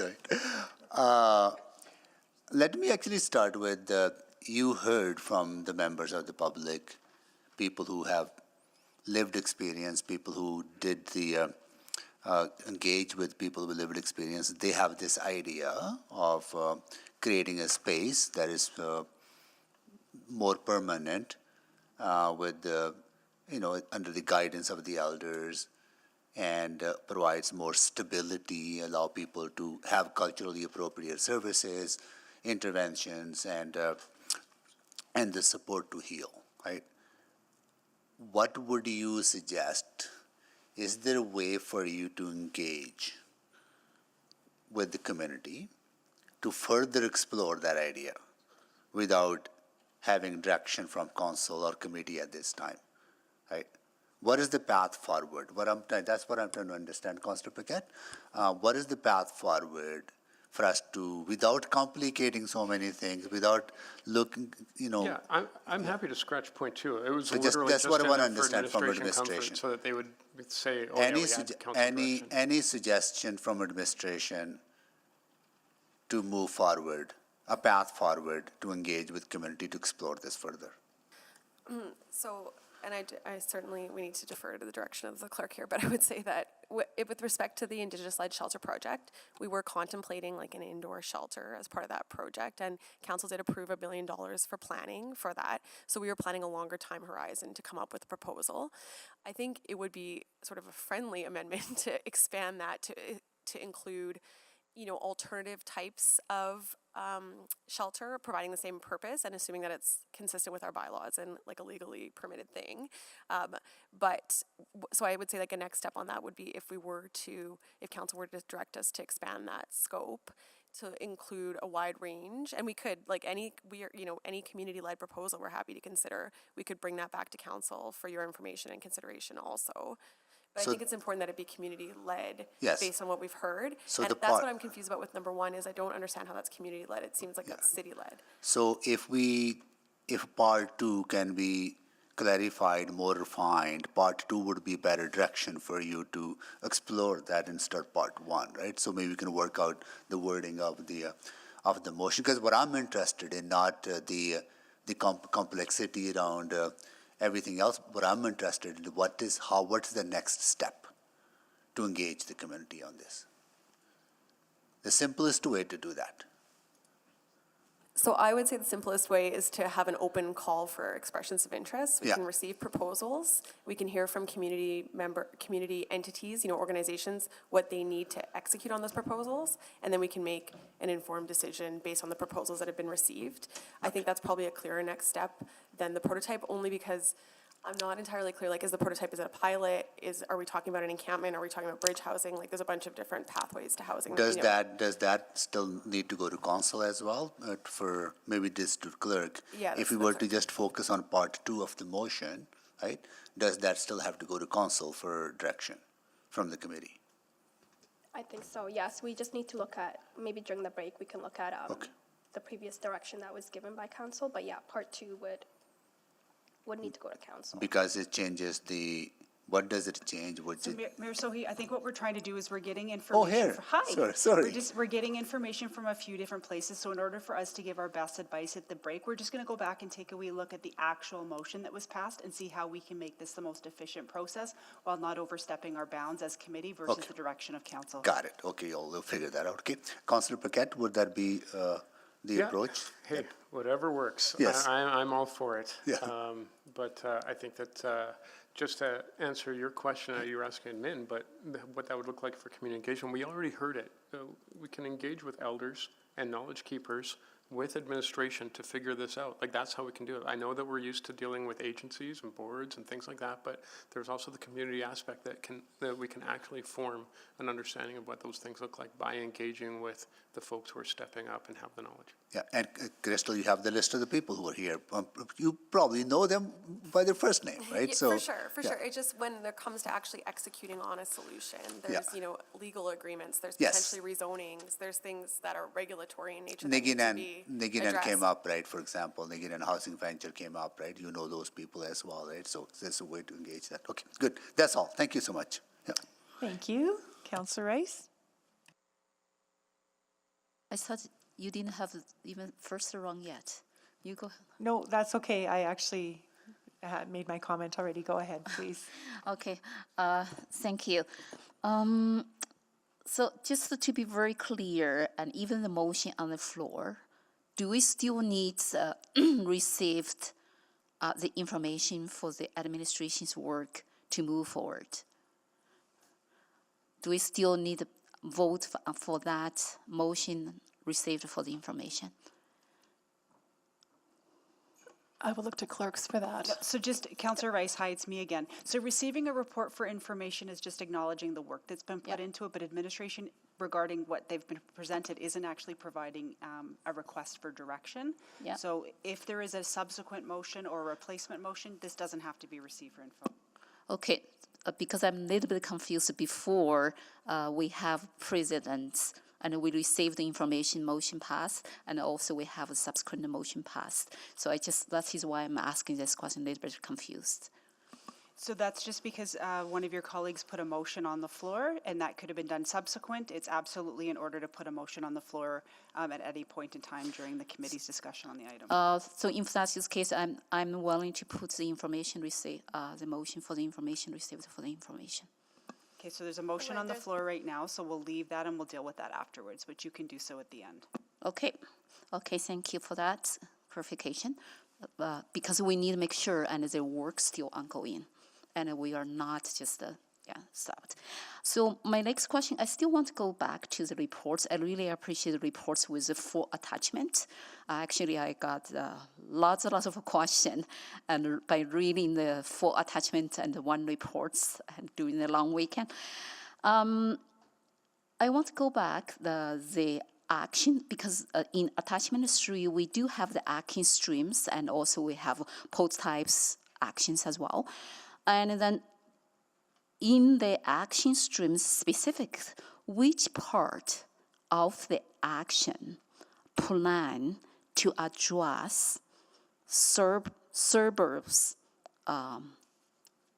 individuals and vulnerable individuals who live in the tent in the Riven system. And because right now, and even the words I represented, I heard over and over, and the complaint come to my office and talk about the tents in the Riven system.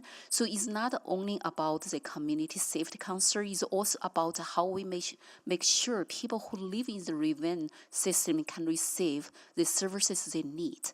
For example, back to in 2021, and then so my constituents actually brought the attention to me for the lady and gave the birth in the Riven system, and due to this specific in the bottom of a creek, and even like the emergency and AHS cannot be able to get there, and emergency vehicle cannot get there to give her help. So I do want that type of thing to happen, and I think they deserve to receive the services. And but how we address that issue, and in this enhanced response plan. So which part to address? I didn't see that. Can you do a There- little bit of clarification? Yeah, sure, Councillor. So there is a prototype related to access to healthcare for people who are living in encampments. One of the things that the research from the Live Experience report showed is that people living in encampments have less access to mainstream healthcare providers than other Edmontonians. And so part of that prototype around healthcare is engaging with AHS to see what we can do to expand access to different medical professionals, to either outreach into encampments by health professionals or in other ways developing connections directly to healthcare professionals for people living outside. So I just, the related question, the related part to this is is there any specific strategy in this enhanced plan to address this issue, not only from the AHA's perspective and the medical services perspective also, and then to ensure they will be housed? Well, part of piloting having a social worker embedded in the risk assessment process would be to help identify additional responses that might be required to that camp, right? So having a social worker who's in a position to speak with a person, gain information about their situation and see what other supports or services might be needed as part of that pilot. Do we have specific, tangible actions, like regular social works going there to talk to the people, to engage them? Do we have that type of process in place? We do, but there's many more camps than there are outreach workers. And so part of the challenge with this report is that we're looking at how we can ensure that we're not pulling the outreach workers in too many directions all at once. And that's why the strategy is laid out the way that you see it, with the specific prototypes around healthcare or having a social worker embedded as an action in the assessment process, is to try and get at both of those in different ways, but without tapping the same people to do all the same work. Because right now we have, two main outreach teams that are engaged, addressing all manner of needs in the encampments, including trying to house people.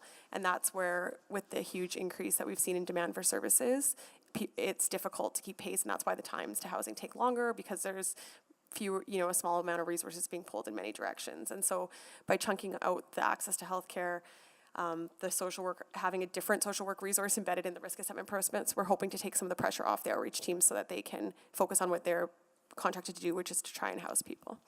Okay, thank you. Okay, so we are going to go on break now, and we'll be back at 3:45. And Chair Principe, I would not be able to come back till 4:15. I have another important meeting related to similar issues, right? So Okay, I won't be able to thank you come for back. the work you do. Yeah, but I do have a notice of motion. Maybe if I'm not back and you're done before that, right? Maybe anyone else can move that notice of motion on my behalf. Yeah, if you could share it. Yeah, I'll share someone, that that with would be committee. great. Okay. Thanks. Okay, we'll be back at 3:45.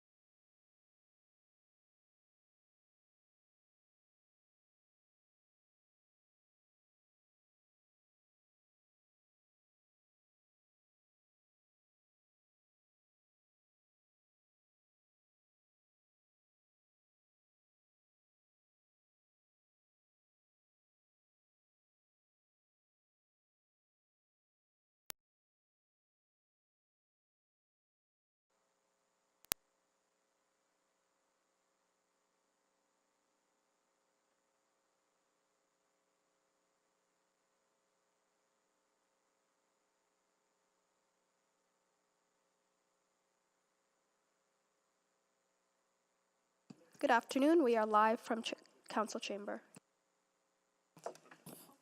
Hello, I'll call this meeting back to order and do a quick roll call. Councillor Paquette? Hello.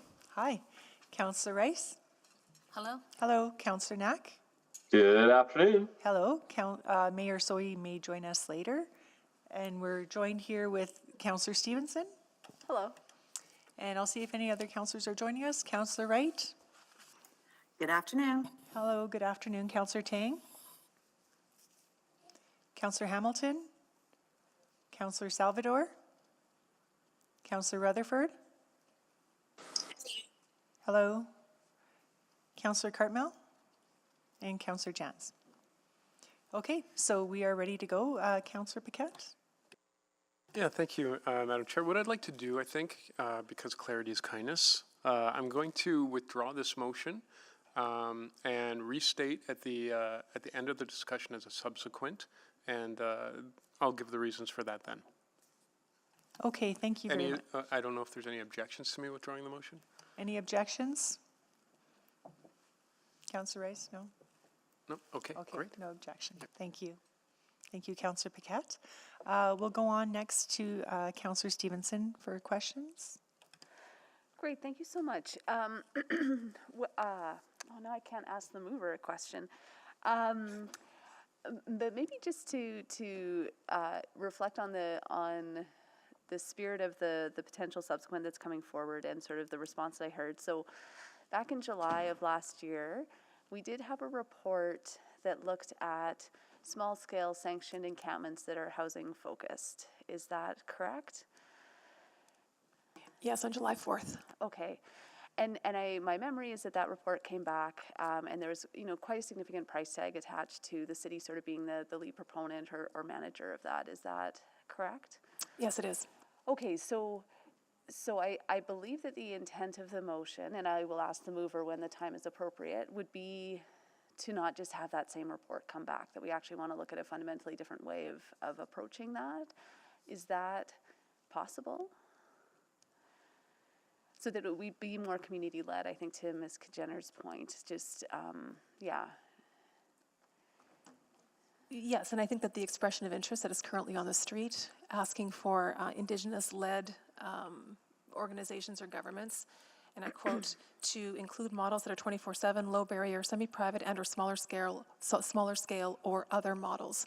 Okay. And so I think that is broad enough that we'll let the community come forward with their best ideas. Great, and that could include potentially, again, open air, but it could be something else as well.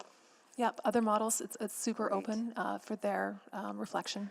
Great, and I really appreciate it. I think you referenced earlier that the RFP sort of specifically says non-congregate emergency housing. Is that correct? Yes, that is correct. Oh man, that's fantastic. That's really great. I'm really excited to see what comes through that, and I really appreciate the thinking, the thoughtfulness that went into that RFP. I think that will generate some really fantastic ideas. So thank you. Maybe just carrying on, just a last question with Indigenous-led initiatives. So in December of 2021, we did approve $900,000 a year ongoing funding for Indigenous-led encampment outreach. Can you provide us an update on where those resources are at and what opportunities there are in light of this discussion? Sure. So we have done calls for expressions of interest on that a couple of times and have not been able to find a contractor that's interested in doing the work the way it was initially conceived for the budget that's been allocated. However, recently we were contacted by a couple different groups that are interested with alternative proposals that are in this space, I'll say, but maybe not specifically what was envisioned. And so we are talking to them right now, and hopefully we'll have an update on that soon. Great, and I think that, the main intent of my question is to ensure that, any flexibility or clarification of purpose that you require from council to enable those resources to be rolled out effectively. I think, I think there's significant openness to that, recognizing that those resources are allocated, that we want to get them out the door, that we hear of models from the community that we're really excited about. If that needs to be repurposed, I think there'd be support. But you would come forward proactively to council with any adjustments to that funding source is needed? Yeah, well, we'll work with law and finance to clarify what, if any, further council direction would be needed to amend that. Okay. But if necessary, we would bring that back, yes. Great, really pleased to hear that. Okay, stepping back a little bit, just wanted to delve into some of the, oh shoot, I really was going to try to get done in this round, but with some of the specifics, attachment 1 references just a couple of things that weren't referenced in attachment 3. I'm thinking specifically of the luggage opportunities for providing people with ways to transport their belongings. I think also the governance MOU, it's referenced in attachment 1, but isn't sort of set out in attachment 3. I appreciate there's a ton in attachment 3 already, but just want to confirm again, if it's in attachment 1, that work is happening, even if we don't have it specifically listed in attachment 3. Attachment 1 is meant to be a list of best practices that we're referencing in engaging on, so go ahead. I think that's attachment 2 is the best practice. Attachment 1 was just some of the things. That's not a very good description of what attachment 1 is. Oh, sorry. Process review. No, yeah. summary. So attachment 1 2. is the best practices Right. defined by ORCODE and the Canadian Alliance to End Homelessness around encampments. And so we've compared our current approach versus those to give a status update on where we're at. But what's being prioritized for action this summer is and beyond is what's contained in attachment 3. Oh, okay, because in the response to some of the items in attachment 1, it is referenced, we're working on, so when best practice is that you find a way to help people transport their belongings, there's commentary in attachment 1 that is like, yes, we are working on that. But then it doesn't appear. I can find the exact reference in my next round. I apologize. I think we say administration's exploring how other jurisdictions are providing storage support. So that would be within the context of the active priority list piece that we're talking about, where we're trying to remove barriers to housing. And part of that would be if we are relocating people from an encampment while they are getting connected to permanent housing, we would be looking to also address any storage issues or issues with their belongings. So within the context of that, we would be looking at it. But right now, we're not looking at like broad-based storage solutions at this point. Yeah, I still need to clarify, but I'll come around. Thank you. Councillor Tang? Great, thank you so much. You can hear me okay? Yes, we can. Okay. So I guess also just in light of a subsequent motion that might be put on, I just want to make sure I understand kind of what's going on. So currently there is an RFP out under the stream for Indigenous shelter, and there's conversation happening there. But we've also heard from some of the speakers that some of there needs to be conversation that happen right away because people are waiting, people are in transition. And I had kind of understood that first piece is, that conversation between maybe administration and the community folks around, some of the elements that came up today. We're not designing an entire program, but it's around addressing some of the outcomes people had mentioned.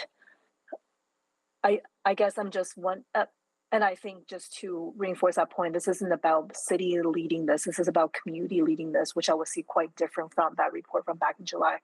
So since I can't ask them any mover this question, but I just want to check with administration.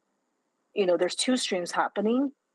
One is for the expression of interest, and while that is happening, kind of engage in some immediate conversation with community members. Do you have that understanding? I'm curious. I think that our understanding is that the work of the prototypes will continue.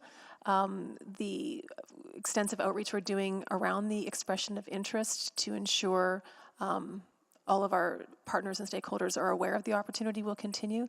But in terms of another type of engagement, I don't think that the team and I are under that impression.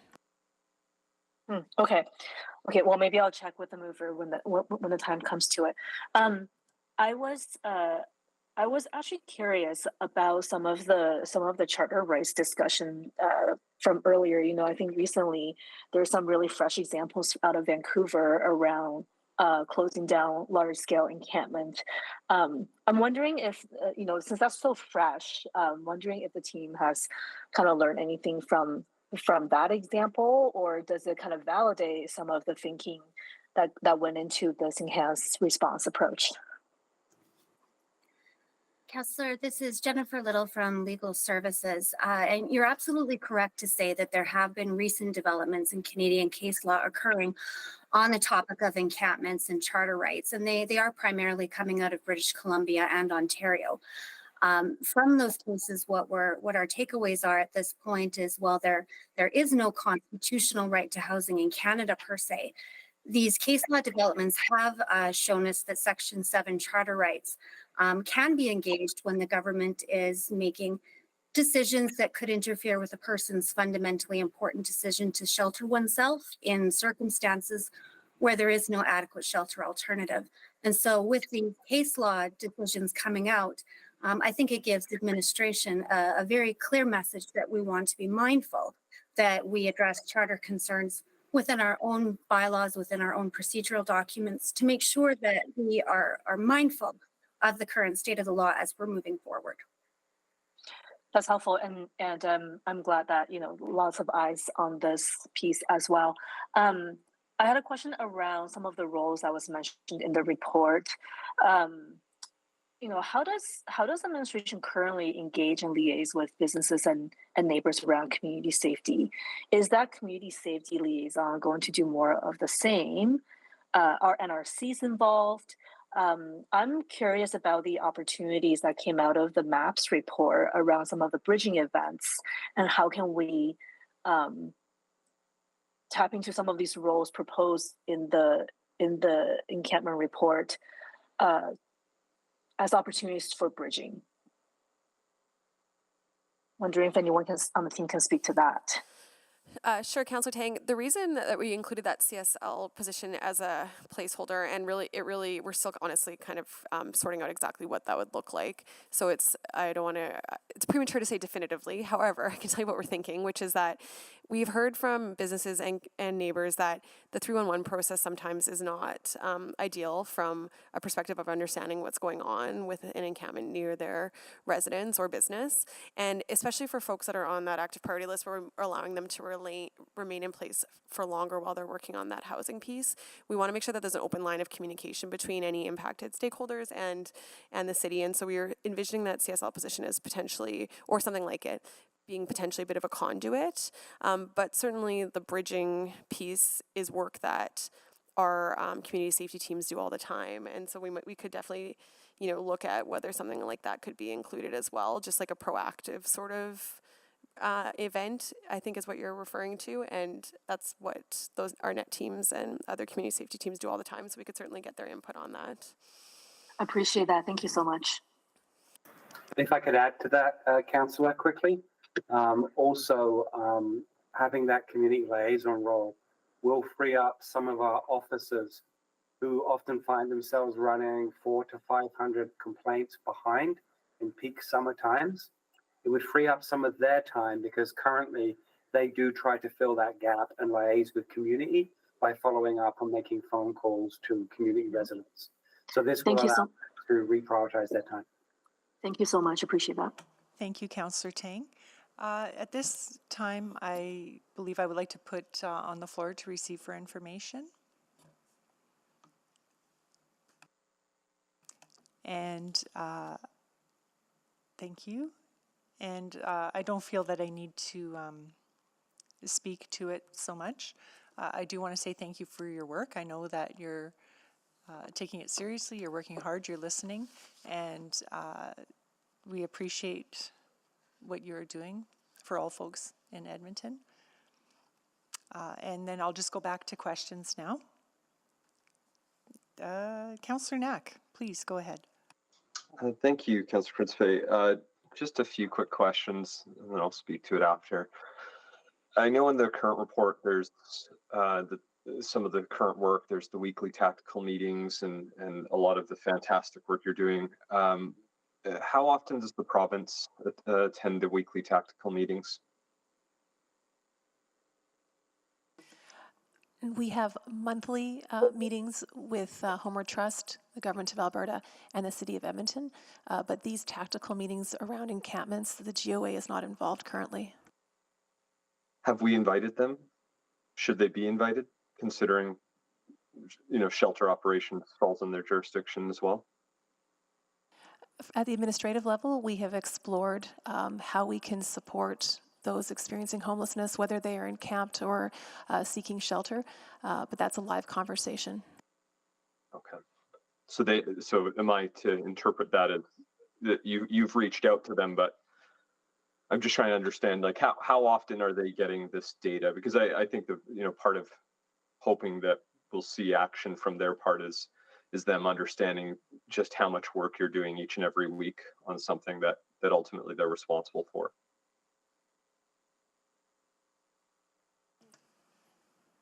I would just offer that Homeward Trust is the community-based organization in Edmonton that receives significant funding from the province, and so that's part of why Homeward Trust is so heavily involved in the encampment response, is because of the role that they have in aggregating funding in our community and leading on these pieces. So the province, I think, would also suggest that they're represented in this response through the work that Homeward Trust is doing.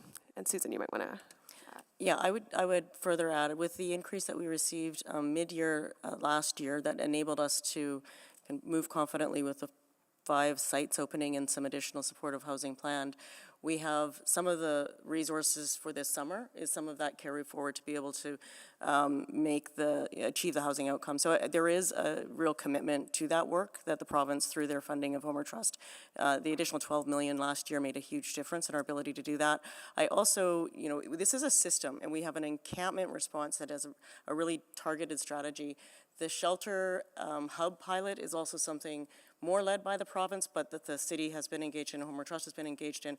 And when these things all work together well, I think we're going to see really significant improvements. And we just maybe don't all need to be in every room all the time. But I think there is a high level of commitment and coordination. Yeah, and I mean, I'm sorry to be the broken record on this. I guess the reason I just, I'll speak to it when I speak to it, but I know you're working so hard. I'm just curious, how much of a difference is this actually going to make without housing? I mean, that was the first line in the report. I think Mayor Philby mentioned to it, and you wrote it. I wanted also set realistic expectations that without that, how much can this actually help? I think that we are going to see a really significant improvement in our ability to house folks out of encampments with the kind of coordination that's being discussed today, and some clarification around the governance, where sometimes things become, decisions get made elsewhere rather than the coordination that's in the report. And we also, and I think it's been said several times, that this is, really nationally, we are in a housing crisis. The need for affordable housing across this country, and have come out of a few years that have really, really disrupted our communities. 5 years ago, we didn't have encampments like this.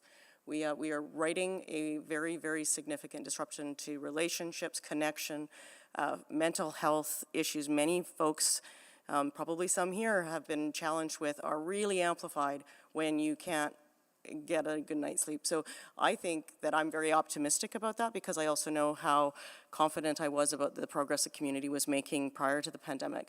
It doesn't mean that that really big need isn't there, and it's going to continue to be a problem until we get those thousands of units of affordable housing that we need. Yeah, and that answered the last question of just getting a sense of, we're still in the need of thousands at this stage right now to ensure everyone has appropriate safe housing and care. That's correct? That's still sort of the order of magnitude? Certainly, yes. Okay. No, I appreciate it. Thank you. And if also I can just add that City Council over the years has demonstrated a real commitment to this space. Over the last 4 years, 644 units of supportive housing, 210 new supportive housing just opened.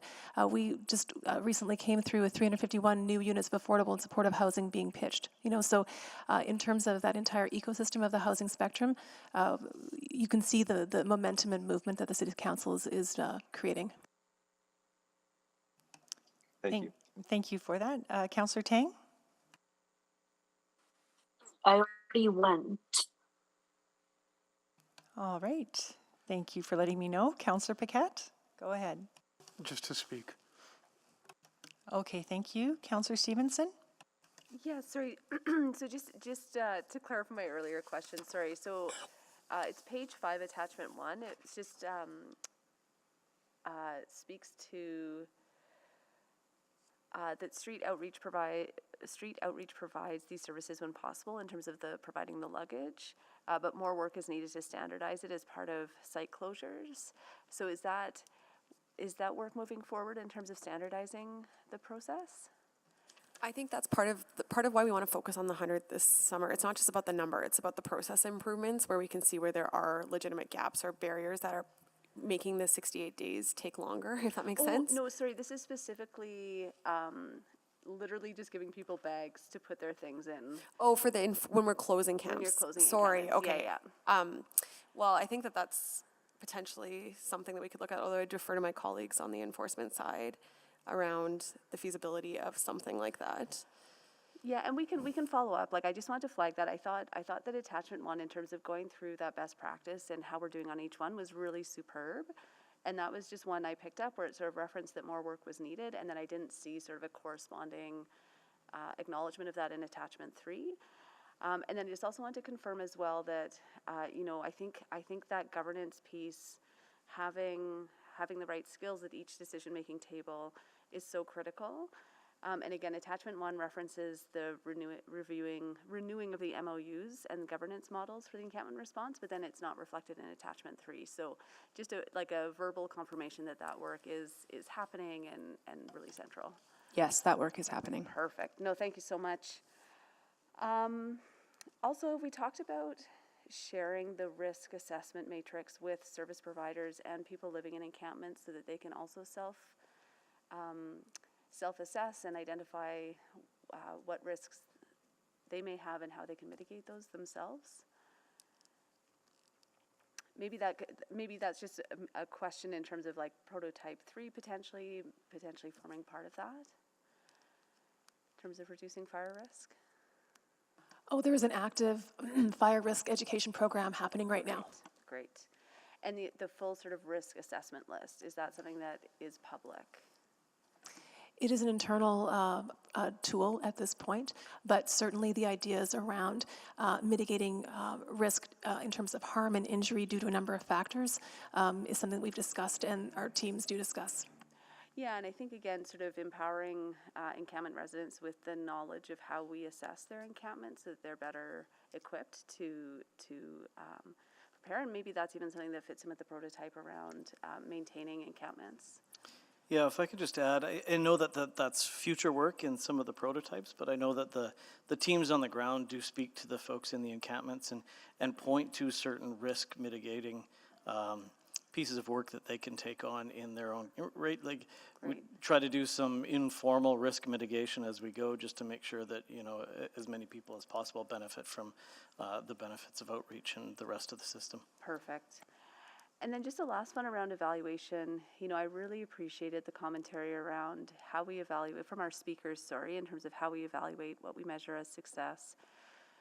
I'm wondering, I think this is an example where we get into that tension of we can evaluate our actions as an organization, but there's also a community level assessment that needs to happen as well, given the number of players involved. So just wondering where evaluation will sit. Will we sort of stay focused on, again, our organizational contributions, or is there a community level ongoing evaluation as well? So one of the actions in attachment 3 is to develop a performance framework for the city's response to encampments that would include KPIs essentially and how they're measured. Is that small C city or big C city, I guess, is my question. I think it would be big C city, but there is also the work on the corporate plan the community plan to end homelessness, which is underway currently this year, and that will also have a performance framework that will be more about the community level, and that will include unsheltered homelessness, those pieces as well. Yeah, absolutely. Okay. Wonderful. Well, those were very detailed questions, and again, I'll speak to it, but really, really appreciate all the work. Thank you. Thank you. Councillor Tang? Thank you. I appreciate that. Since I'm on the list, I'll take my round. I guess also some kind of granular questions out of attachment 3.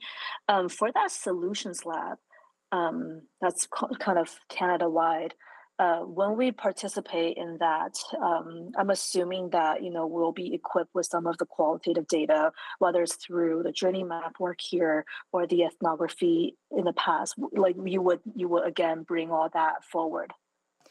Is that? Yeah, thanks for the question, Councillor Tang. That's correct. We've already provided all of the engagement ethnography that we've done to the team, and then really, as part of our involvement in it, said that we're very interested in engagement with folks maybe that we haven't previously talked with or haven't focused on. So, for example, great. mutual aid groups potentially could be on the list for this prototype. Yeah, no, excellent. And I really appreciate your point, Ingrid, about continued relationship with folks on the ground. And so, in all these prototypes, they will be involved in some shape or another, some perhaps more than others. Is that right? That's correct. For example, with the fire prototype, we really want to hear directly from encampment occupants. When you heard this information or saw these resources in a conversation with an outreach worker, did it change anything in your behavior? Did it make you think of a new idea that maybe you would try or not? Mm-hmm. And if it didn't, then tell us what the barriers are and tell us why not, so that we can iterate in the next round. So we want to test the ideas with encampment occupants as we develop the prototypes. No, that's helpful. And then just, there's a lot of mention, I believe, in section 4 of that, and it's just around a more segmented approach. And I think to one of the earlier question around, encampments and people's motivation to camp is different geographically across the city as well. But that will be part of the consideration as when we talk about segmented approach as we move forward. That's correct. So we're starting with that active priority list, but you can see in 2024, for example, that's when maybe people that are camping in the ravine we would look to design different interventions for different types of people and different reasons why people are living in camps, because that came out really clearly in the MAPS report that we can't just say this is a homogenous group. Absolutely. And then I guess I have a sort of a bigger question, and I can appreciate today the conversation really focused on this particular issue of encampment, but that is situated within the context of, the minimum shelter standard conversations or the broader housing conversation. And I think back to the housing needs assessment work that's already been done. There's so much alignment here. And I guess to DCN Flamen, do you see the work here that will also further inform, because I understand there's a few more strategies on whether it's affordable housing or plan to end homelessness coming later on, and you will see this feeding into that and supporting that work too, right? Absolutely. There is such integration on all these fronts. There isn't one silver bullet. There isn't a magic bean. All of this is integrated. And the good news and bad news is we have the same people working on all of these things. So they know the intricacies of these files intimately. Yeah.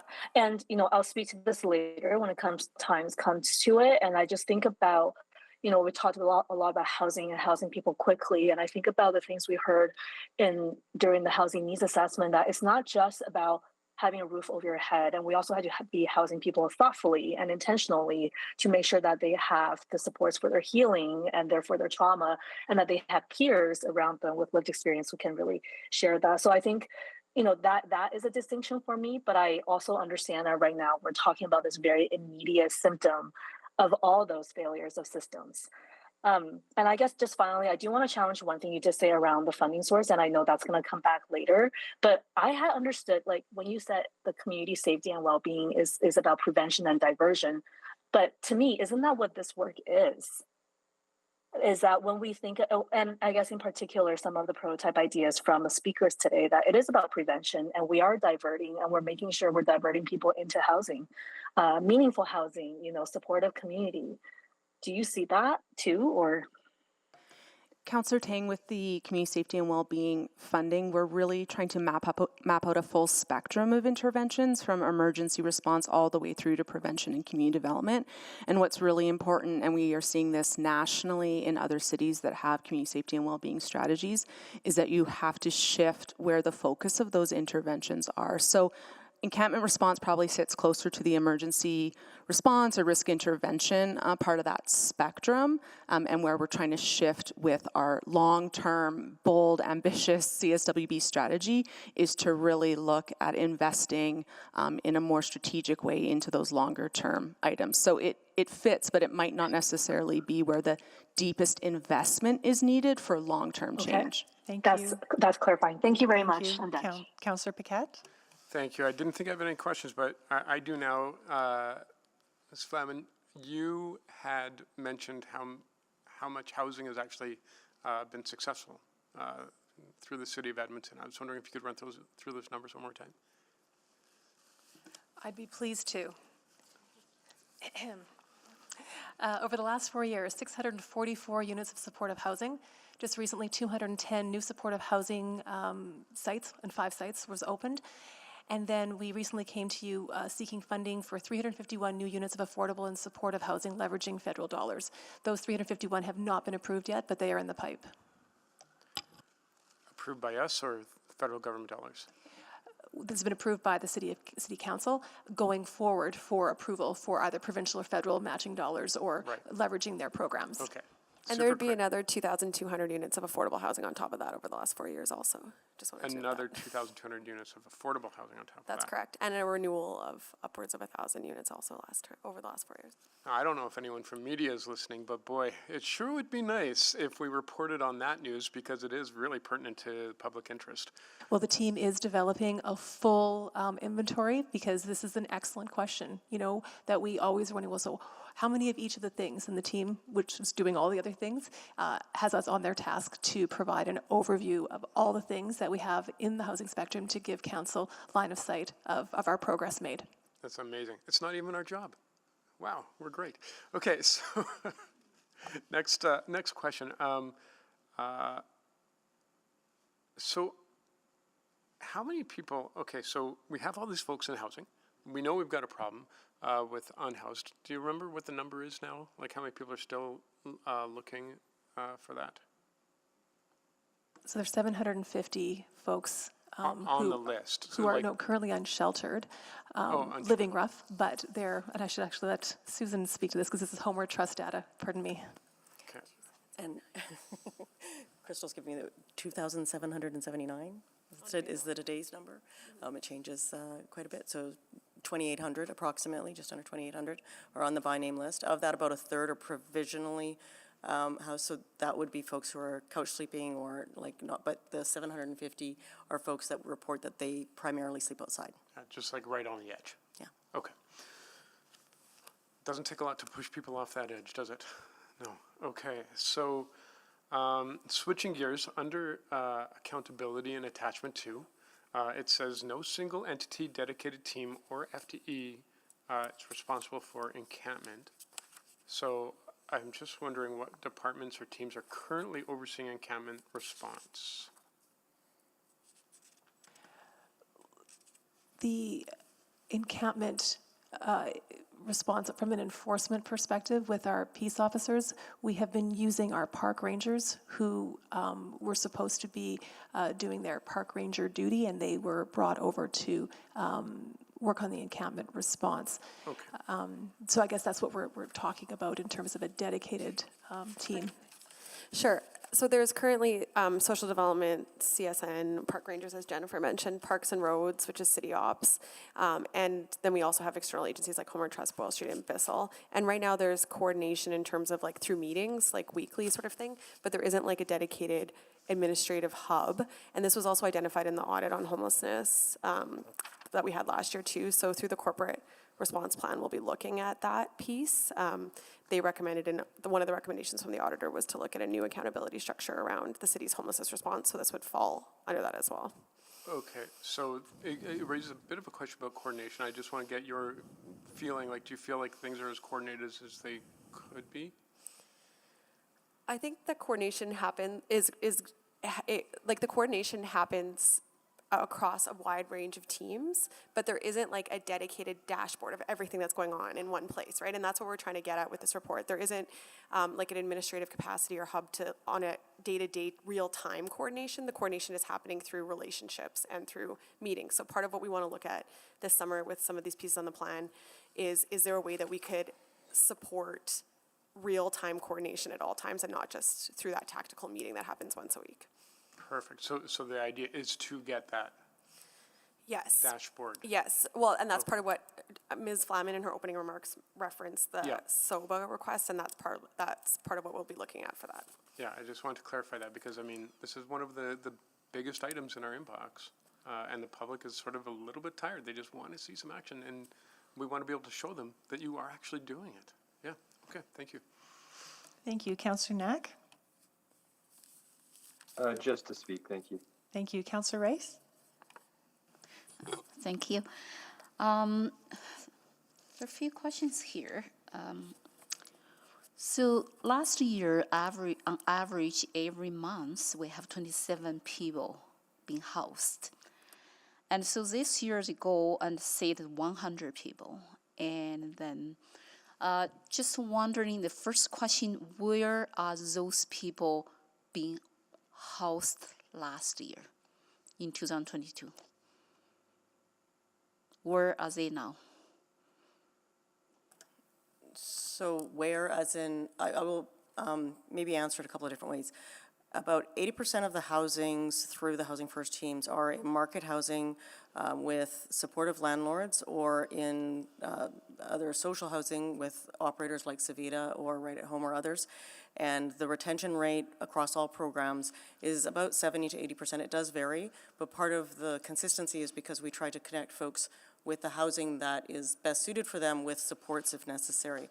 There are those that just we don't have enough of the right housing for right now. So that means all the people last year through our responses plan and being housed, people still in housed.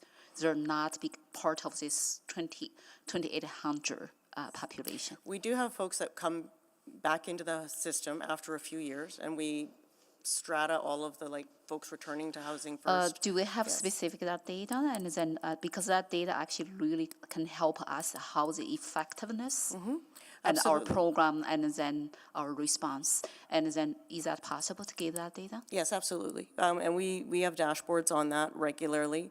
I think it's also, we look at that realistically against also a lot of folks who, that don't ever actually enter the homeless serving sector system, but struggle with housing stability. So as a performance metric, we really, understanding that we're trying to make sure that they, So, sorry, I just mindful my time. I do look forward to see that data, and then specifically if that data will be part of this 100 target, and for this year as well. What we heard from public is not about the effort or the resources, the capacity, the collaboration we didn't in place. It's about the effectiveness and how those programs can really actually help people who need help.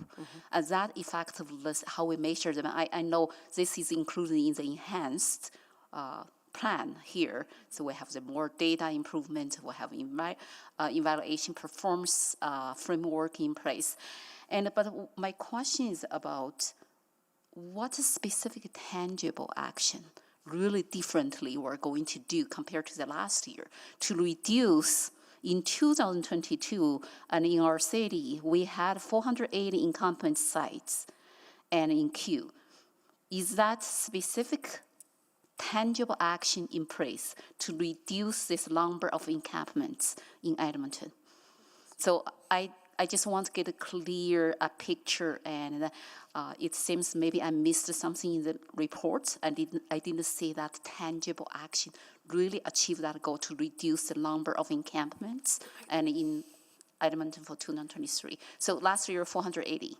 So, Councillor Rice, part of the performance framework that we hope to develop over 2023 with the learnings from this summer's project is to also set a target for overall overall performance. So we don't have a target currently. We're not saying we want to reduce, number of encampments by 50% or 10%, but we hope to be able to get to a place at the end of this year where we have a performance framework and we have targets associated with those goals also. So if we don't have a target associated, when we set up a goal, and then I don't know how we can set up the measurement in place to measure that effectiveness between the targets and the results. And because the results will impact when you come back in fall and for the budget supplement adjustment to request the money. So I do want to say that very clear and then put this in front of us and before you come back to request that money. We agree with you. But I would say for this summer, we're working on a separate performance framework to guide the efforts of the work this summer that will say, like, what are the metrics that we're looking at to measure success? So did we house those 100 people? Okay. What was the average data housing? Those pieces that will be in place for the summer, but then we need an overall strategy framework as well. Okay, so I do have I have last question. So I want to go back, that's integration resources or integration policy, and for us to address this issue and specific, what's the linkage between what we're doing to the housing first, and then what's the linkage between what we're doing corporates response to houseless and also the housing strategy. So all those three things, how we link it together strategically and to address this, and then we can efficiently measure effectiveness, and after all the efforts, after all the money investment put in. And then I think that is our Edmontonians looking forward to see this enhanced response plan and for incompetence. So Councillor Rice, this year we're working on 3 big strategic pieces. One is finalizing the affordable housing strategy, which will also... Sorry to interrupt you. Sorry. We're just over time, so I just wanted to check and see if there are any other questions. If not, Councillor Rice, you can have another round. Were there any other questions? No? Okay, Councillor Rice, go ahead. We'll start another round for you. Well, that is So my you last question, and I can give to Ms. Jennifer to finish. So I was just going to say, there's 3 big strategic pieces that we're working on this year. This is part of the point around having a lot on our plates at the moment, but we're working on a affordable housing plan for the corporation that will also include the whole spectrum. So that obviously speaks to the homelessness piece. We're working on a corporate housing or homelessness plan, which is guiding the city's response to homelessness strategically over the longer term to try and move us from a less reactive space into a more proactive space. And then the third piece is working with Homeward Trust on the community plan to end homelessness. So each of those plans needs to have, goals, targets, performance management frameworks that will speak to the effectiveness of each. I get it, and also I understand that the framework is important, and because that is provided guidance for us to move forward. And however, I'm really struggling to see the tangible actions, and measure how we efficiently measure effectiveness. And specifically, this is related back to a larger concept, and then I didn't heard often, but I heard a little bit, is about the balance between the prevention and intervention. And because the balance between the intervention and the prevention actually will respond to some issues, and in certain way actually we can improve our effectiveness as well. I think Homeowner Trust and may have lots of data can demonstrate that, how we balance that piece as well. And I'm really looking forward, even though we received this as information, I'm really looking forward for certain things to be addressed in our following plan, and with the tangible actions, with the tangible outputs. And because that is our Edmontonians looking forward to see. And otherwise, it's just something repeated every year. And this type of conversation, we have to come back every year. And I think I'd rather have this less and less for this type of conversation, and we can get all the issues and address. But the tangible outcome could be the incompetence, the site number, and reduced. And last year we had 480, and 2023, if we can just reduce half, would be great progress. I think we all agree with you, Councillor Rice. Yeah. We want to see tangible reductions in the incidence of homelessness, and hopefully all 3 of those plans will show you not just a strategy, but like very clear actions that will lead to the achievement of some of our goals. So I'm not going to speak anymore. I just use my time and get my comments out. And if that's okay, Chair Principe? Yes, please, go ahead. Yeah. So another thing I would like to ask you about the plan and for the collaboration in the improvement in attachment to coordination actually is there any specific plan or any specific action how we link the work city is doing and back to the provincial's Housing First program? Because the Housing First program and actually they have the same goal, same purpose, and as what we're discussing, all the conversation we have today. And is there anything and how we can work together and to address that? And then this is including in the improvement area, but I didn't see the specific actions identified in this writing attachment 2. Very quickly, the outreach FTEs that are mentioned in the schedule, and I think there's 22 for this year, and that doesn't include the housing staff also at Bissell and Hope Mission that are solely focused on housing. And then there's 8 Housing First teams.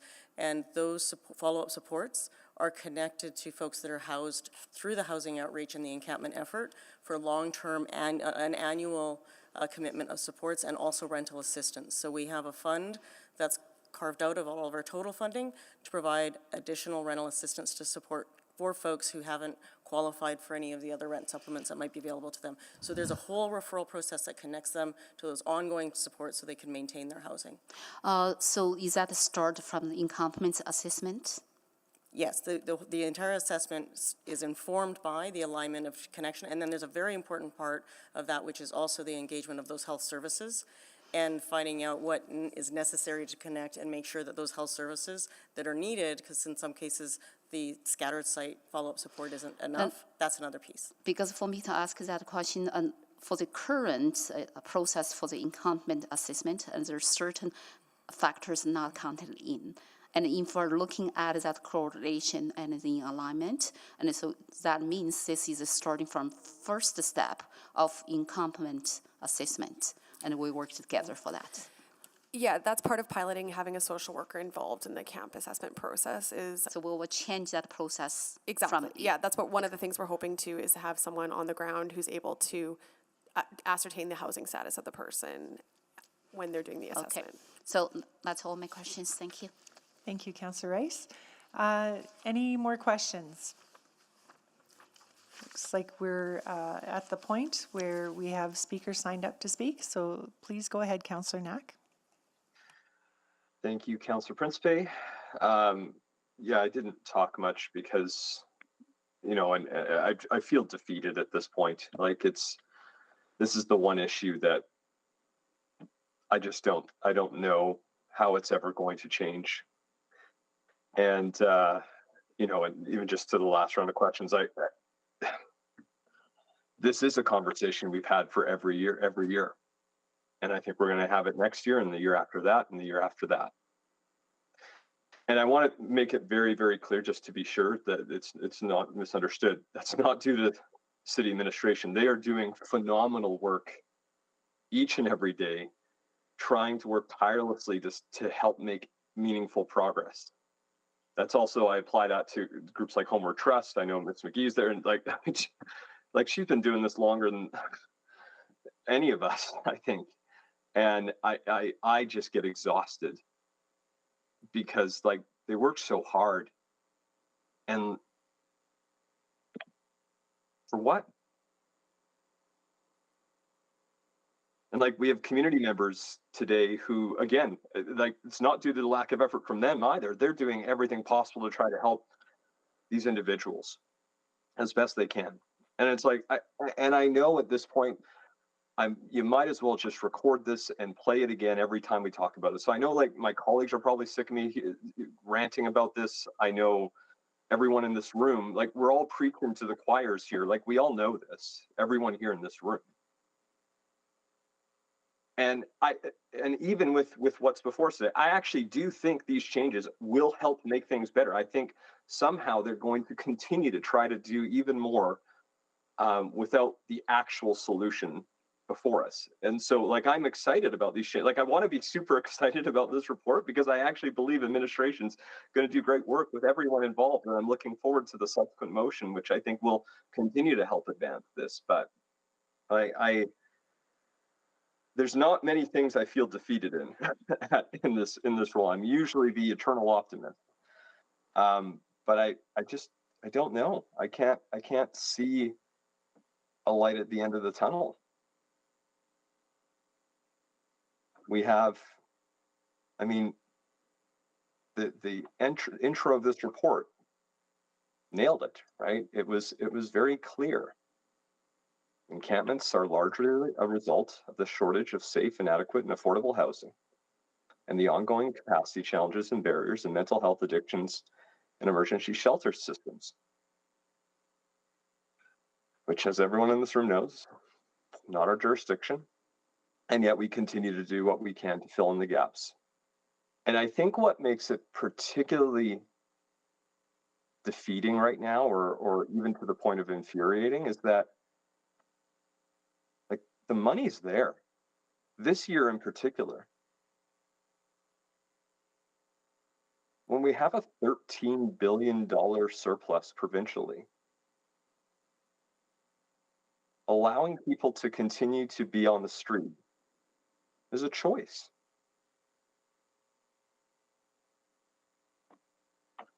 It's as simple as that. For a fraction of that, Ms. McGee, Homer Trust, all of our housing partners, our community partners, we could have this solved in 2 years.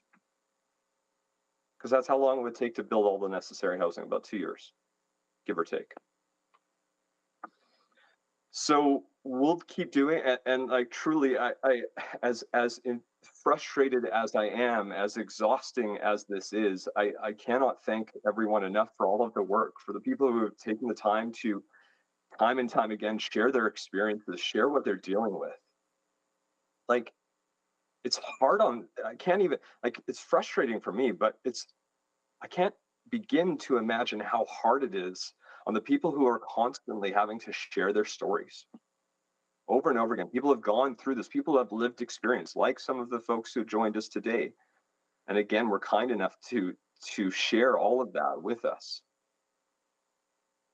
So again, sorry for just being depressing in my closing comments here, because I do know that this will help. And the subsequent motion for Councillor Paquette will help. And we're going to keep trying to fill in gaps. We're going to keep doing what we're doing. But like, I wish these meetings, I wish this type of meeting could happen at the provincial government. Like, that's why I love about municipal, because we do this in public. We have these dialogues. We have the public come out. So anyway, I obviously I'll support this for information. I'm going to be supporting, I don't even know what Councillor Paquette will ultimately put forward, but I'm of course support that. I won't need to speak to it again, because I know he's worked incredibly hard and tireless on this as well. And I just hope that maybe we can finally make progress. We have the money to do it. Not doing it at this point is purely a choice by the province. So thank you. Can I ask a question? I'm sorry, no. Okay. Yeah, time for speakers are up. Sorry about that. We're just in closing statements now. Okay. Councillor Paquette, go ahead. Oh, thank you. I'll be very quick because I understand that we are in a time crunch, and I think we've spoken about this all day. So, look, we know that when we have displacements, incidents spike, more calls for EPS, more troubles for the community because people are in desperation, don't know what to do. And then they just end up camping in a new area. We are not solving the problem with the status quo. That's why I really appreciate the work that administration has done to try to start mitigating this. Now, as Councillor Knack rightly pointed out, that's all we're doing on a city level, and we're proud of our work, but it is also frustrating work because we cannot solve these issues. No city in Canada can solve these issues alone. It always has been tied to provincial powers and provincial funding, specifically mental health, addiction support, and housing. Cities are involved because we are desperate for action, even though the province already has the money to end homelessness right now. Approximately, I think the last estimate I heard was approximately $2 billion would virtually solve it, starting almost immediately. The real question, to my mind, is who benefits from inaction? Is it the public? Obviously not. Is it the city? No. Is it the people experiencing homelessness or who are in crisis and in pain? No. Who is benefiting? Because here's the real kicker. If we dealt with these things, we would save more than we invest because the status quo costs us so much money. Millions in encampment enforcement, millions from the city to do a job that we are not legislatively or budgetarily suited to do as far as housing.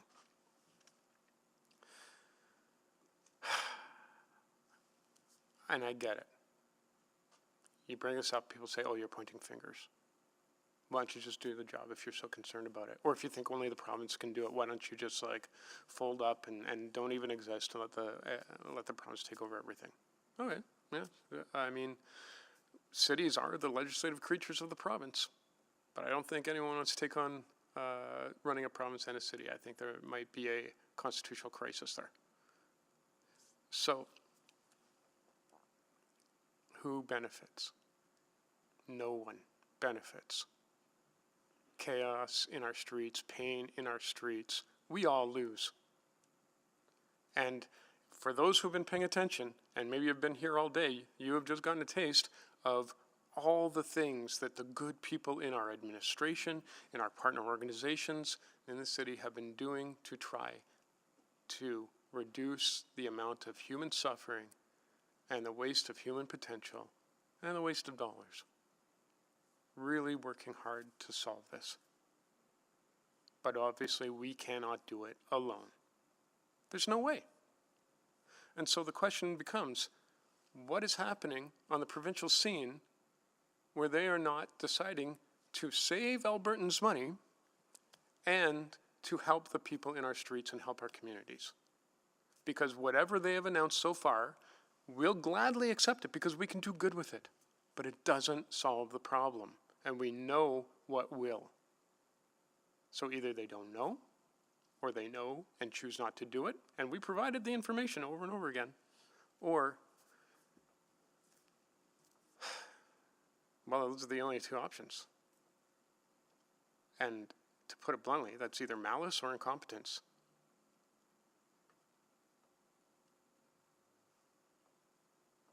Maybe I'll put it out to the public to decide.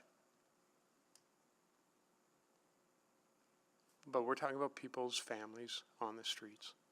We're talking about people who are having so much trouble trying to navigate a system that is constantly underfunded and people are spending their entire lives working on. And we have so much gratitude for all the folks who are dedicating every day to this. You can see the care and the worry, the frustration and the sleepless nights written on their faces.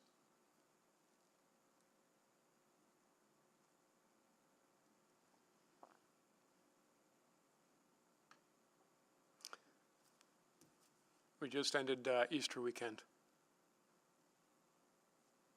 Love one another as I have loved you.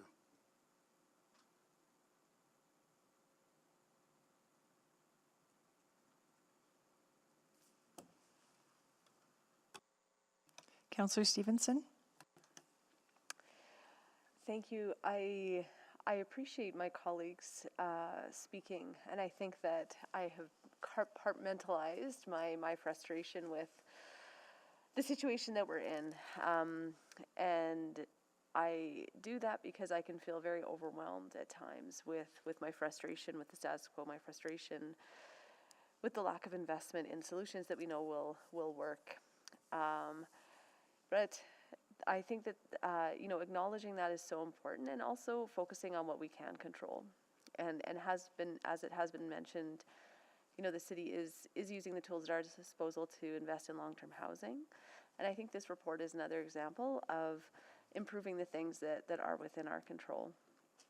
So as I mentioned earlier, I really appreciate the orientation of this report towards housing, and think that the explicit statement that our response is focused on clear, consistent, and rapid connections to housing is critical, and acknowledging that the only sustainable resolution to encampments is housing profoundly changes how we approach these conditions as a community. I really, and recognizing that we need to continue to not diminish individual or public safety as we deal with this. I really appreciate all the thinking that's gone into this report, and particularly want to highlight the exceptional work that I thought was done in terms of the really clear-eyed analysis of the status quo of what's working and what's not working. And I think too often we shy away from what needs improvement, and I really appreciate the explicit recognition of what we can do better, and the really constructive approach to how we do that. We cannot advance, we cannot do better if we don't know what's not working well. So thank you all for your honesty and in sharing that. I also really appreciated the recognition that we can't just evaluate an approach without also looking at the depth of implementation. I think that that's what I hear most often is, oh, well, we've tried this and it hasn't worked. I appreciate not being willing to just completely walk away from a system without, again, understanding, is it the system, is it the approach, or is it our ability to have implemented it? So this really enables us, in the words of one of our speakers, to not disrupt the good work that is happening, but to add in the elements that are missing. So I just want to note a few things that, again, we didn't get a chance to speak about, but things I think will make a really, will have a really strong impact on, again, sort of making a bad situation less bad, I guess. The encampment response coordinator, again, fantastic to just have more centralized, well, just like someone who's not doing this off the side of their desk. I think that is a huge burden that's on staff right now, so really appreciate we're getting that resource. A community safety liaison or something like that. Again, one of the complaints I hear most often is not just the presence of encampments, but the fact that when a resident or business reports them, they don't hear back and they don't understand what's happening. So increasing that communication, I think, will go a very long way to reduce friction. Looking at increased strategies to reduce fire risk, excellent. Active priority list, really, really exciting to see that happen. Moving forward, and again, it's such a huge amount of work, and I appreciate that the team has been realistic in terms of how that can be rolled out. But really looking forward as we continue to evolve this, looking at the segmented and personalized risk assessments, I think that will be really significant, again, in shifting how we're addressing the conditions. So I am hopeful that these will lead to, better outcomes in what we recognize is an unideal situation. But it will improve things for those living in encampments, residents as businesses around encampments, and also for our staff. So I just wanted to acknowledge, as my colleagues have, the very hard work that staff at the city are doing, from all of the leaders here at the table, to also the public-facing folks who have been stuck in a really terrible cycle as well. So want to acknowledge and appreciate their work, and hope that this report is an answer to their concerns as well. Also needing to recognize the incredible work that's happening in community, and the insights from our speakers and the work that they do, and the ongoing work day to day of the agencies that are supporting those in our community. So thank you for the work. I am excited to see this evolve and continue over the coming years. Thank you. Councillor Tang? Thank you very much, and a huge thank you to everyone who came out to speak, for the staff and the frontline workers and the partners who have been really involved, entrenched in this work.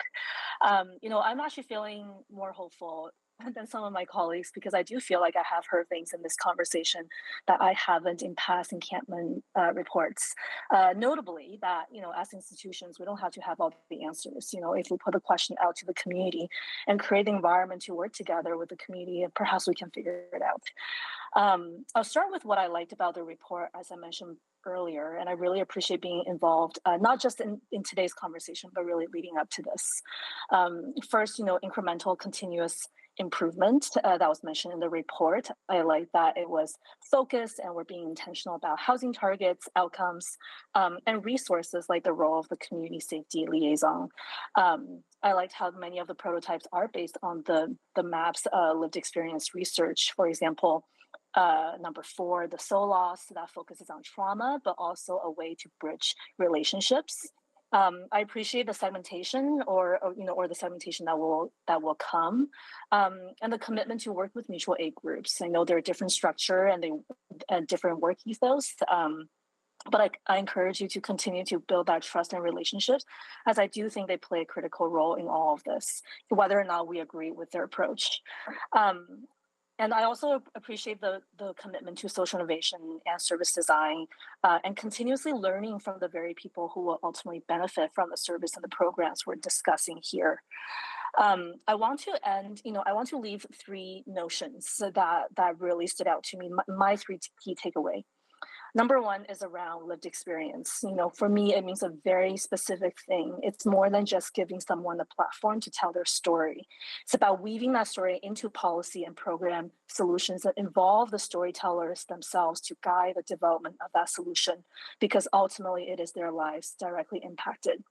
And in so doing, we actually create conditions and environment that benefits people beyond those storytellers, to neighborhood folks, businesses, agencies, governments.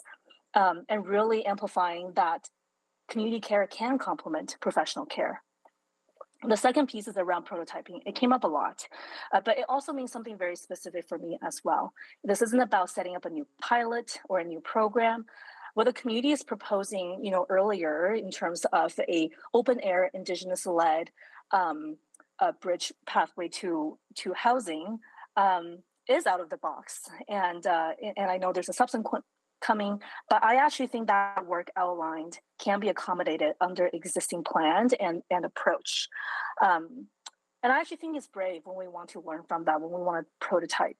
We prototype when we don't know how to get to a better outcome in the future, which no municipality has figured out the silver bullet answer when it comes to encampment. And we do have to reconcile that maybe, despite setting up the sandbox to test new roles, interactions, and settings, working with communities, asking different questions, we still might not get the outcome we are hoping for, but we don't know if we don't try. And finally is this notion about polarity, and I think it kind of gets to what my colleagues have been talking about. Encampment is a symptom of failed social housing and safety net policies from various levels of government. I get that. And for people to choose sleeping outdoors over shelters, it makes you question a lot about our existing systems. And this is all true on one end. That's why we don't stop at advocating for minimum shelter standards with the province. This is why we continue to talk about housing for all as an important permanent solution for the crisis before us. This is all happening on one end of the pole, but on the other end, people are in transition. They're waiting for housing, for spot and treatment and rehab. They have no good place to get a good night's rest. What are we doing for them? And we should be holding both of these truths in balance. So I think polarity thinking is good for complex social issues. And in this report, at first I thought that it was really heavy on one pole. Let's call it service provider solutions. And the other end is really about the end users, which is what we heard a lot from the community. And I think both of them can be good, and we should consider both of them rather than favoring one over the other. And I feel like we're getting to a place where we are allowing for that, and I think that's sound. And finally, we talk a lot about housing, and I'm really reminded of a lot of past work and conversation we've already had.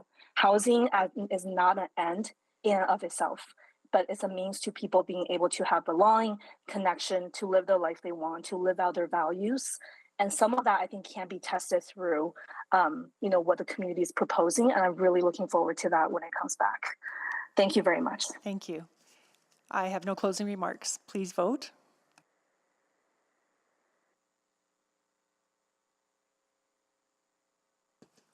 We have 4 votes. Please display the vote. And that has carried. Councillor Paquette? Yes, thank you, Madam Chair. Subsequent, the administration identify appropriate partners / stakeholders to develop a prototype to create bridge pathways from homelessness to housing and recovery, and provide a report, including an update on any budget implications, funding sources, and necessary agreements with consideration of the following criteria, receiving guidance from a circle of elders and knowledge keepers, that any potential transition spaces identified provide access to clean water, washrooms, waste services, sacred fire, security, personal storage, safe disposal, and transportation to support services. And to introduce it in 15 seconds, there's obviously going to be a conversation with administration about what that might look like, what budgetary implications it might have, and what is actually possible in what term. And we will get to that before we get to council to debate the motion. So no one is flying blind. And with that, I would say the magic word, requisition. Requisition. Thank you. This has been requisition to council. We will, next week, we'll come in front of council, correct? Yeah, April 17th. Okay, great. Thank you very much for that. So we are completed with item 7.1. Now on to 7.2. Councillor Rice, did you have a quick question for administration? Yes, Chair. Do you need a presentation? I do not. I can put motion and on the floor and then Please. to ask a quick question and then we can Okay. just vote. Okay. Okay. Sounds good. Go ahead. Councillor Rice, if you can just send this up to City Council because it's a bylaw and it'll require the necessary readings once it gets there. So that means I just move this recommendation to Yeah. City Council. Yep. Thank you And so for the much. ballot. Okay, thank you.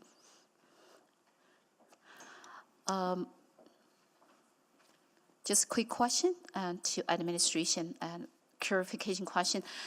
In the reports, for the range for the youth council appointment is 13 to 23. So it's my understanding the current one is 14 to 23. So right now we change it to 13 to 23, or is it always 13 to 23 for the age? It's our understanding that this isn't a change. So is it always like 13? I think the purpose of the bylaw is to provide a bit more clarity. Yes, I just have this clarification question. I want to understand this age range. So age range is 13 to 23. You're correct. Okay, so that's all my questions. That means it's always 13 to 23. That's correct. Okay, thank you. Thank you. So I guess now it's time to vote on this, or does this just go? Yeah. So time to vote. Please vote.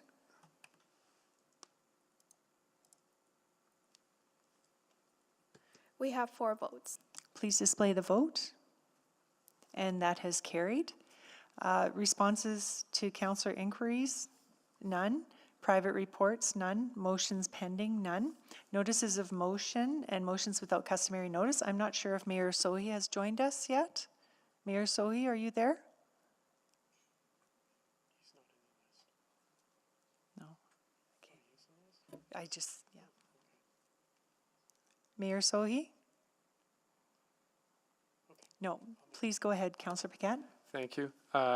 That administration provide a monthly verbal update to council on the progress on the transit safety plan and the downtown core and transit safety plan until such a time that council is satisfied with the progress on this work.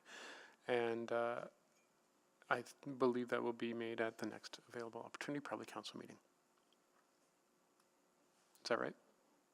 I was just counting to 5, yes, and their mayor just did a great job of reading in his notice of motion. Got it? Did you, yeah? As read by Councillor, who read it? Paquette? Okay. Yeah. It was my idea in the first place, but go ahead. Oh, here you go do it. Where is it? It's done. Is it done? Okay, good. Okay. Okay, good. And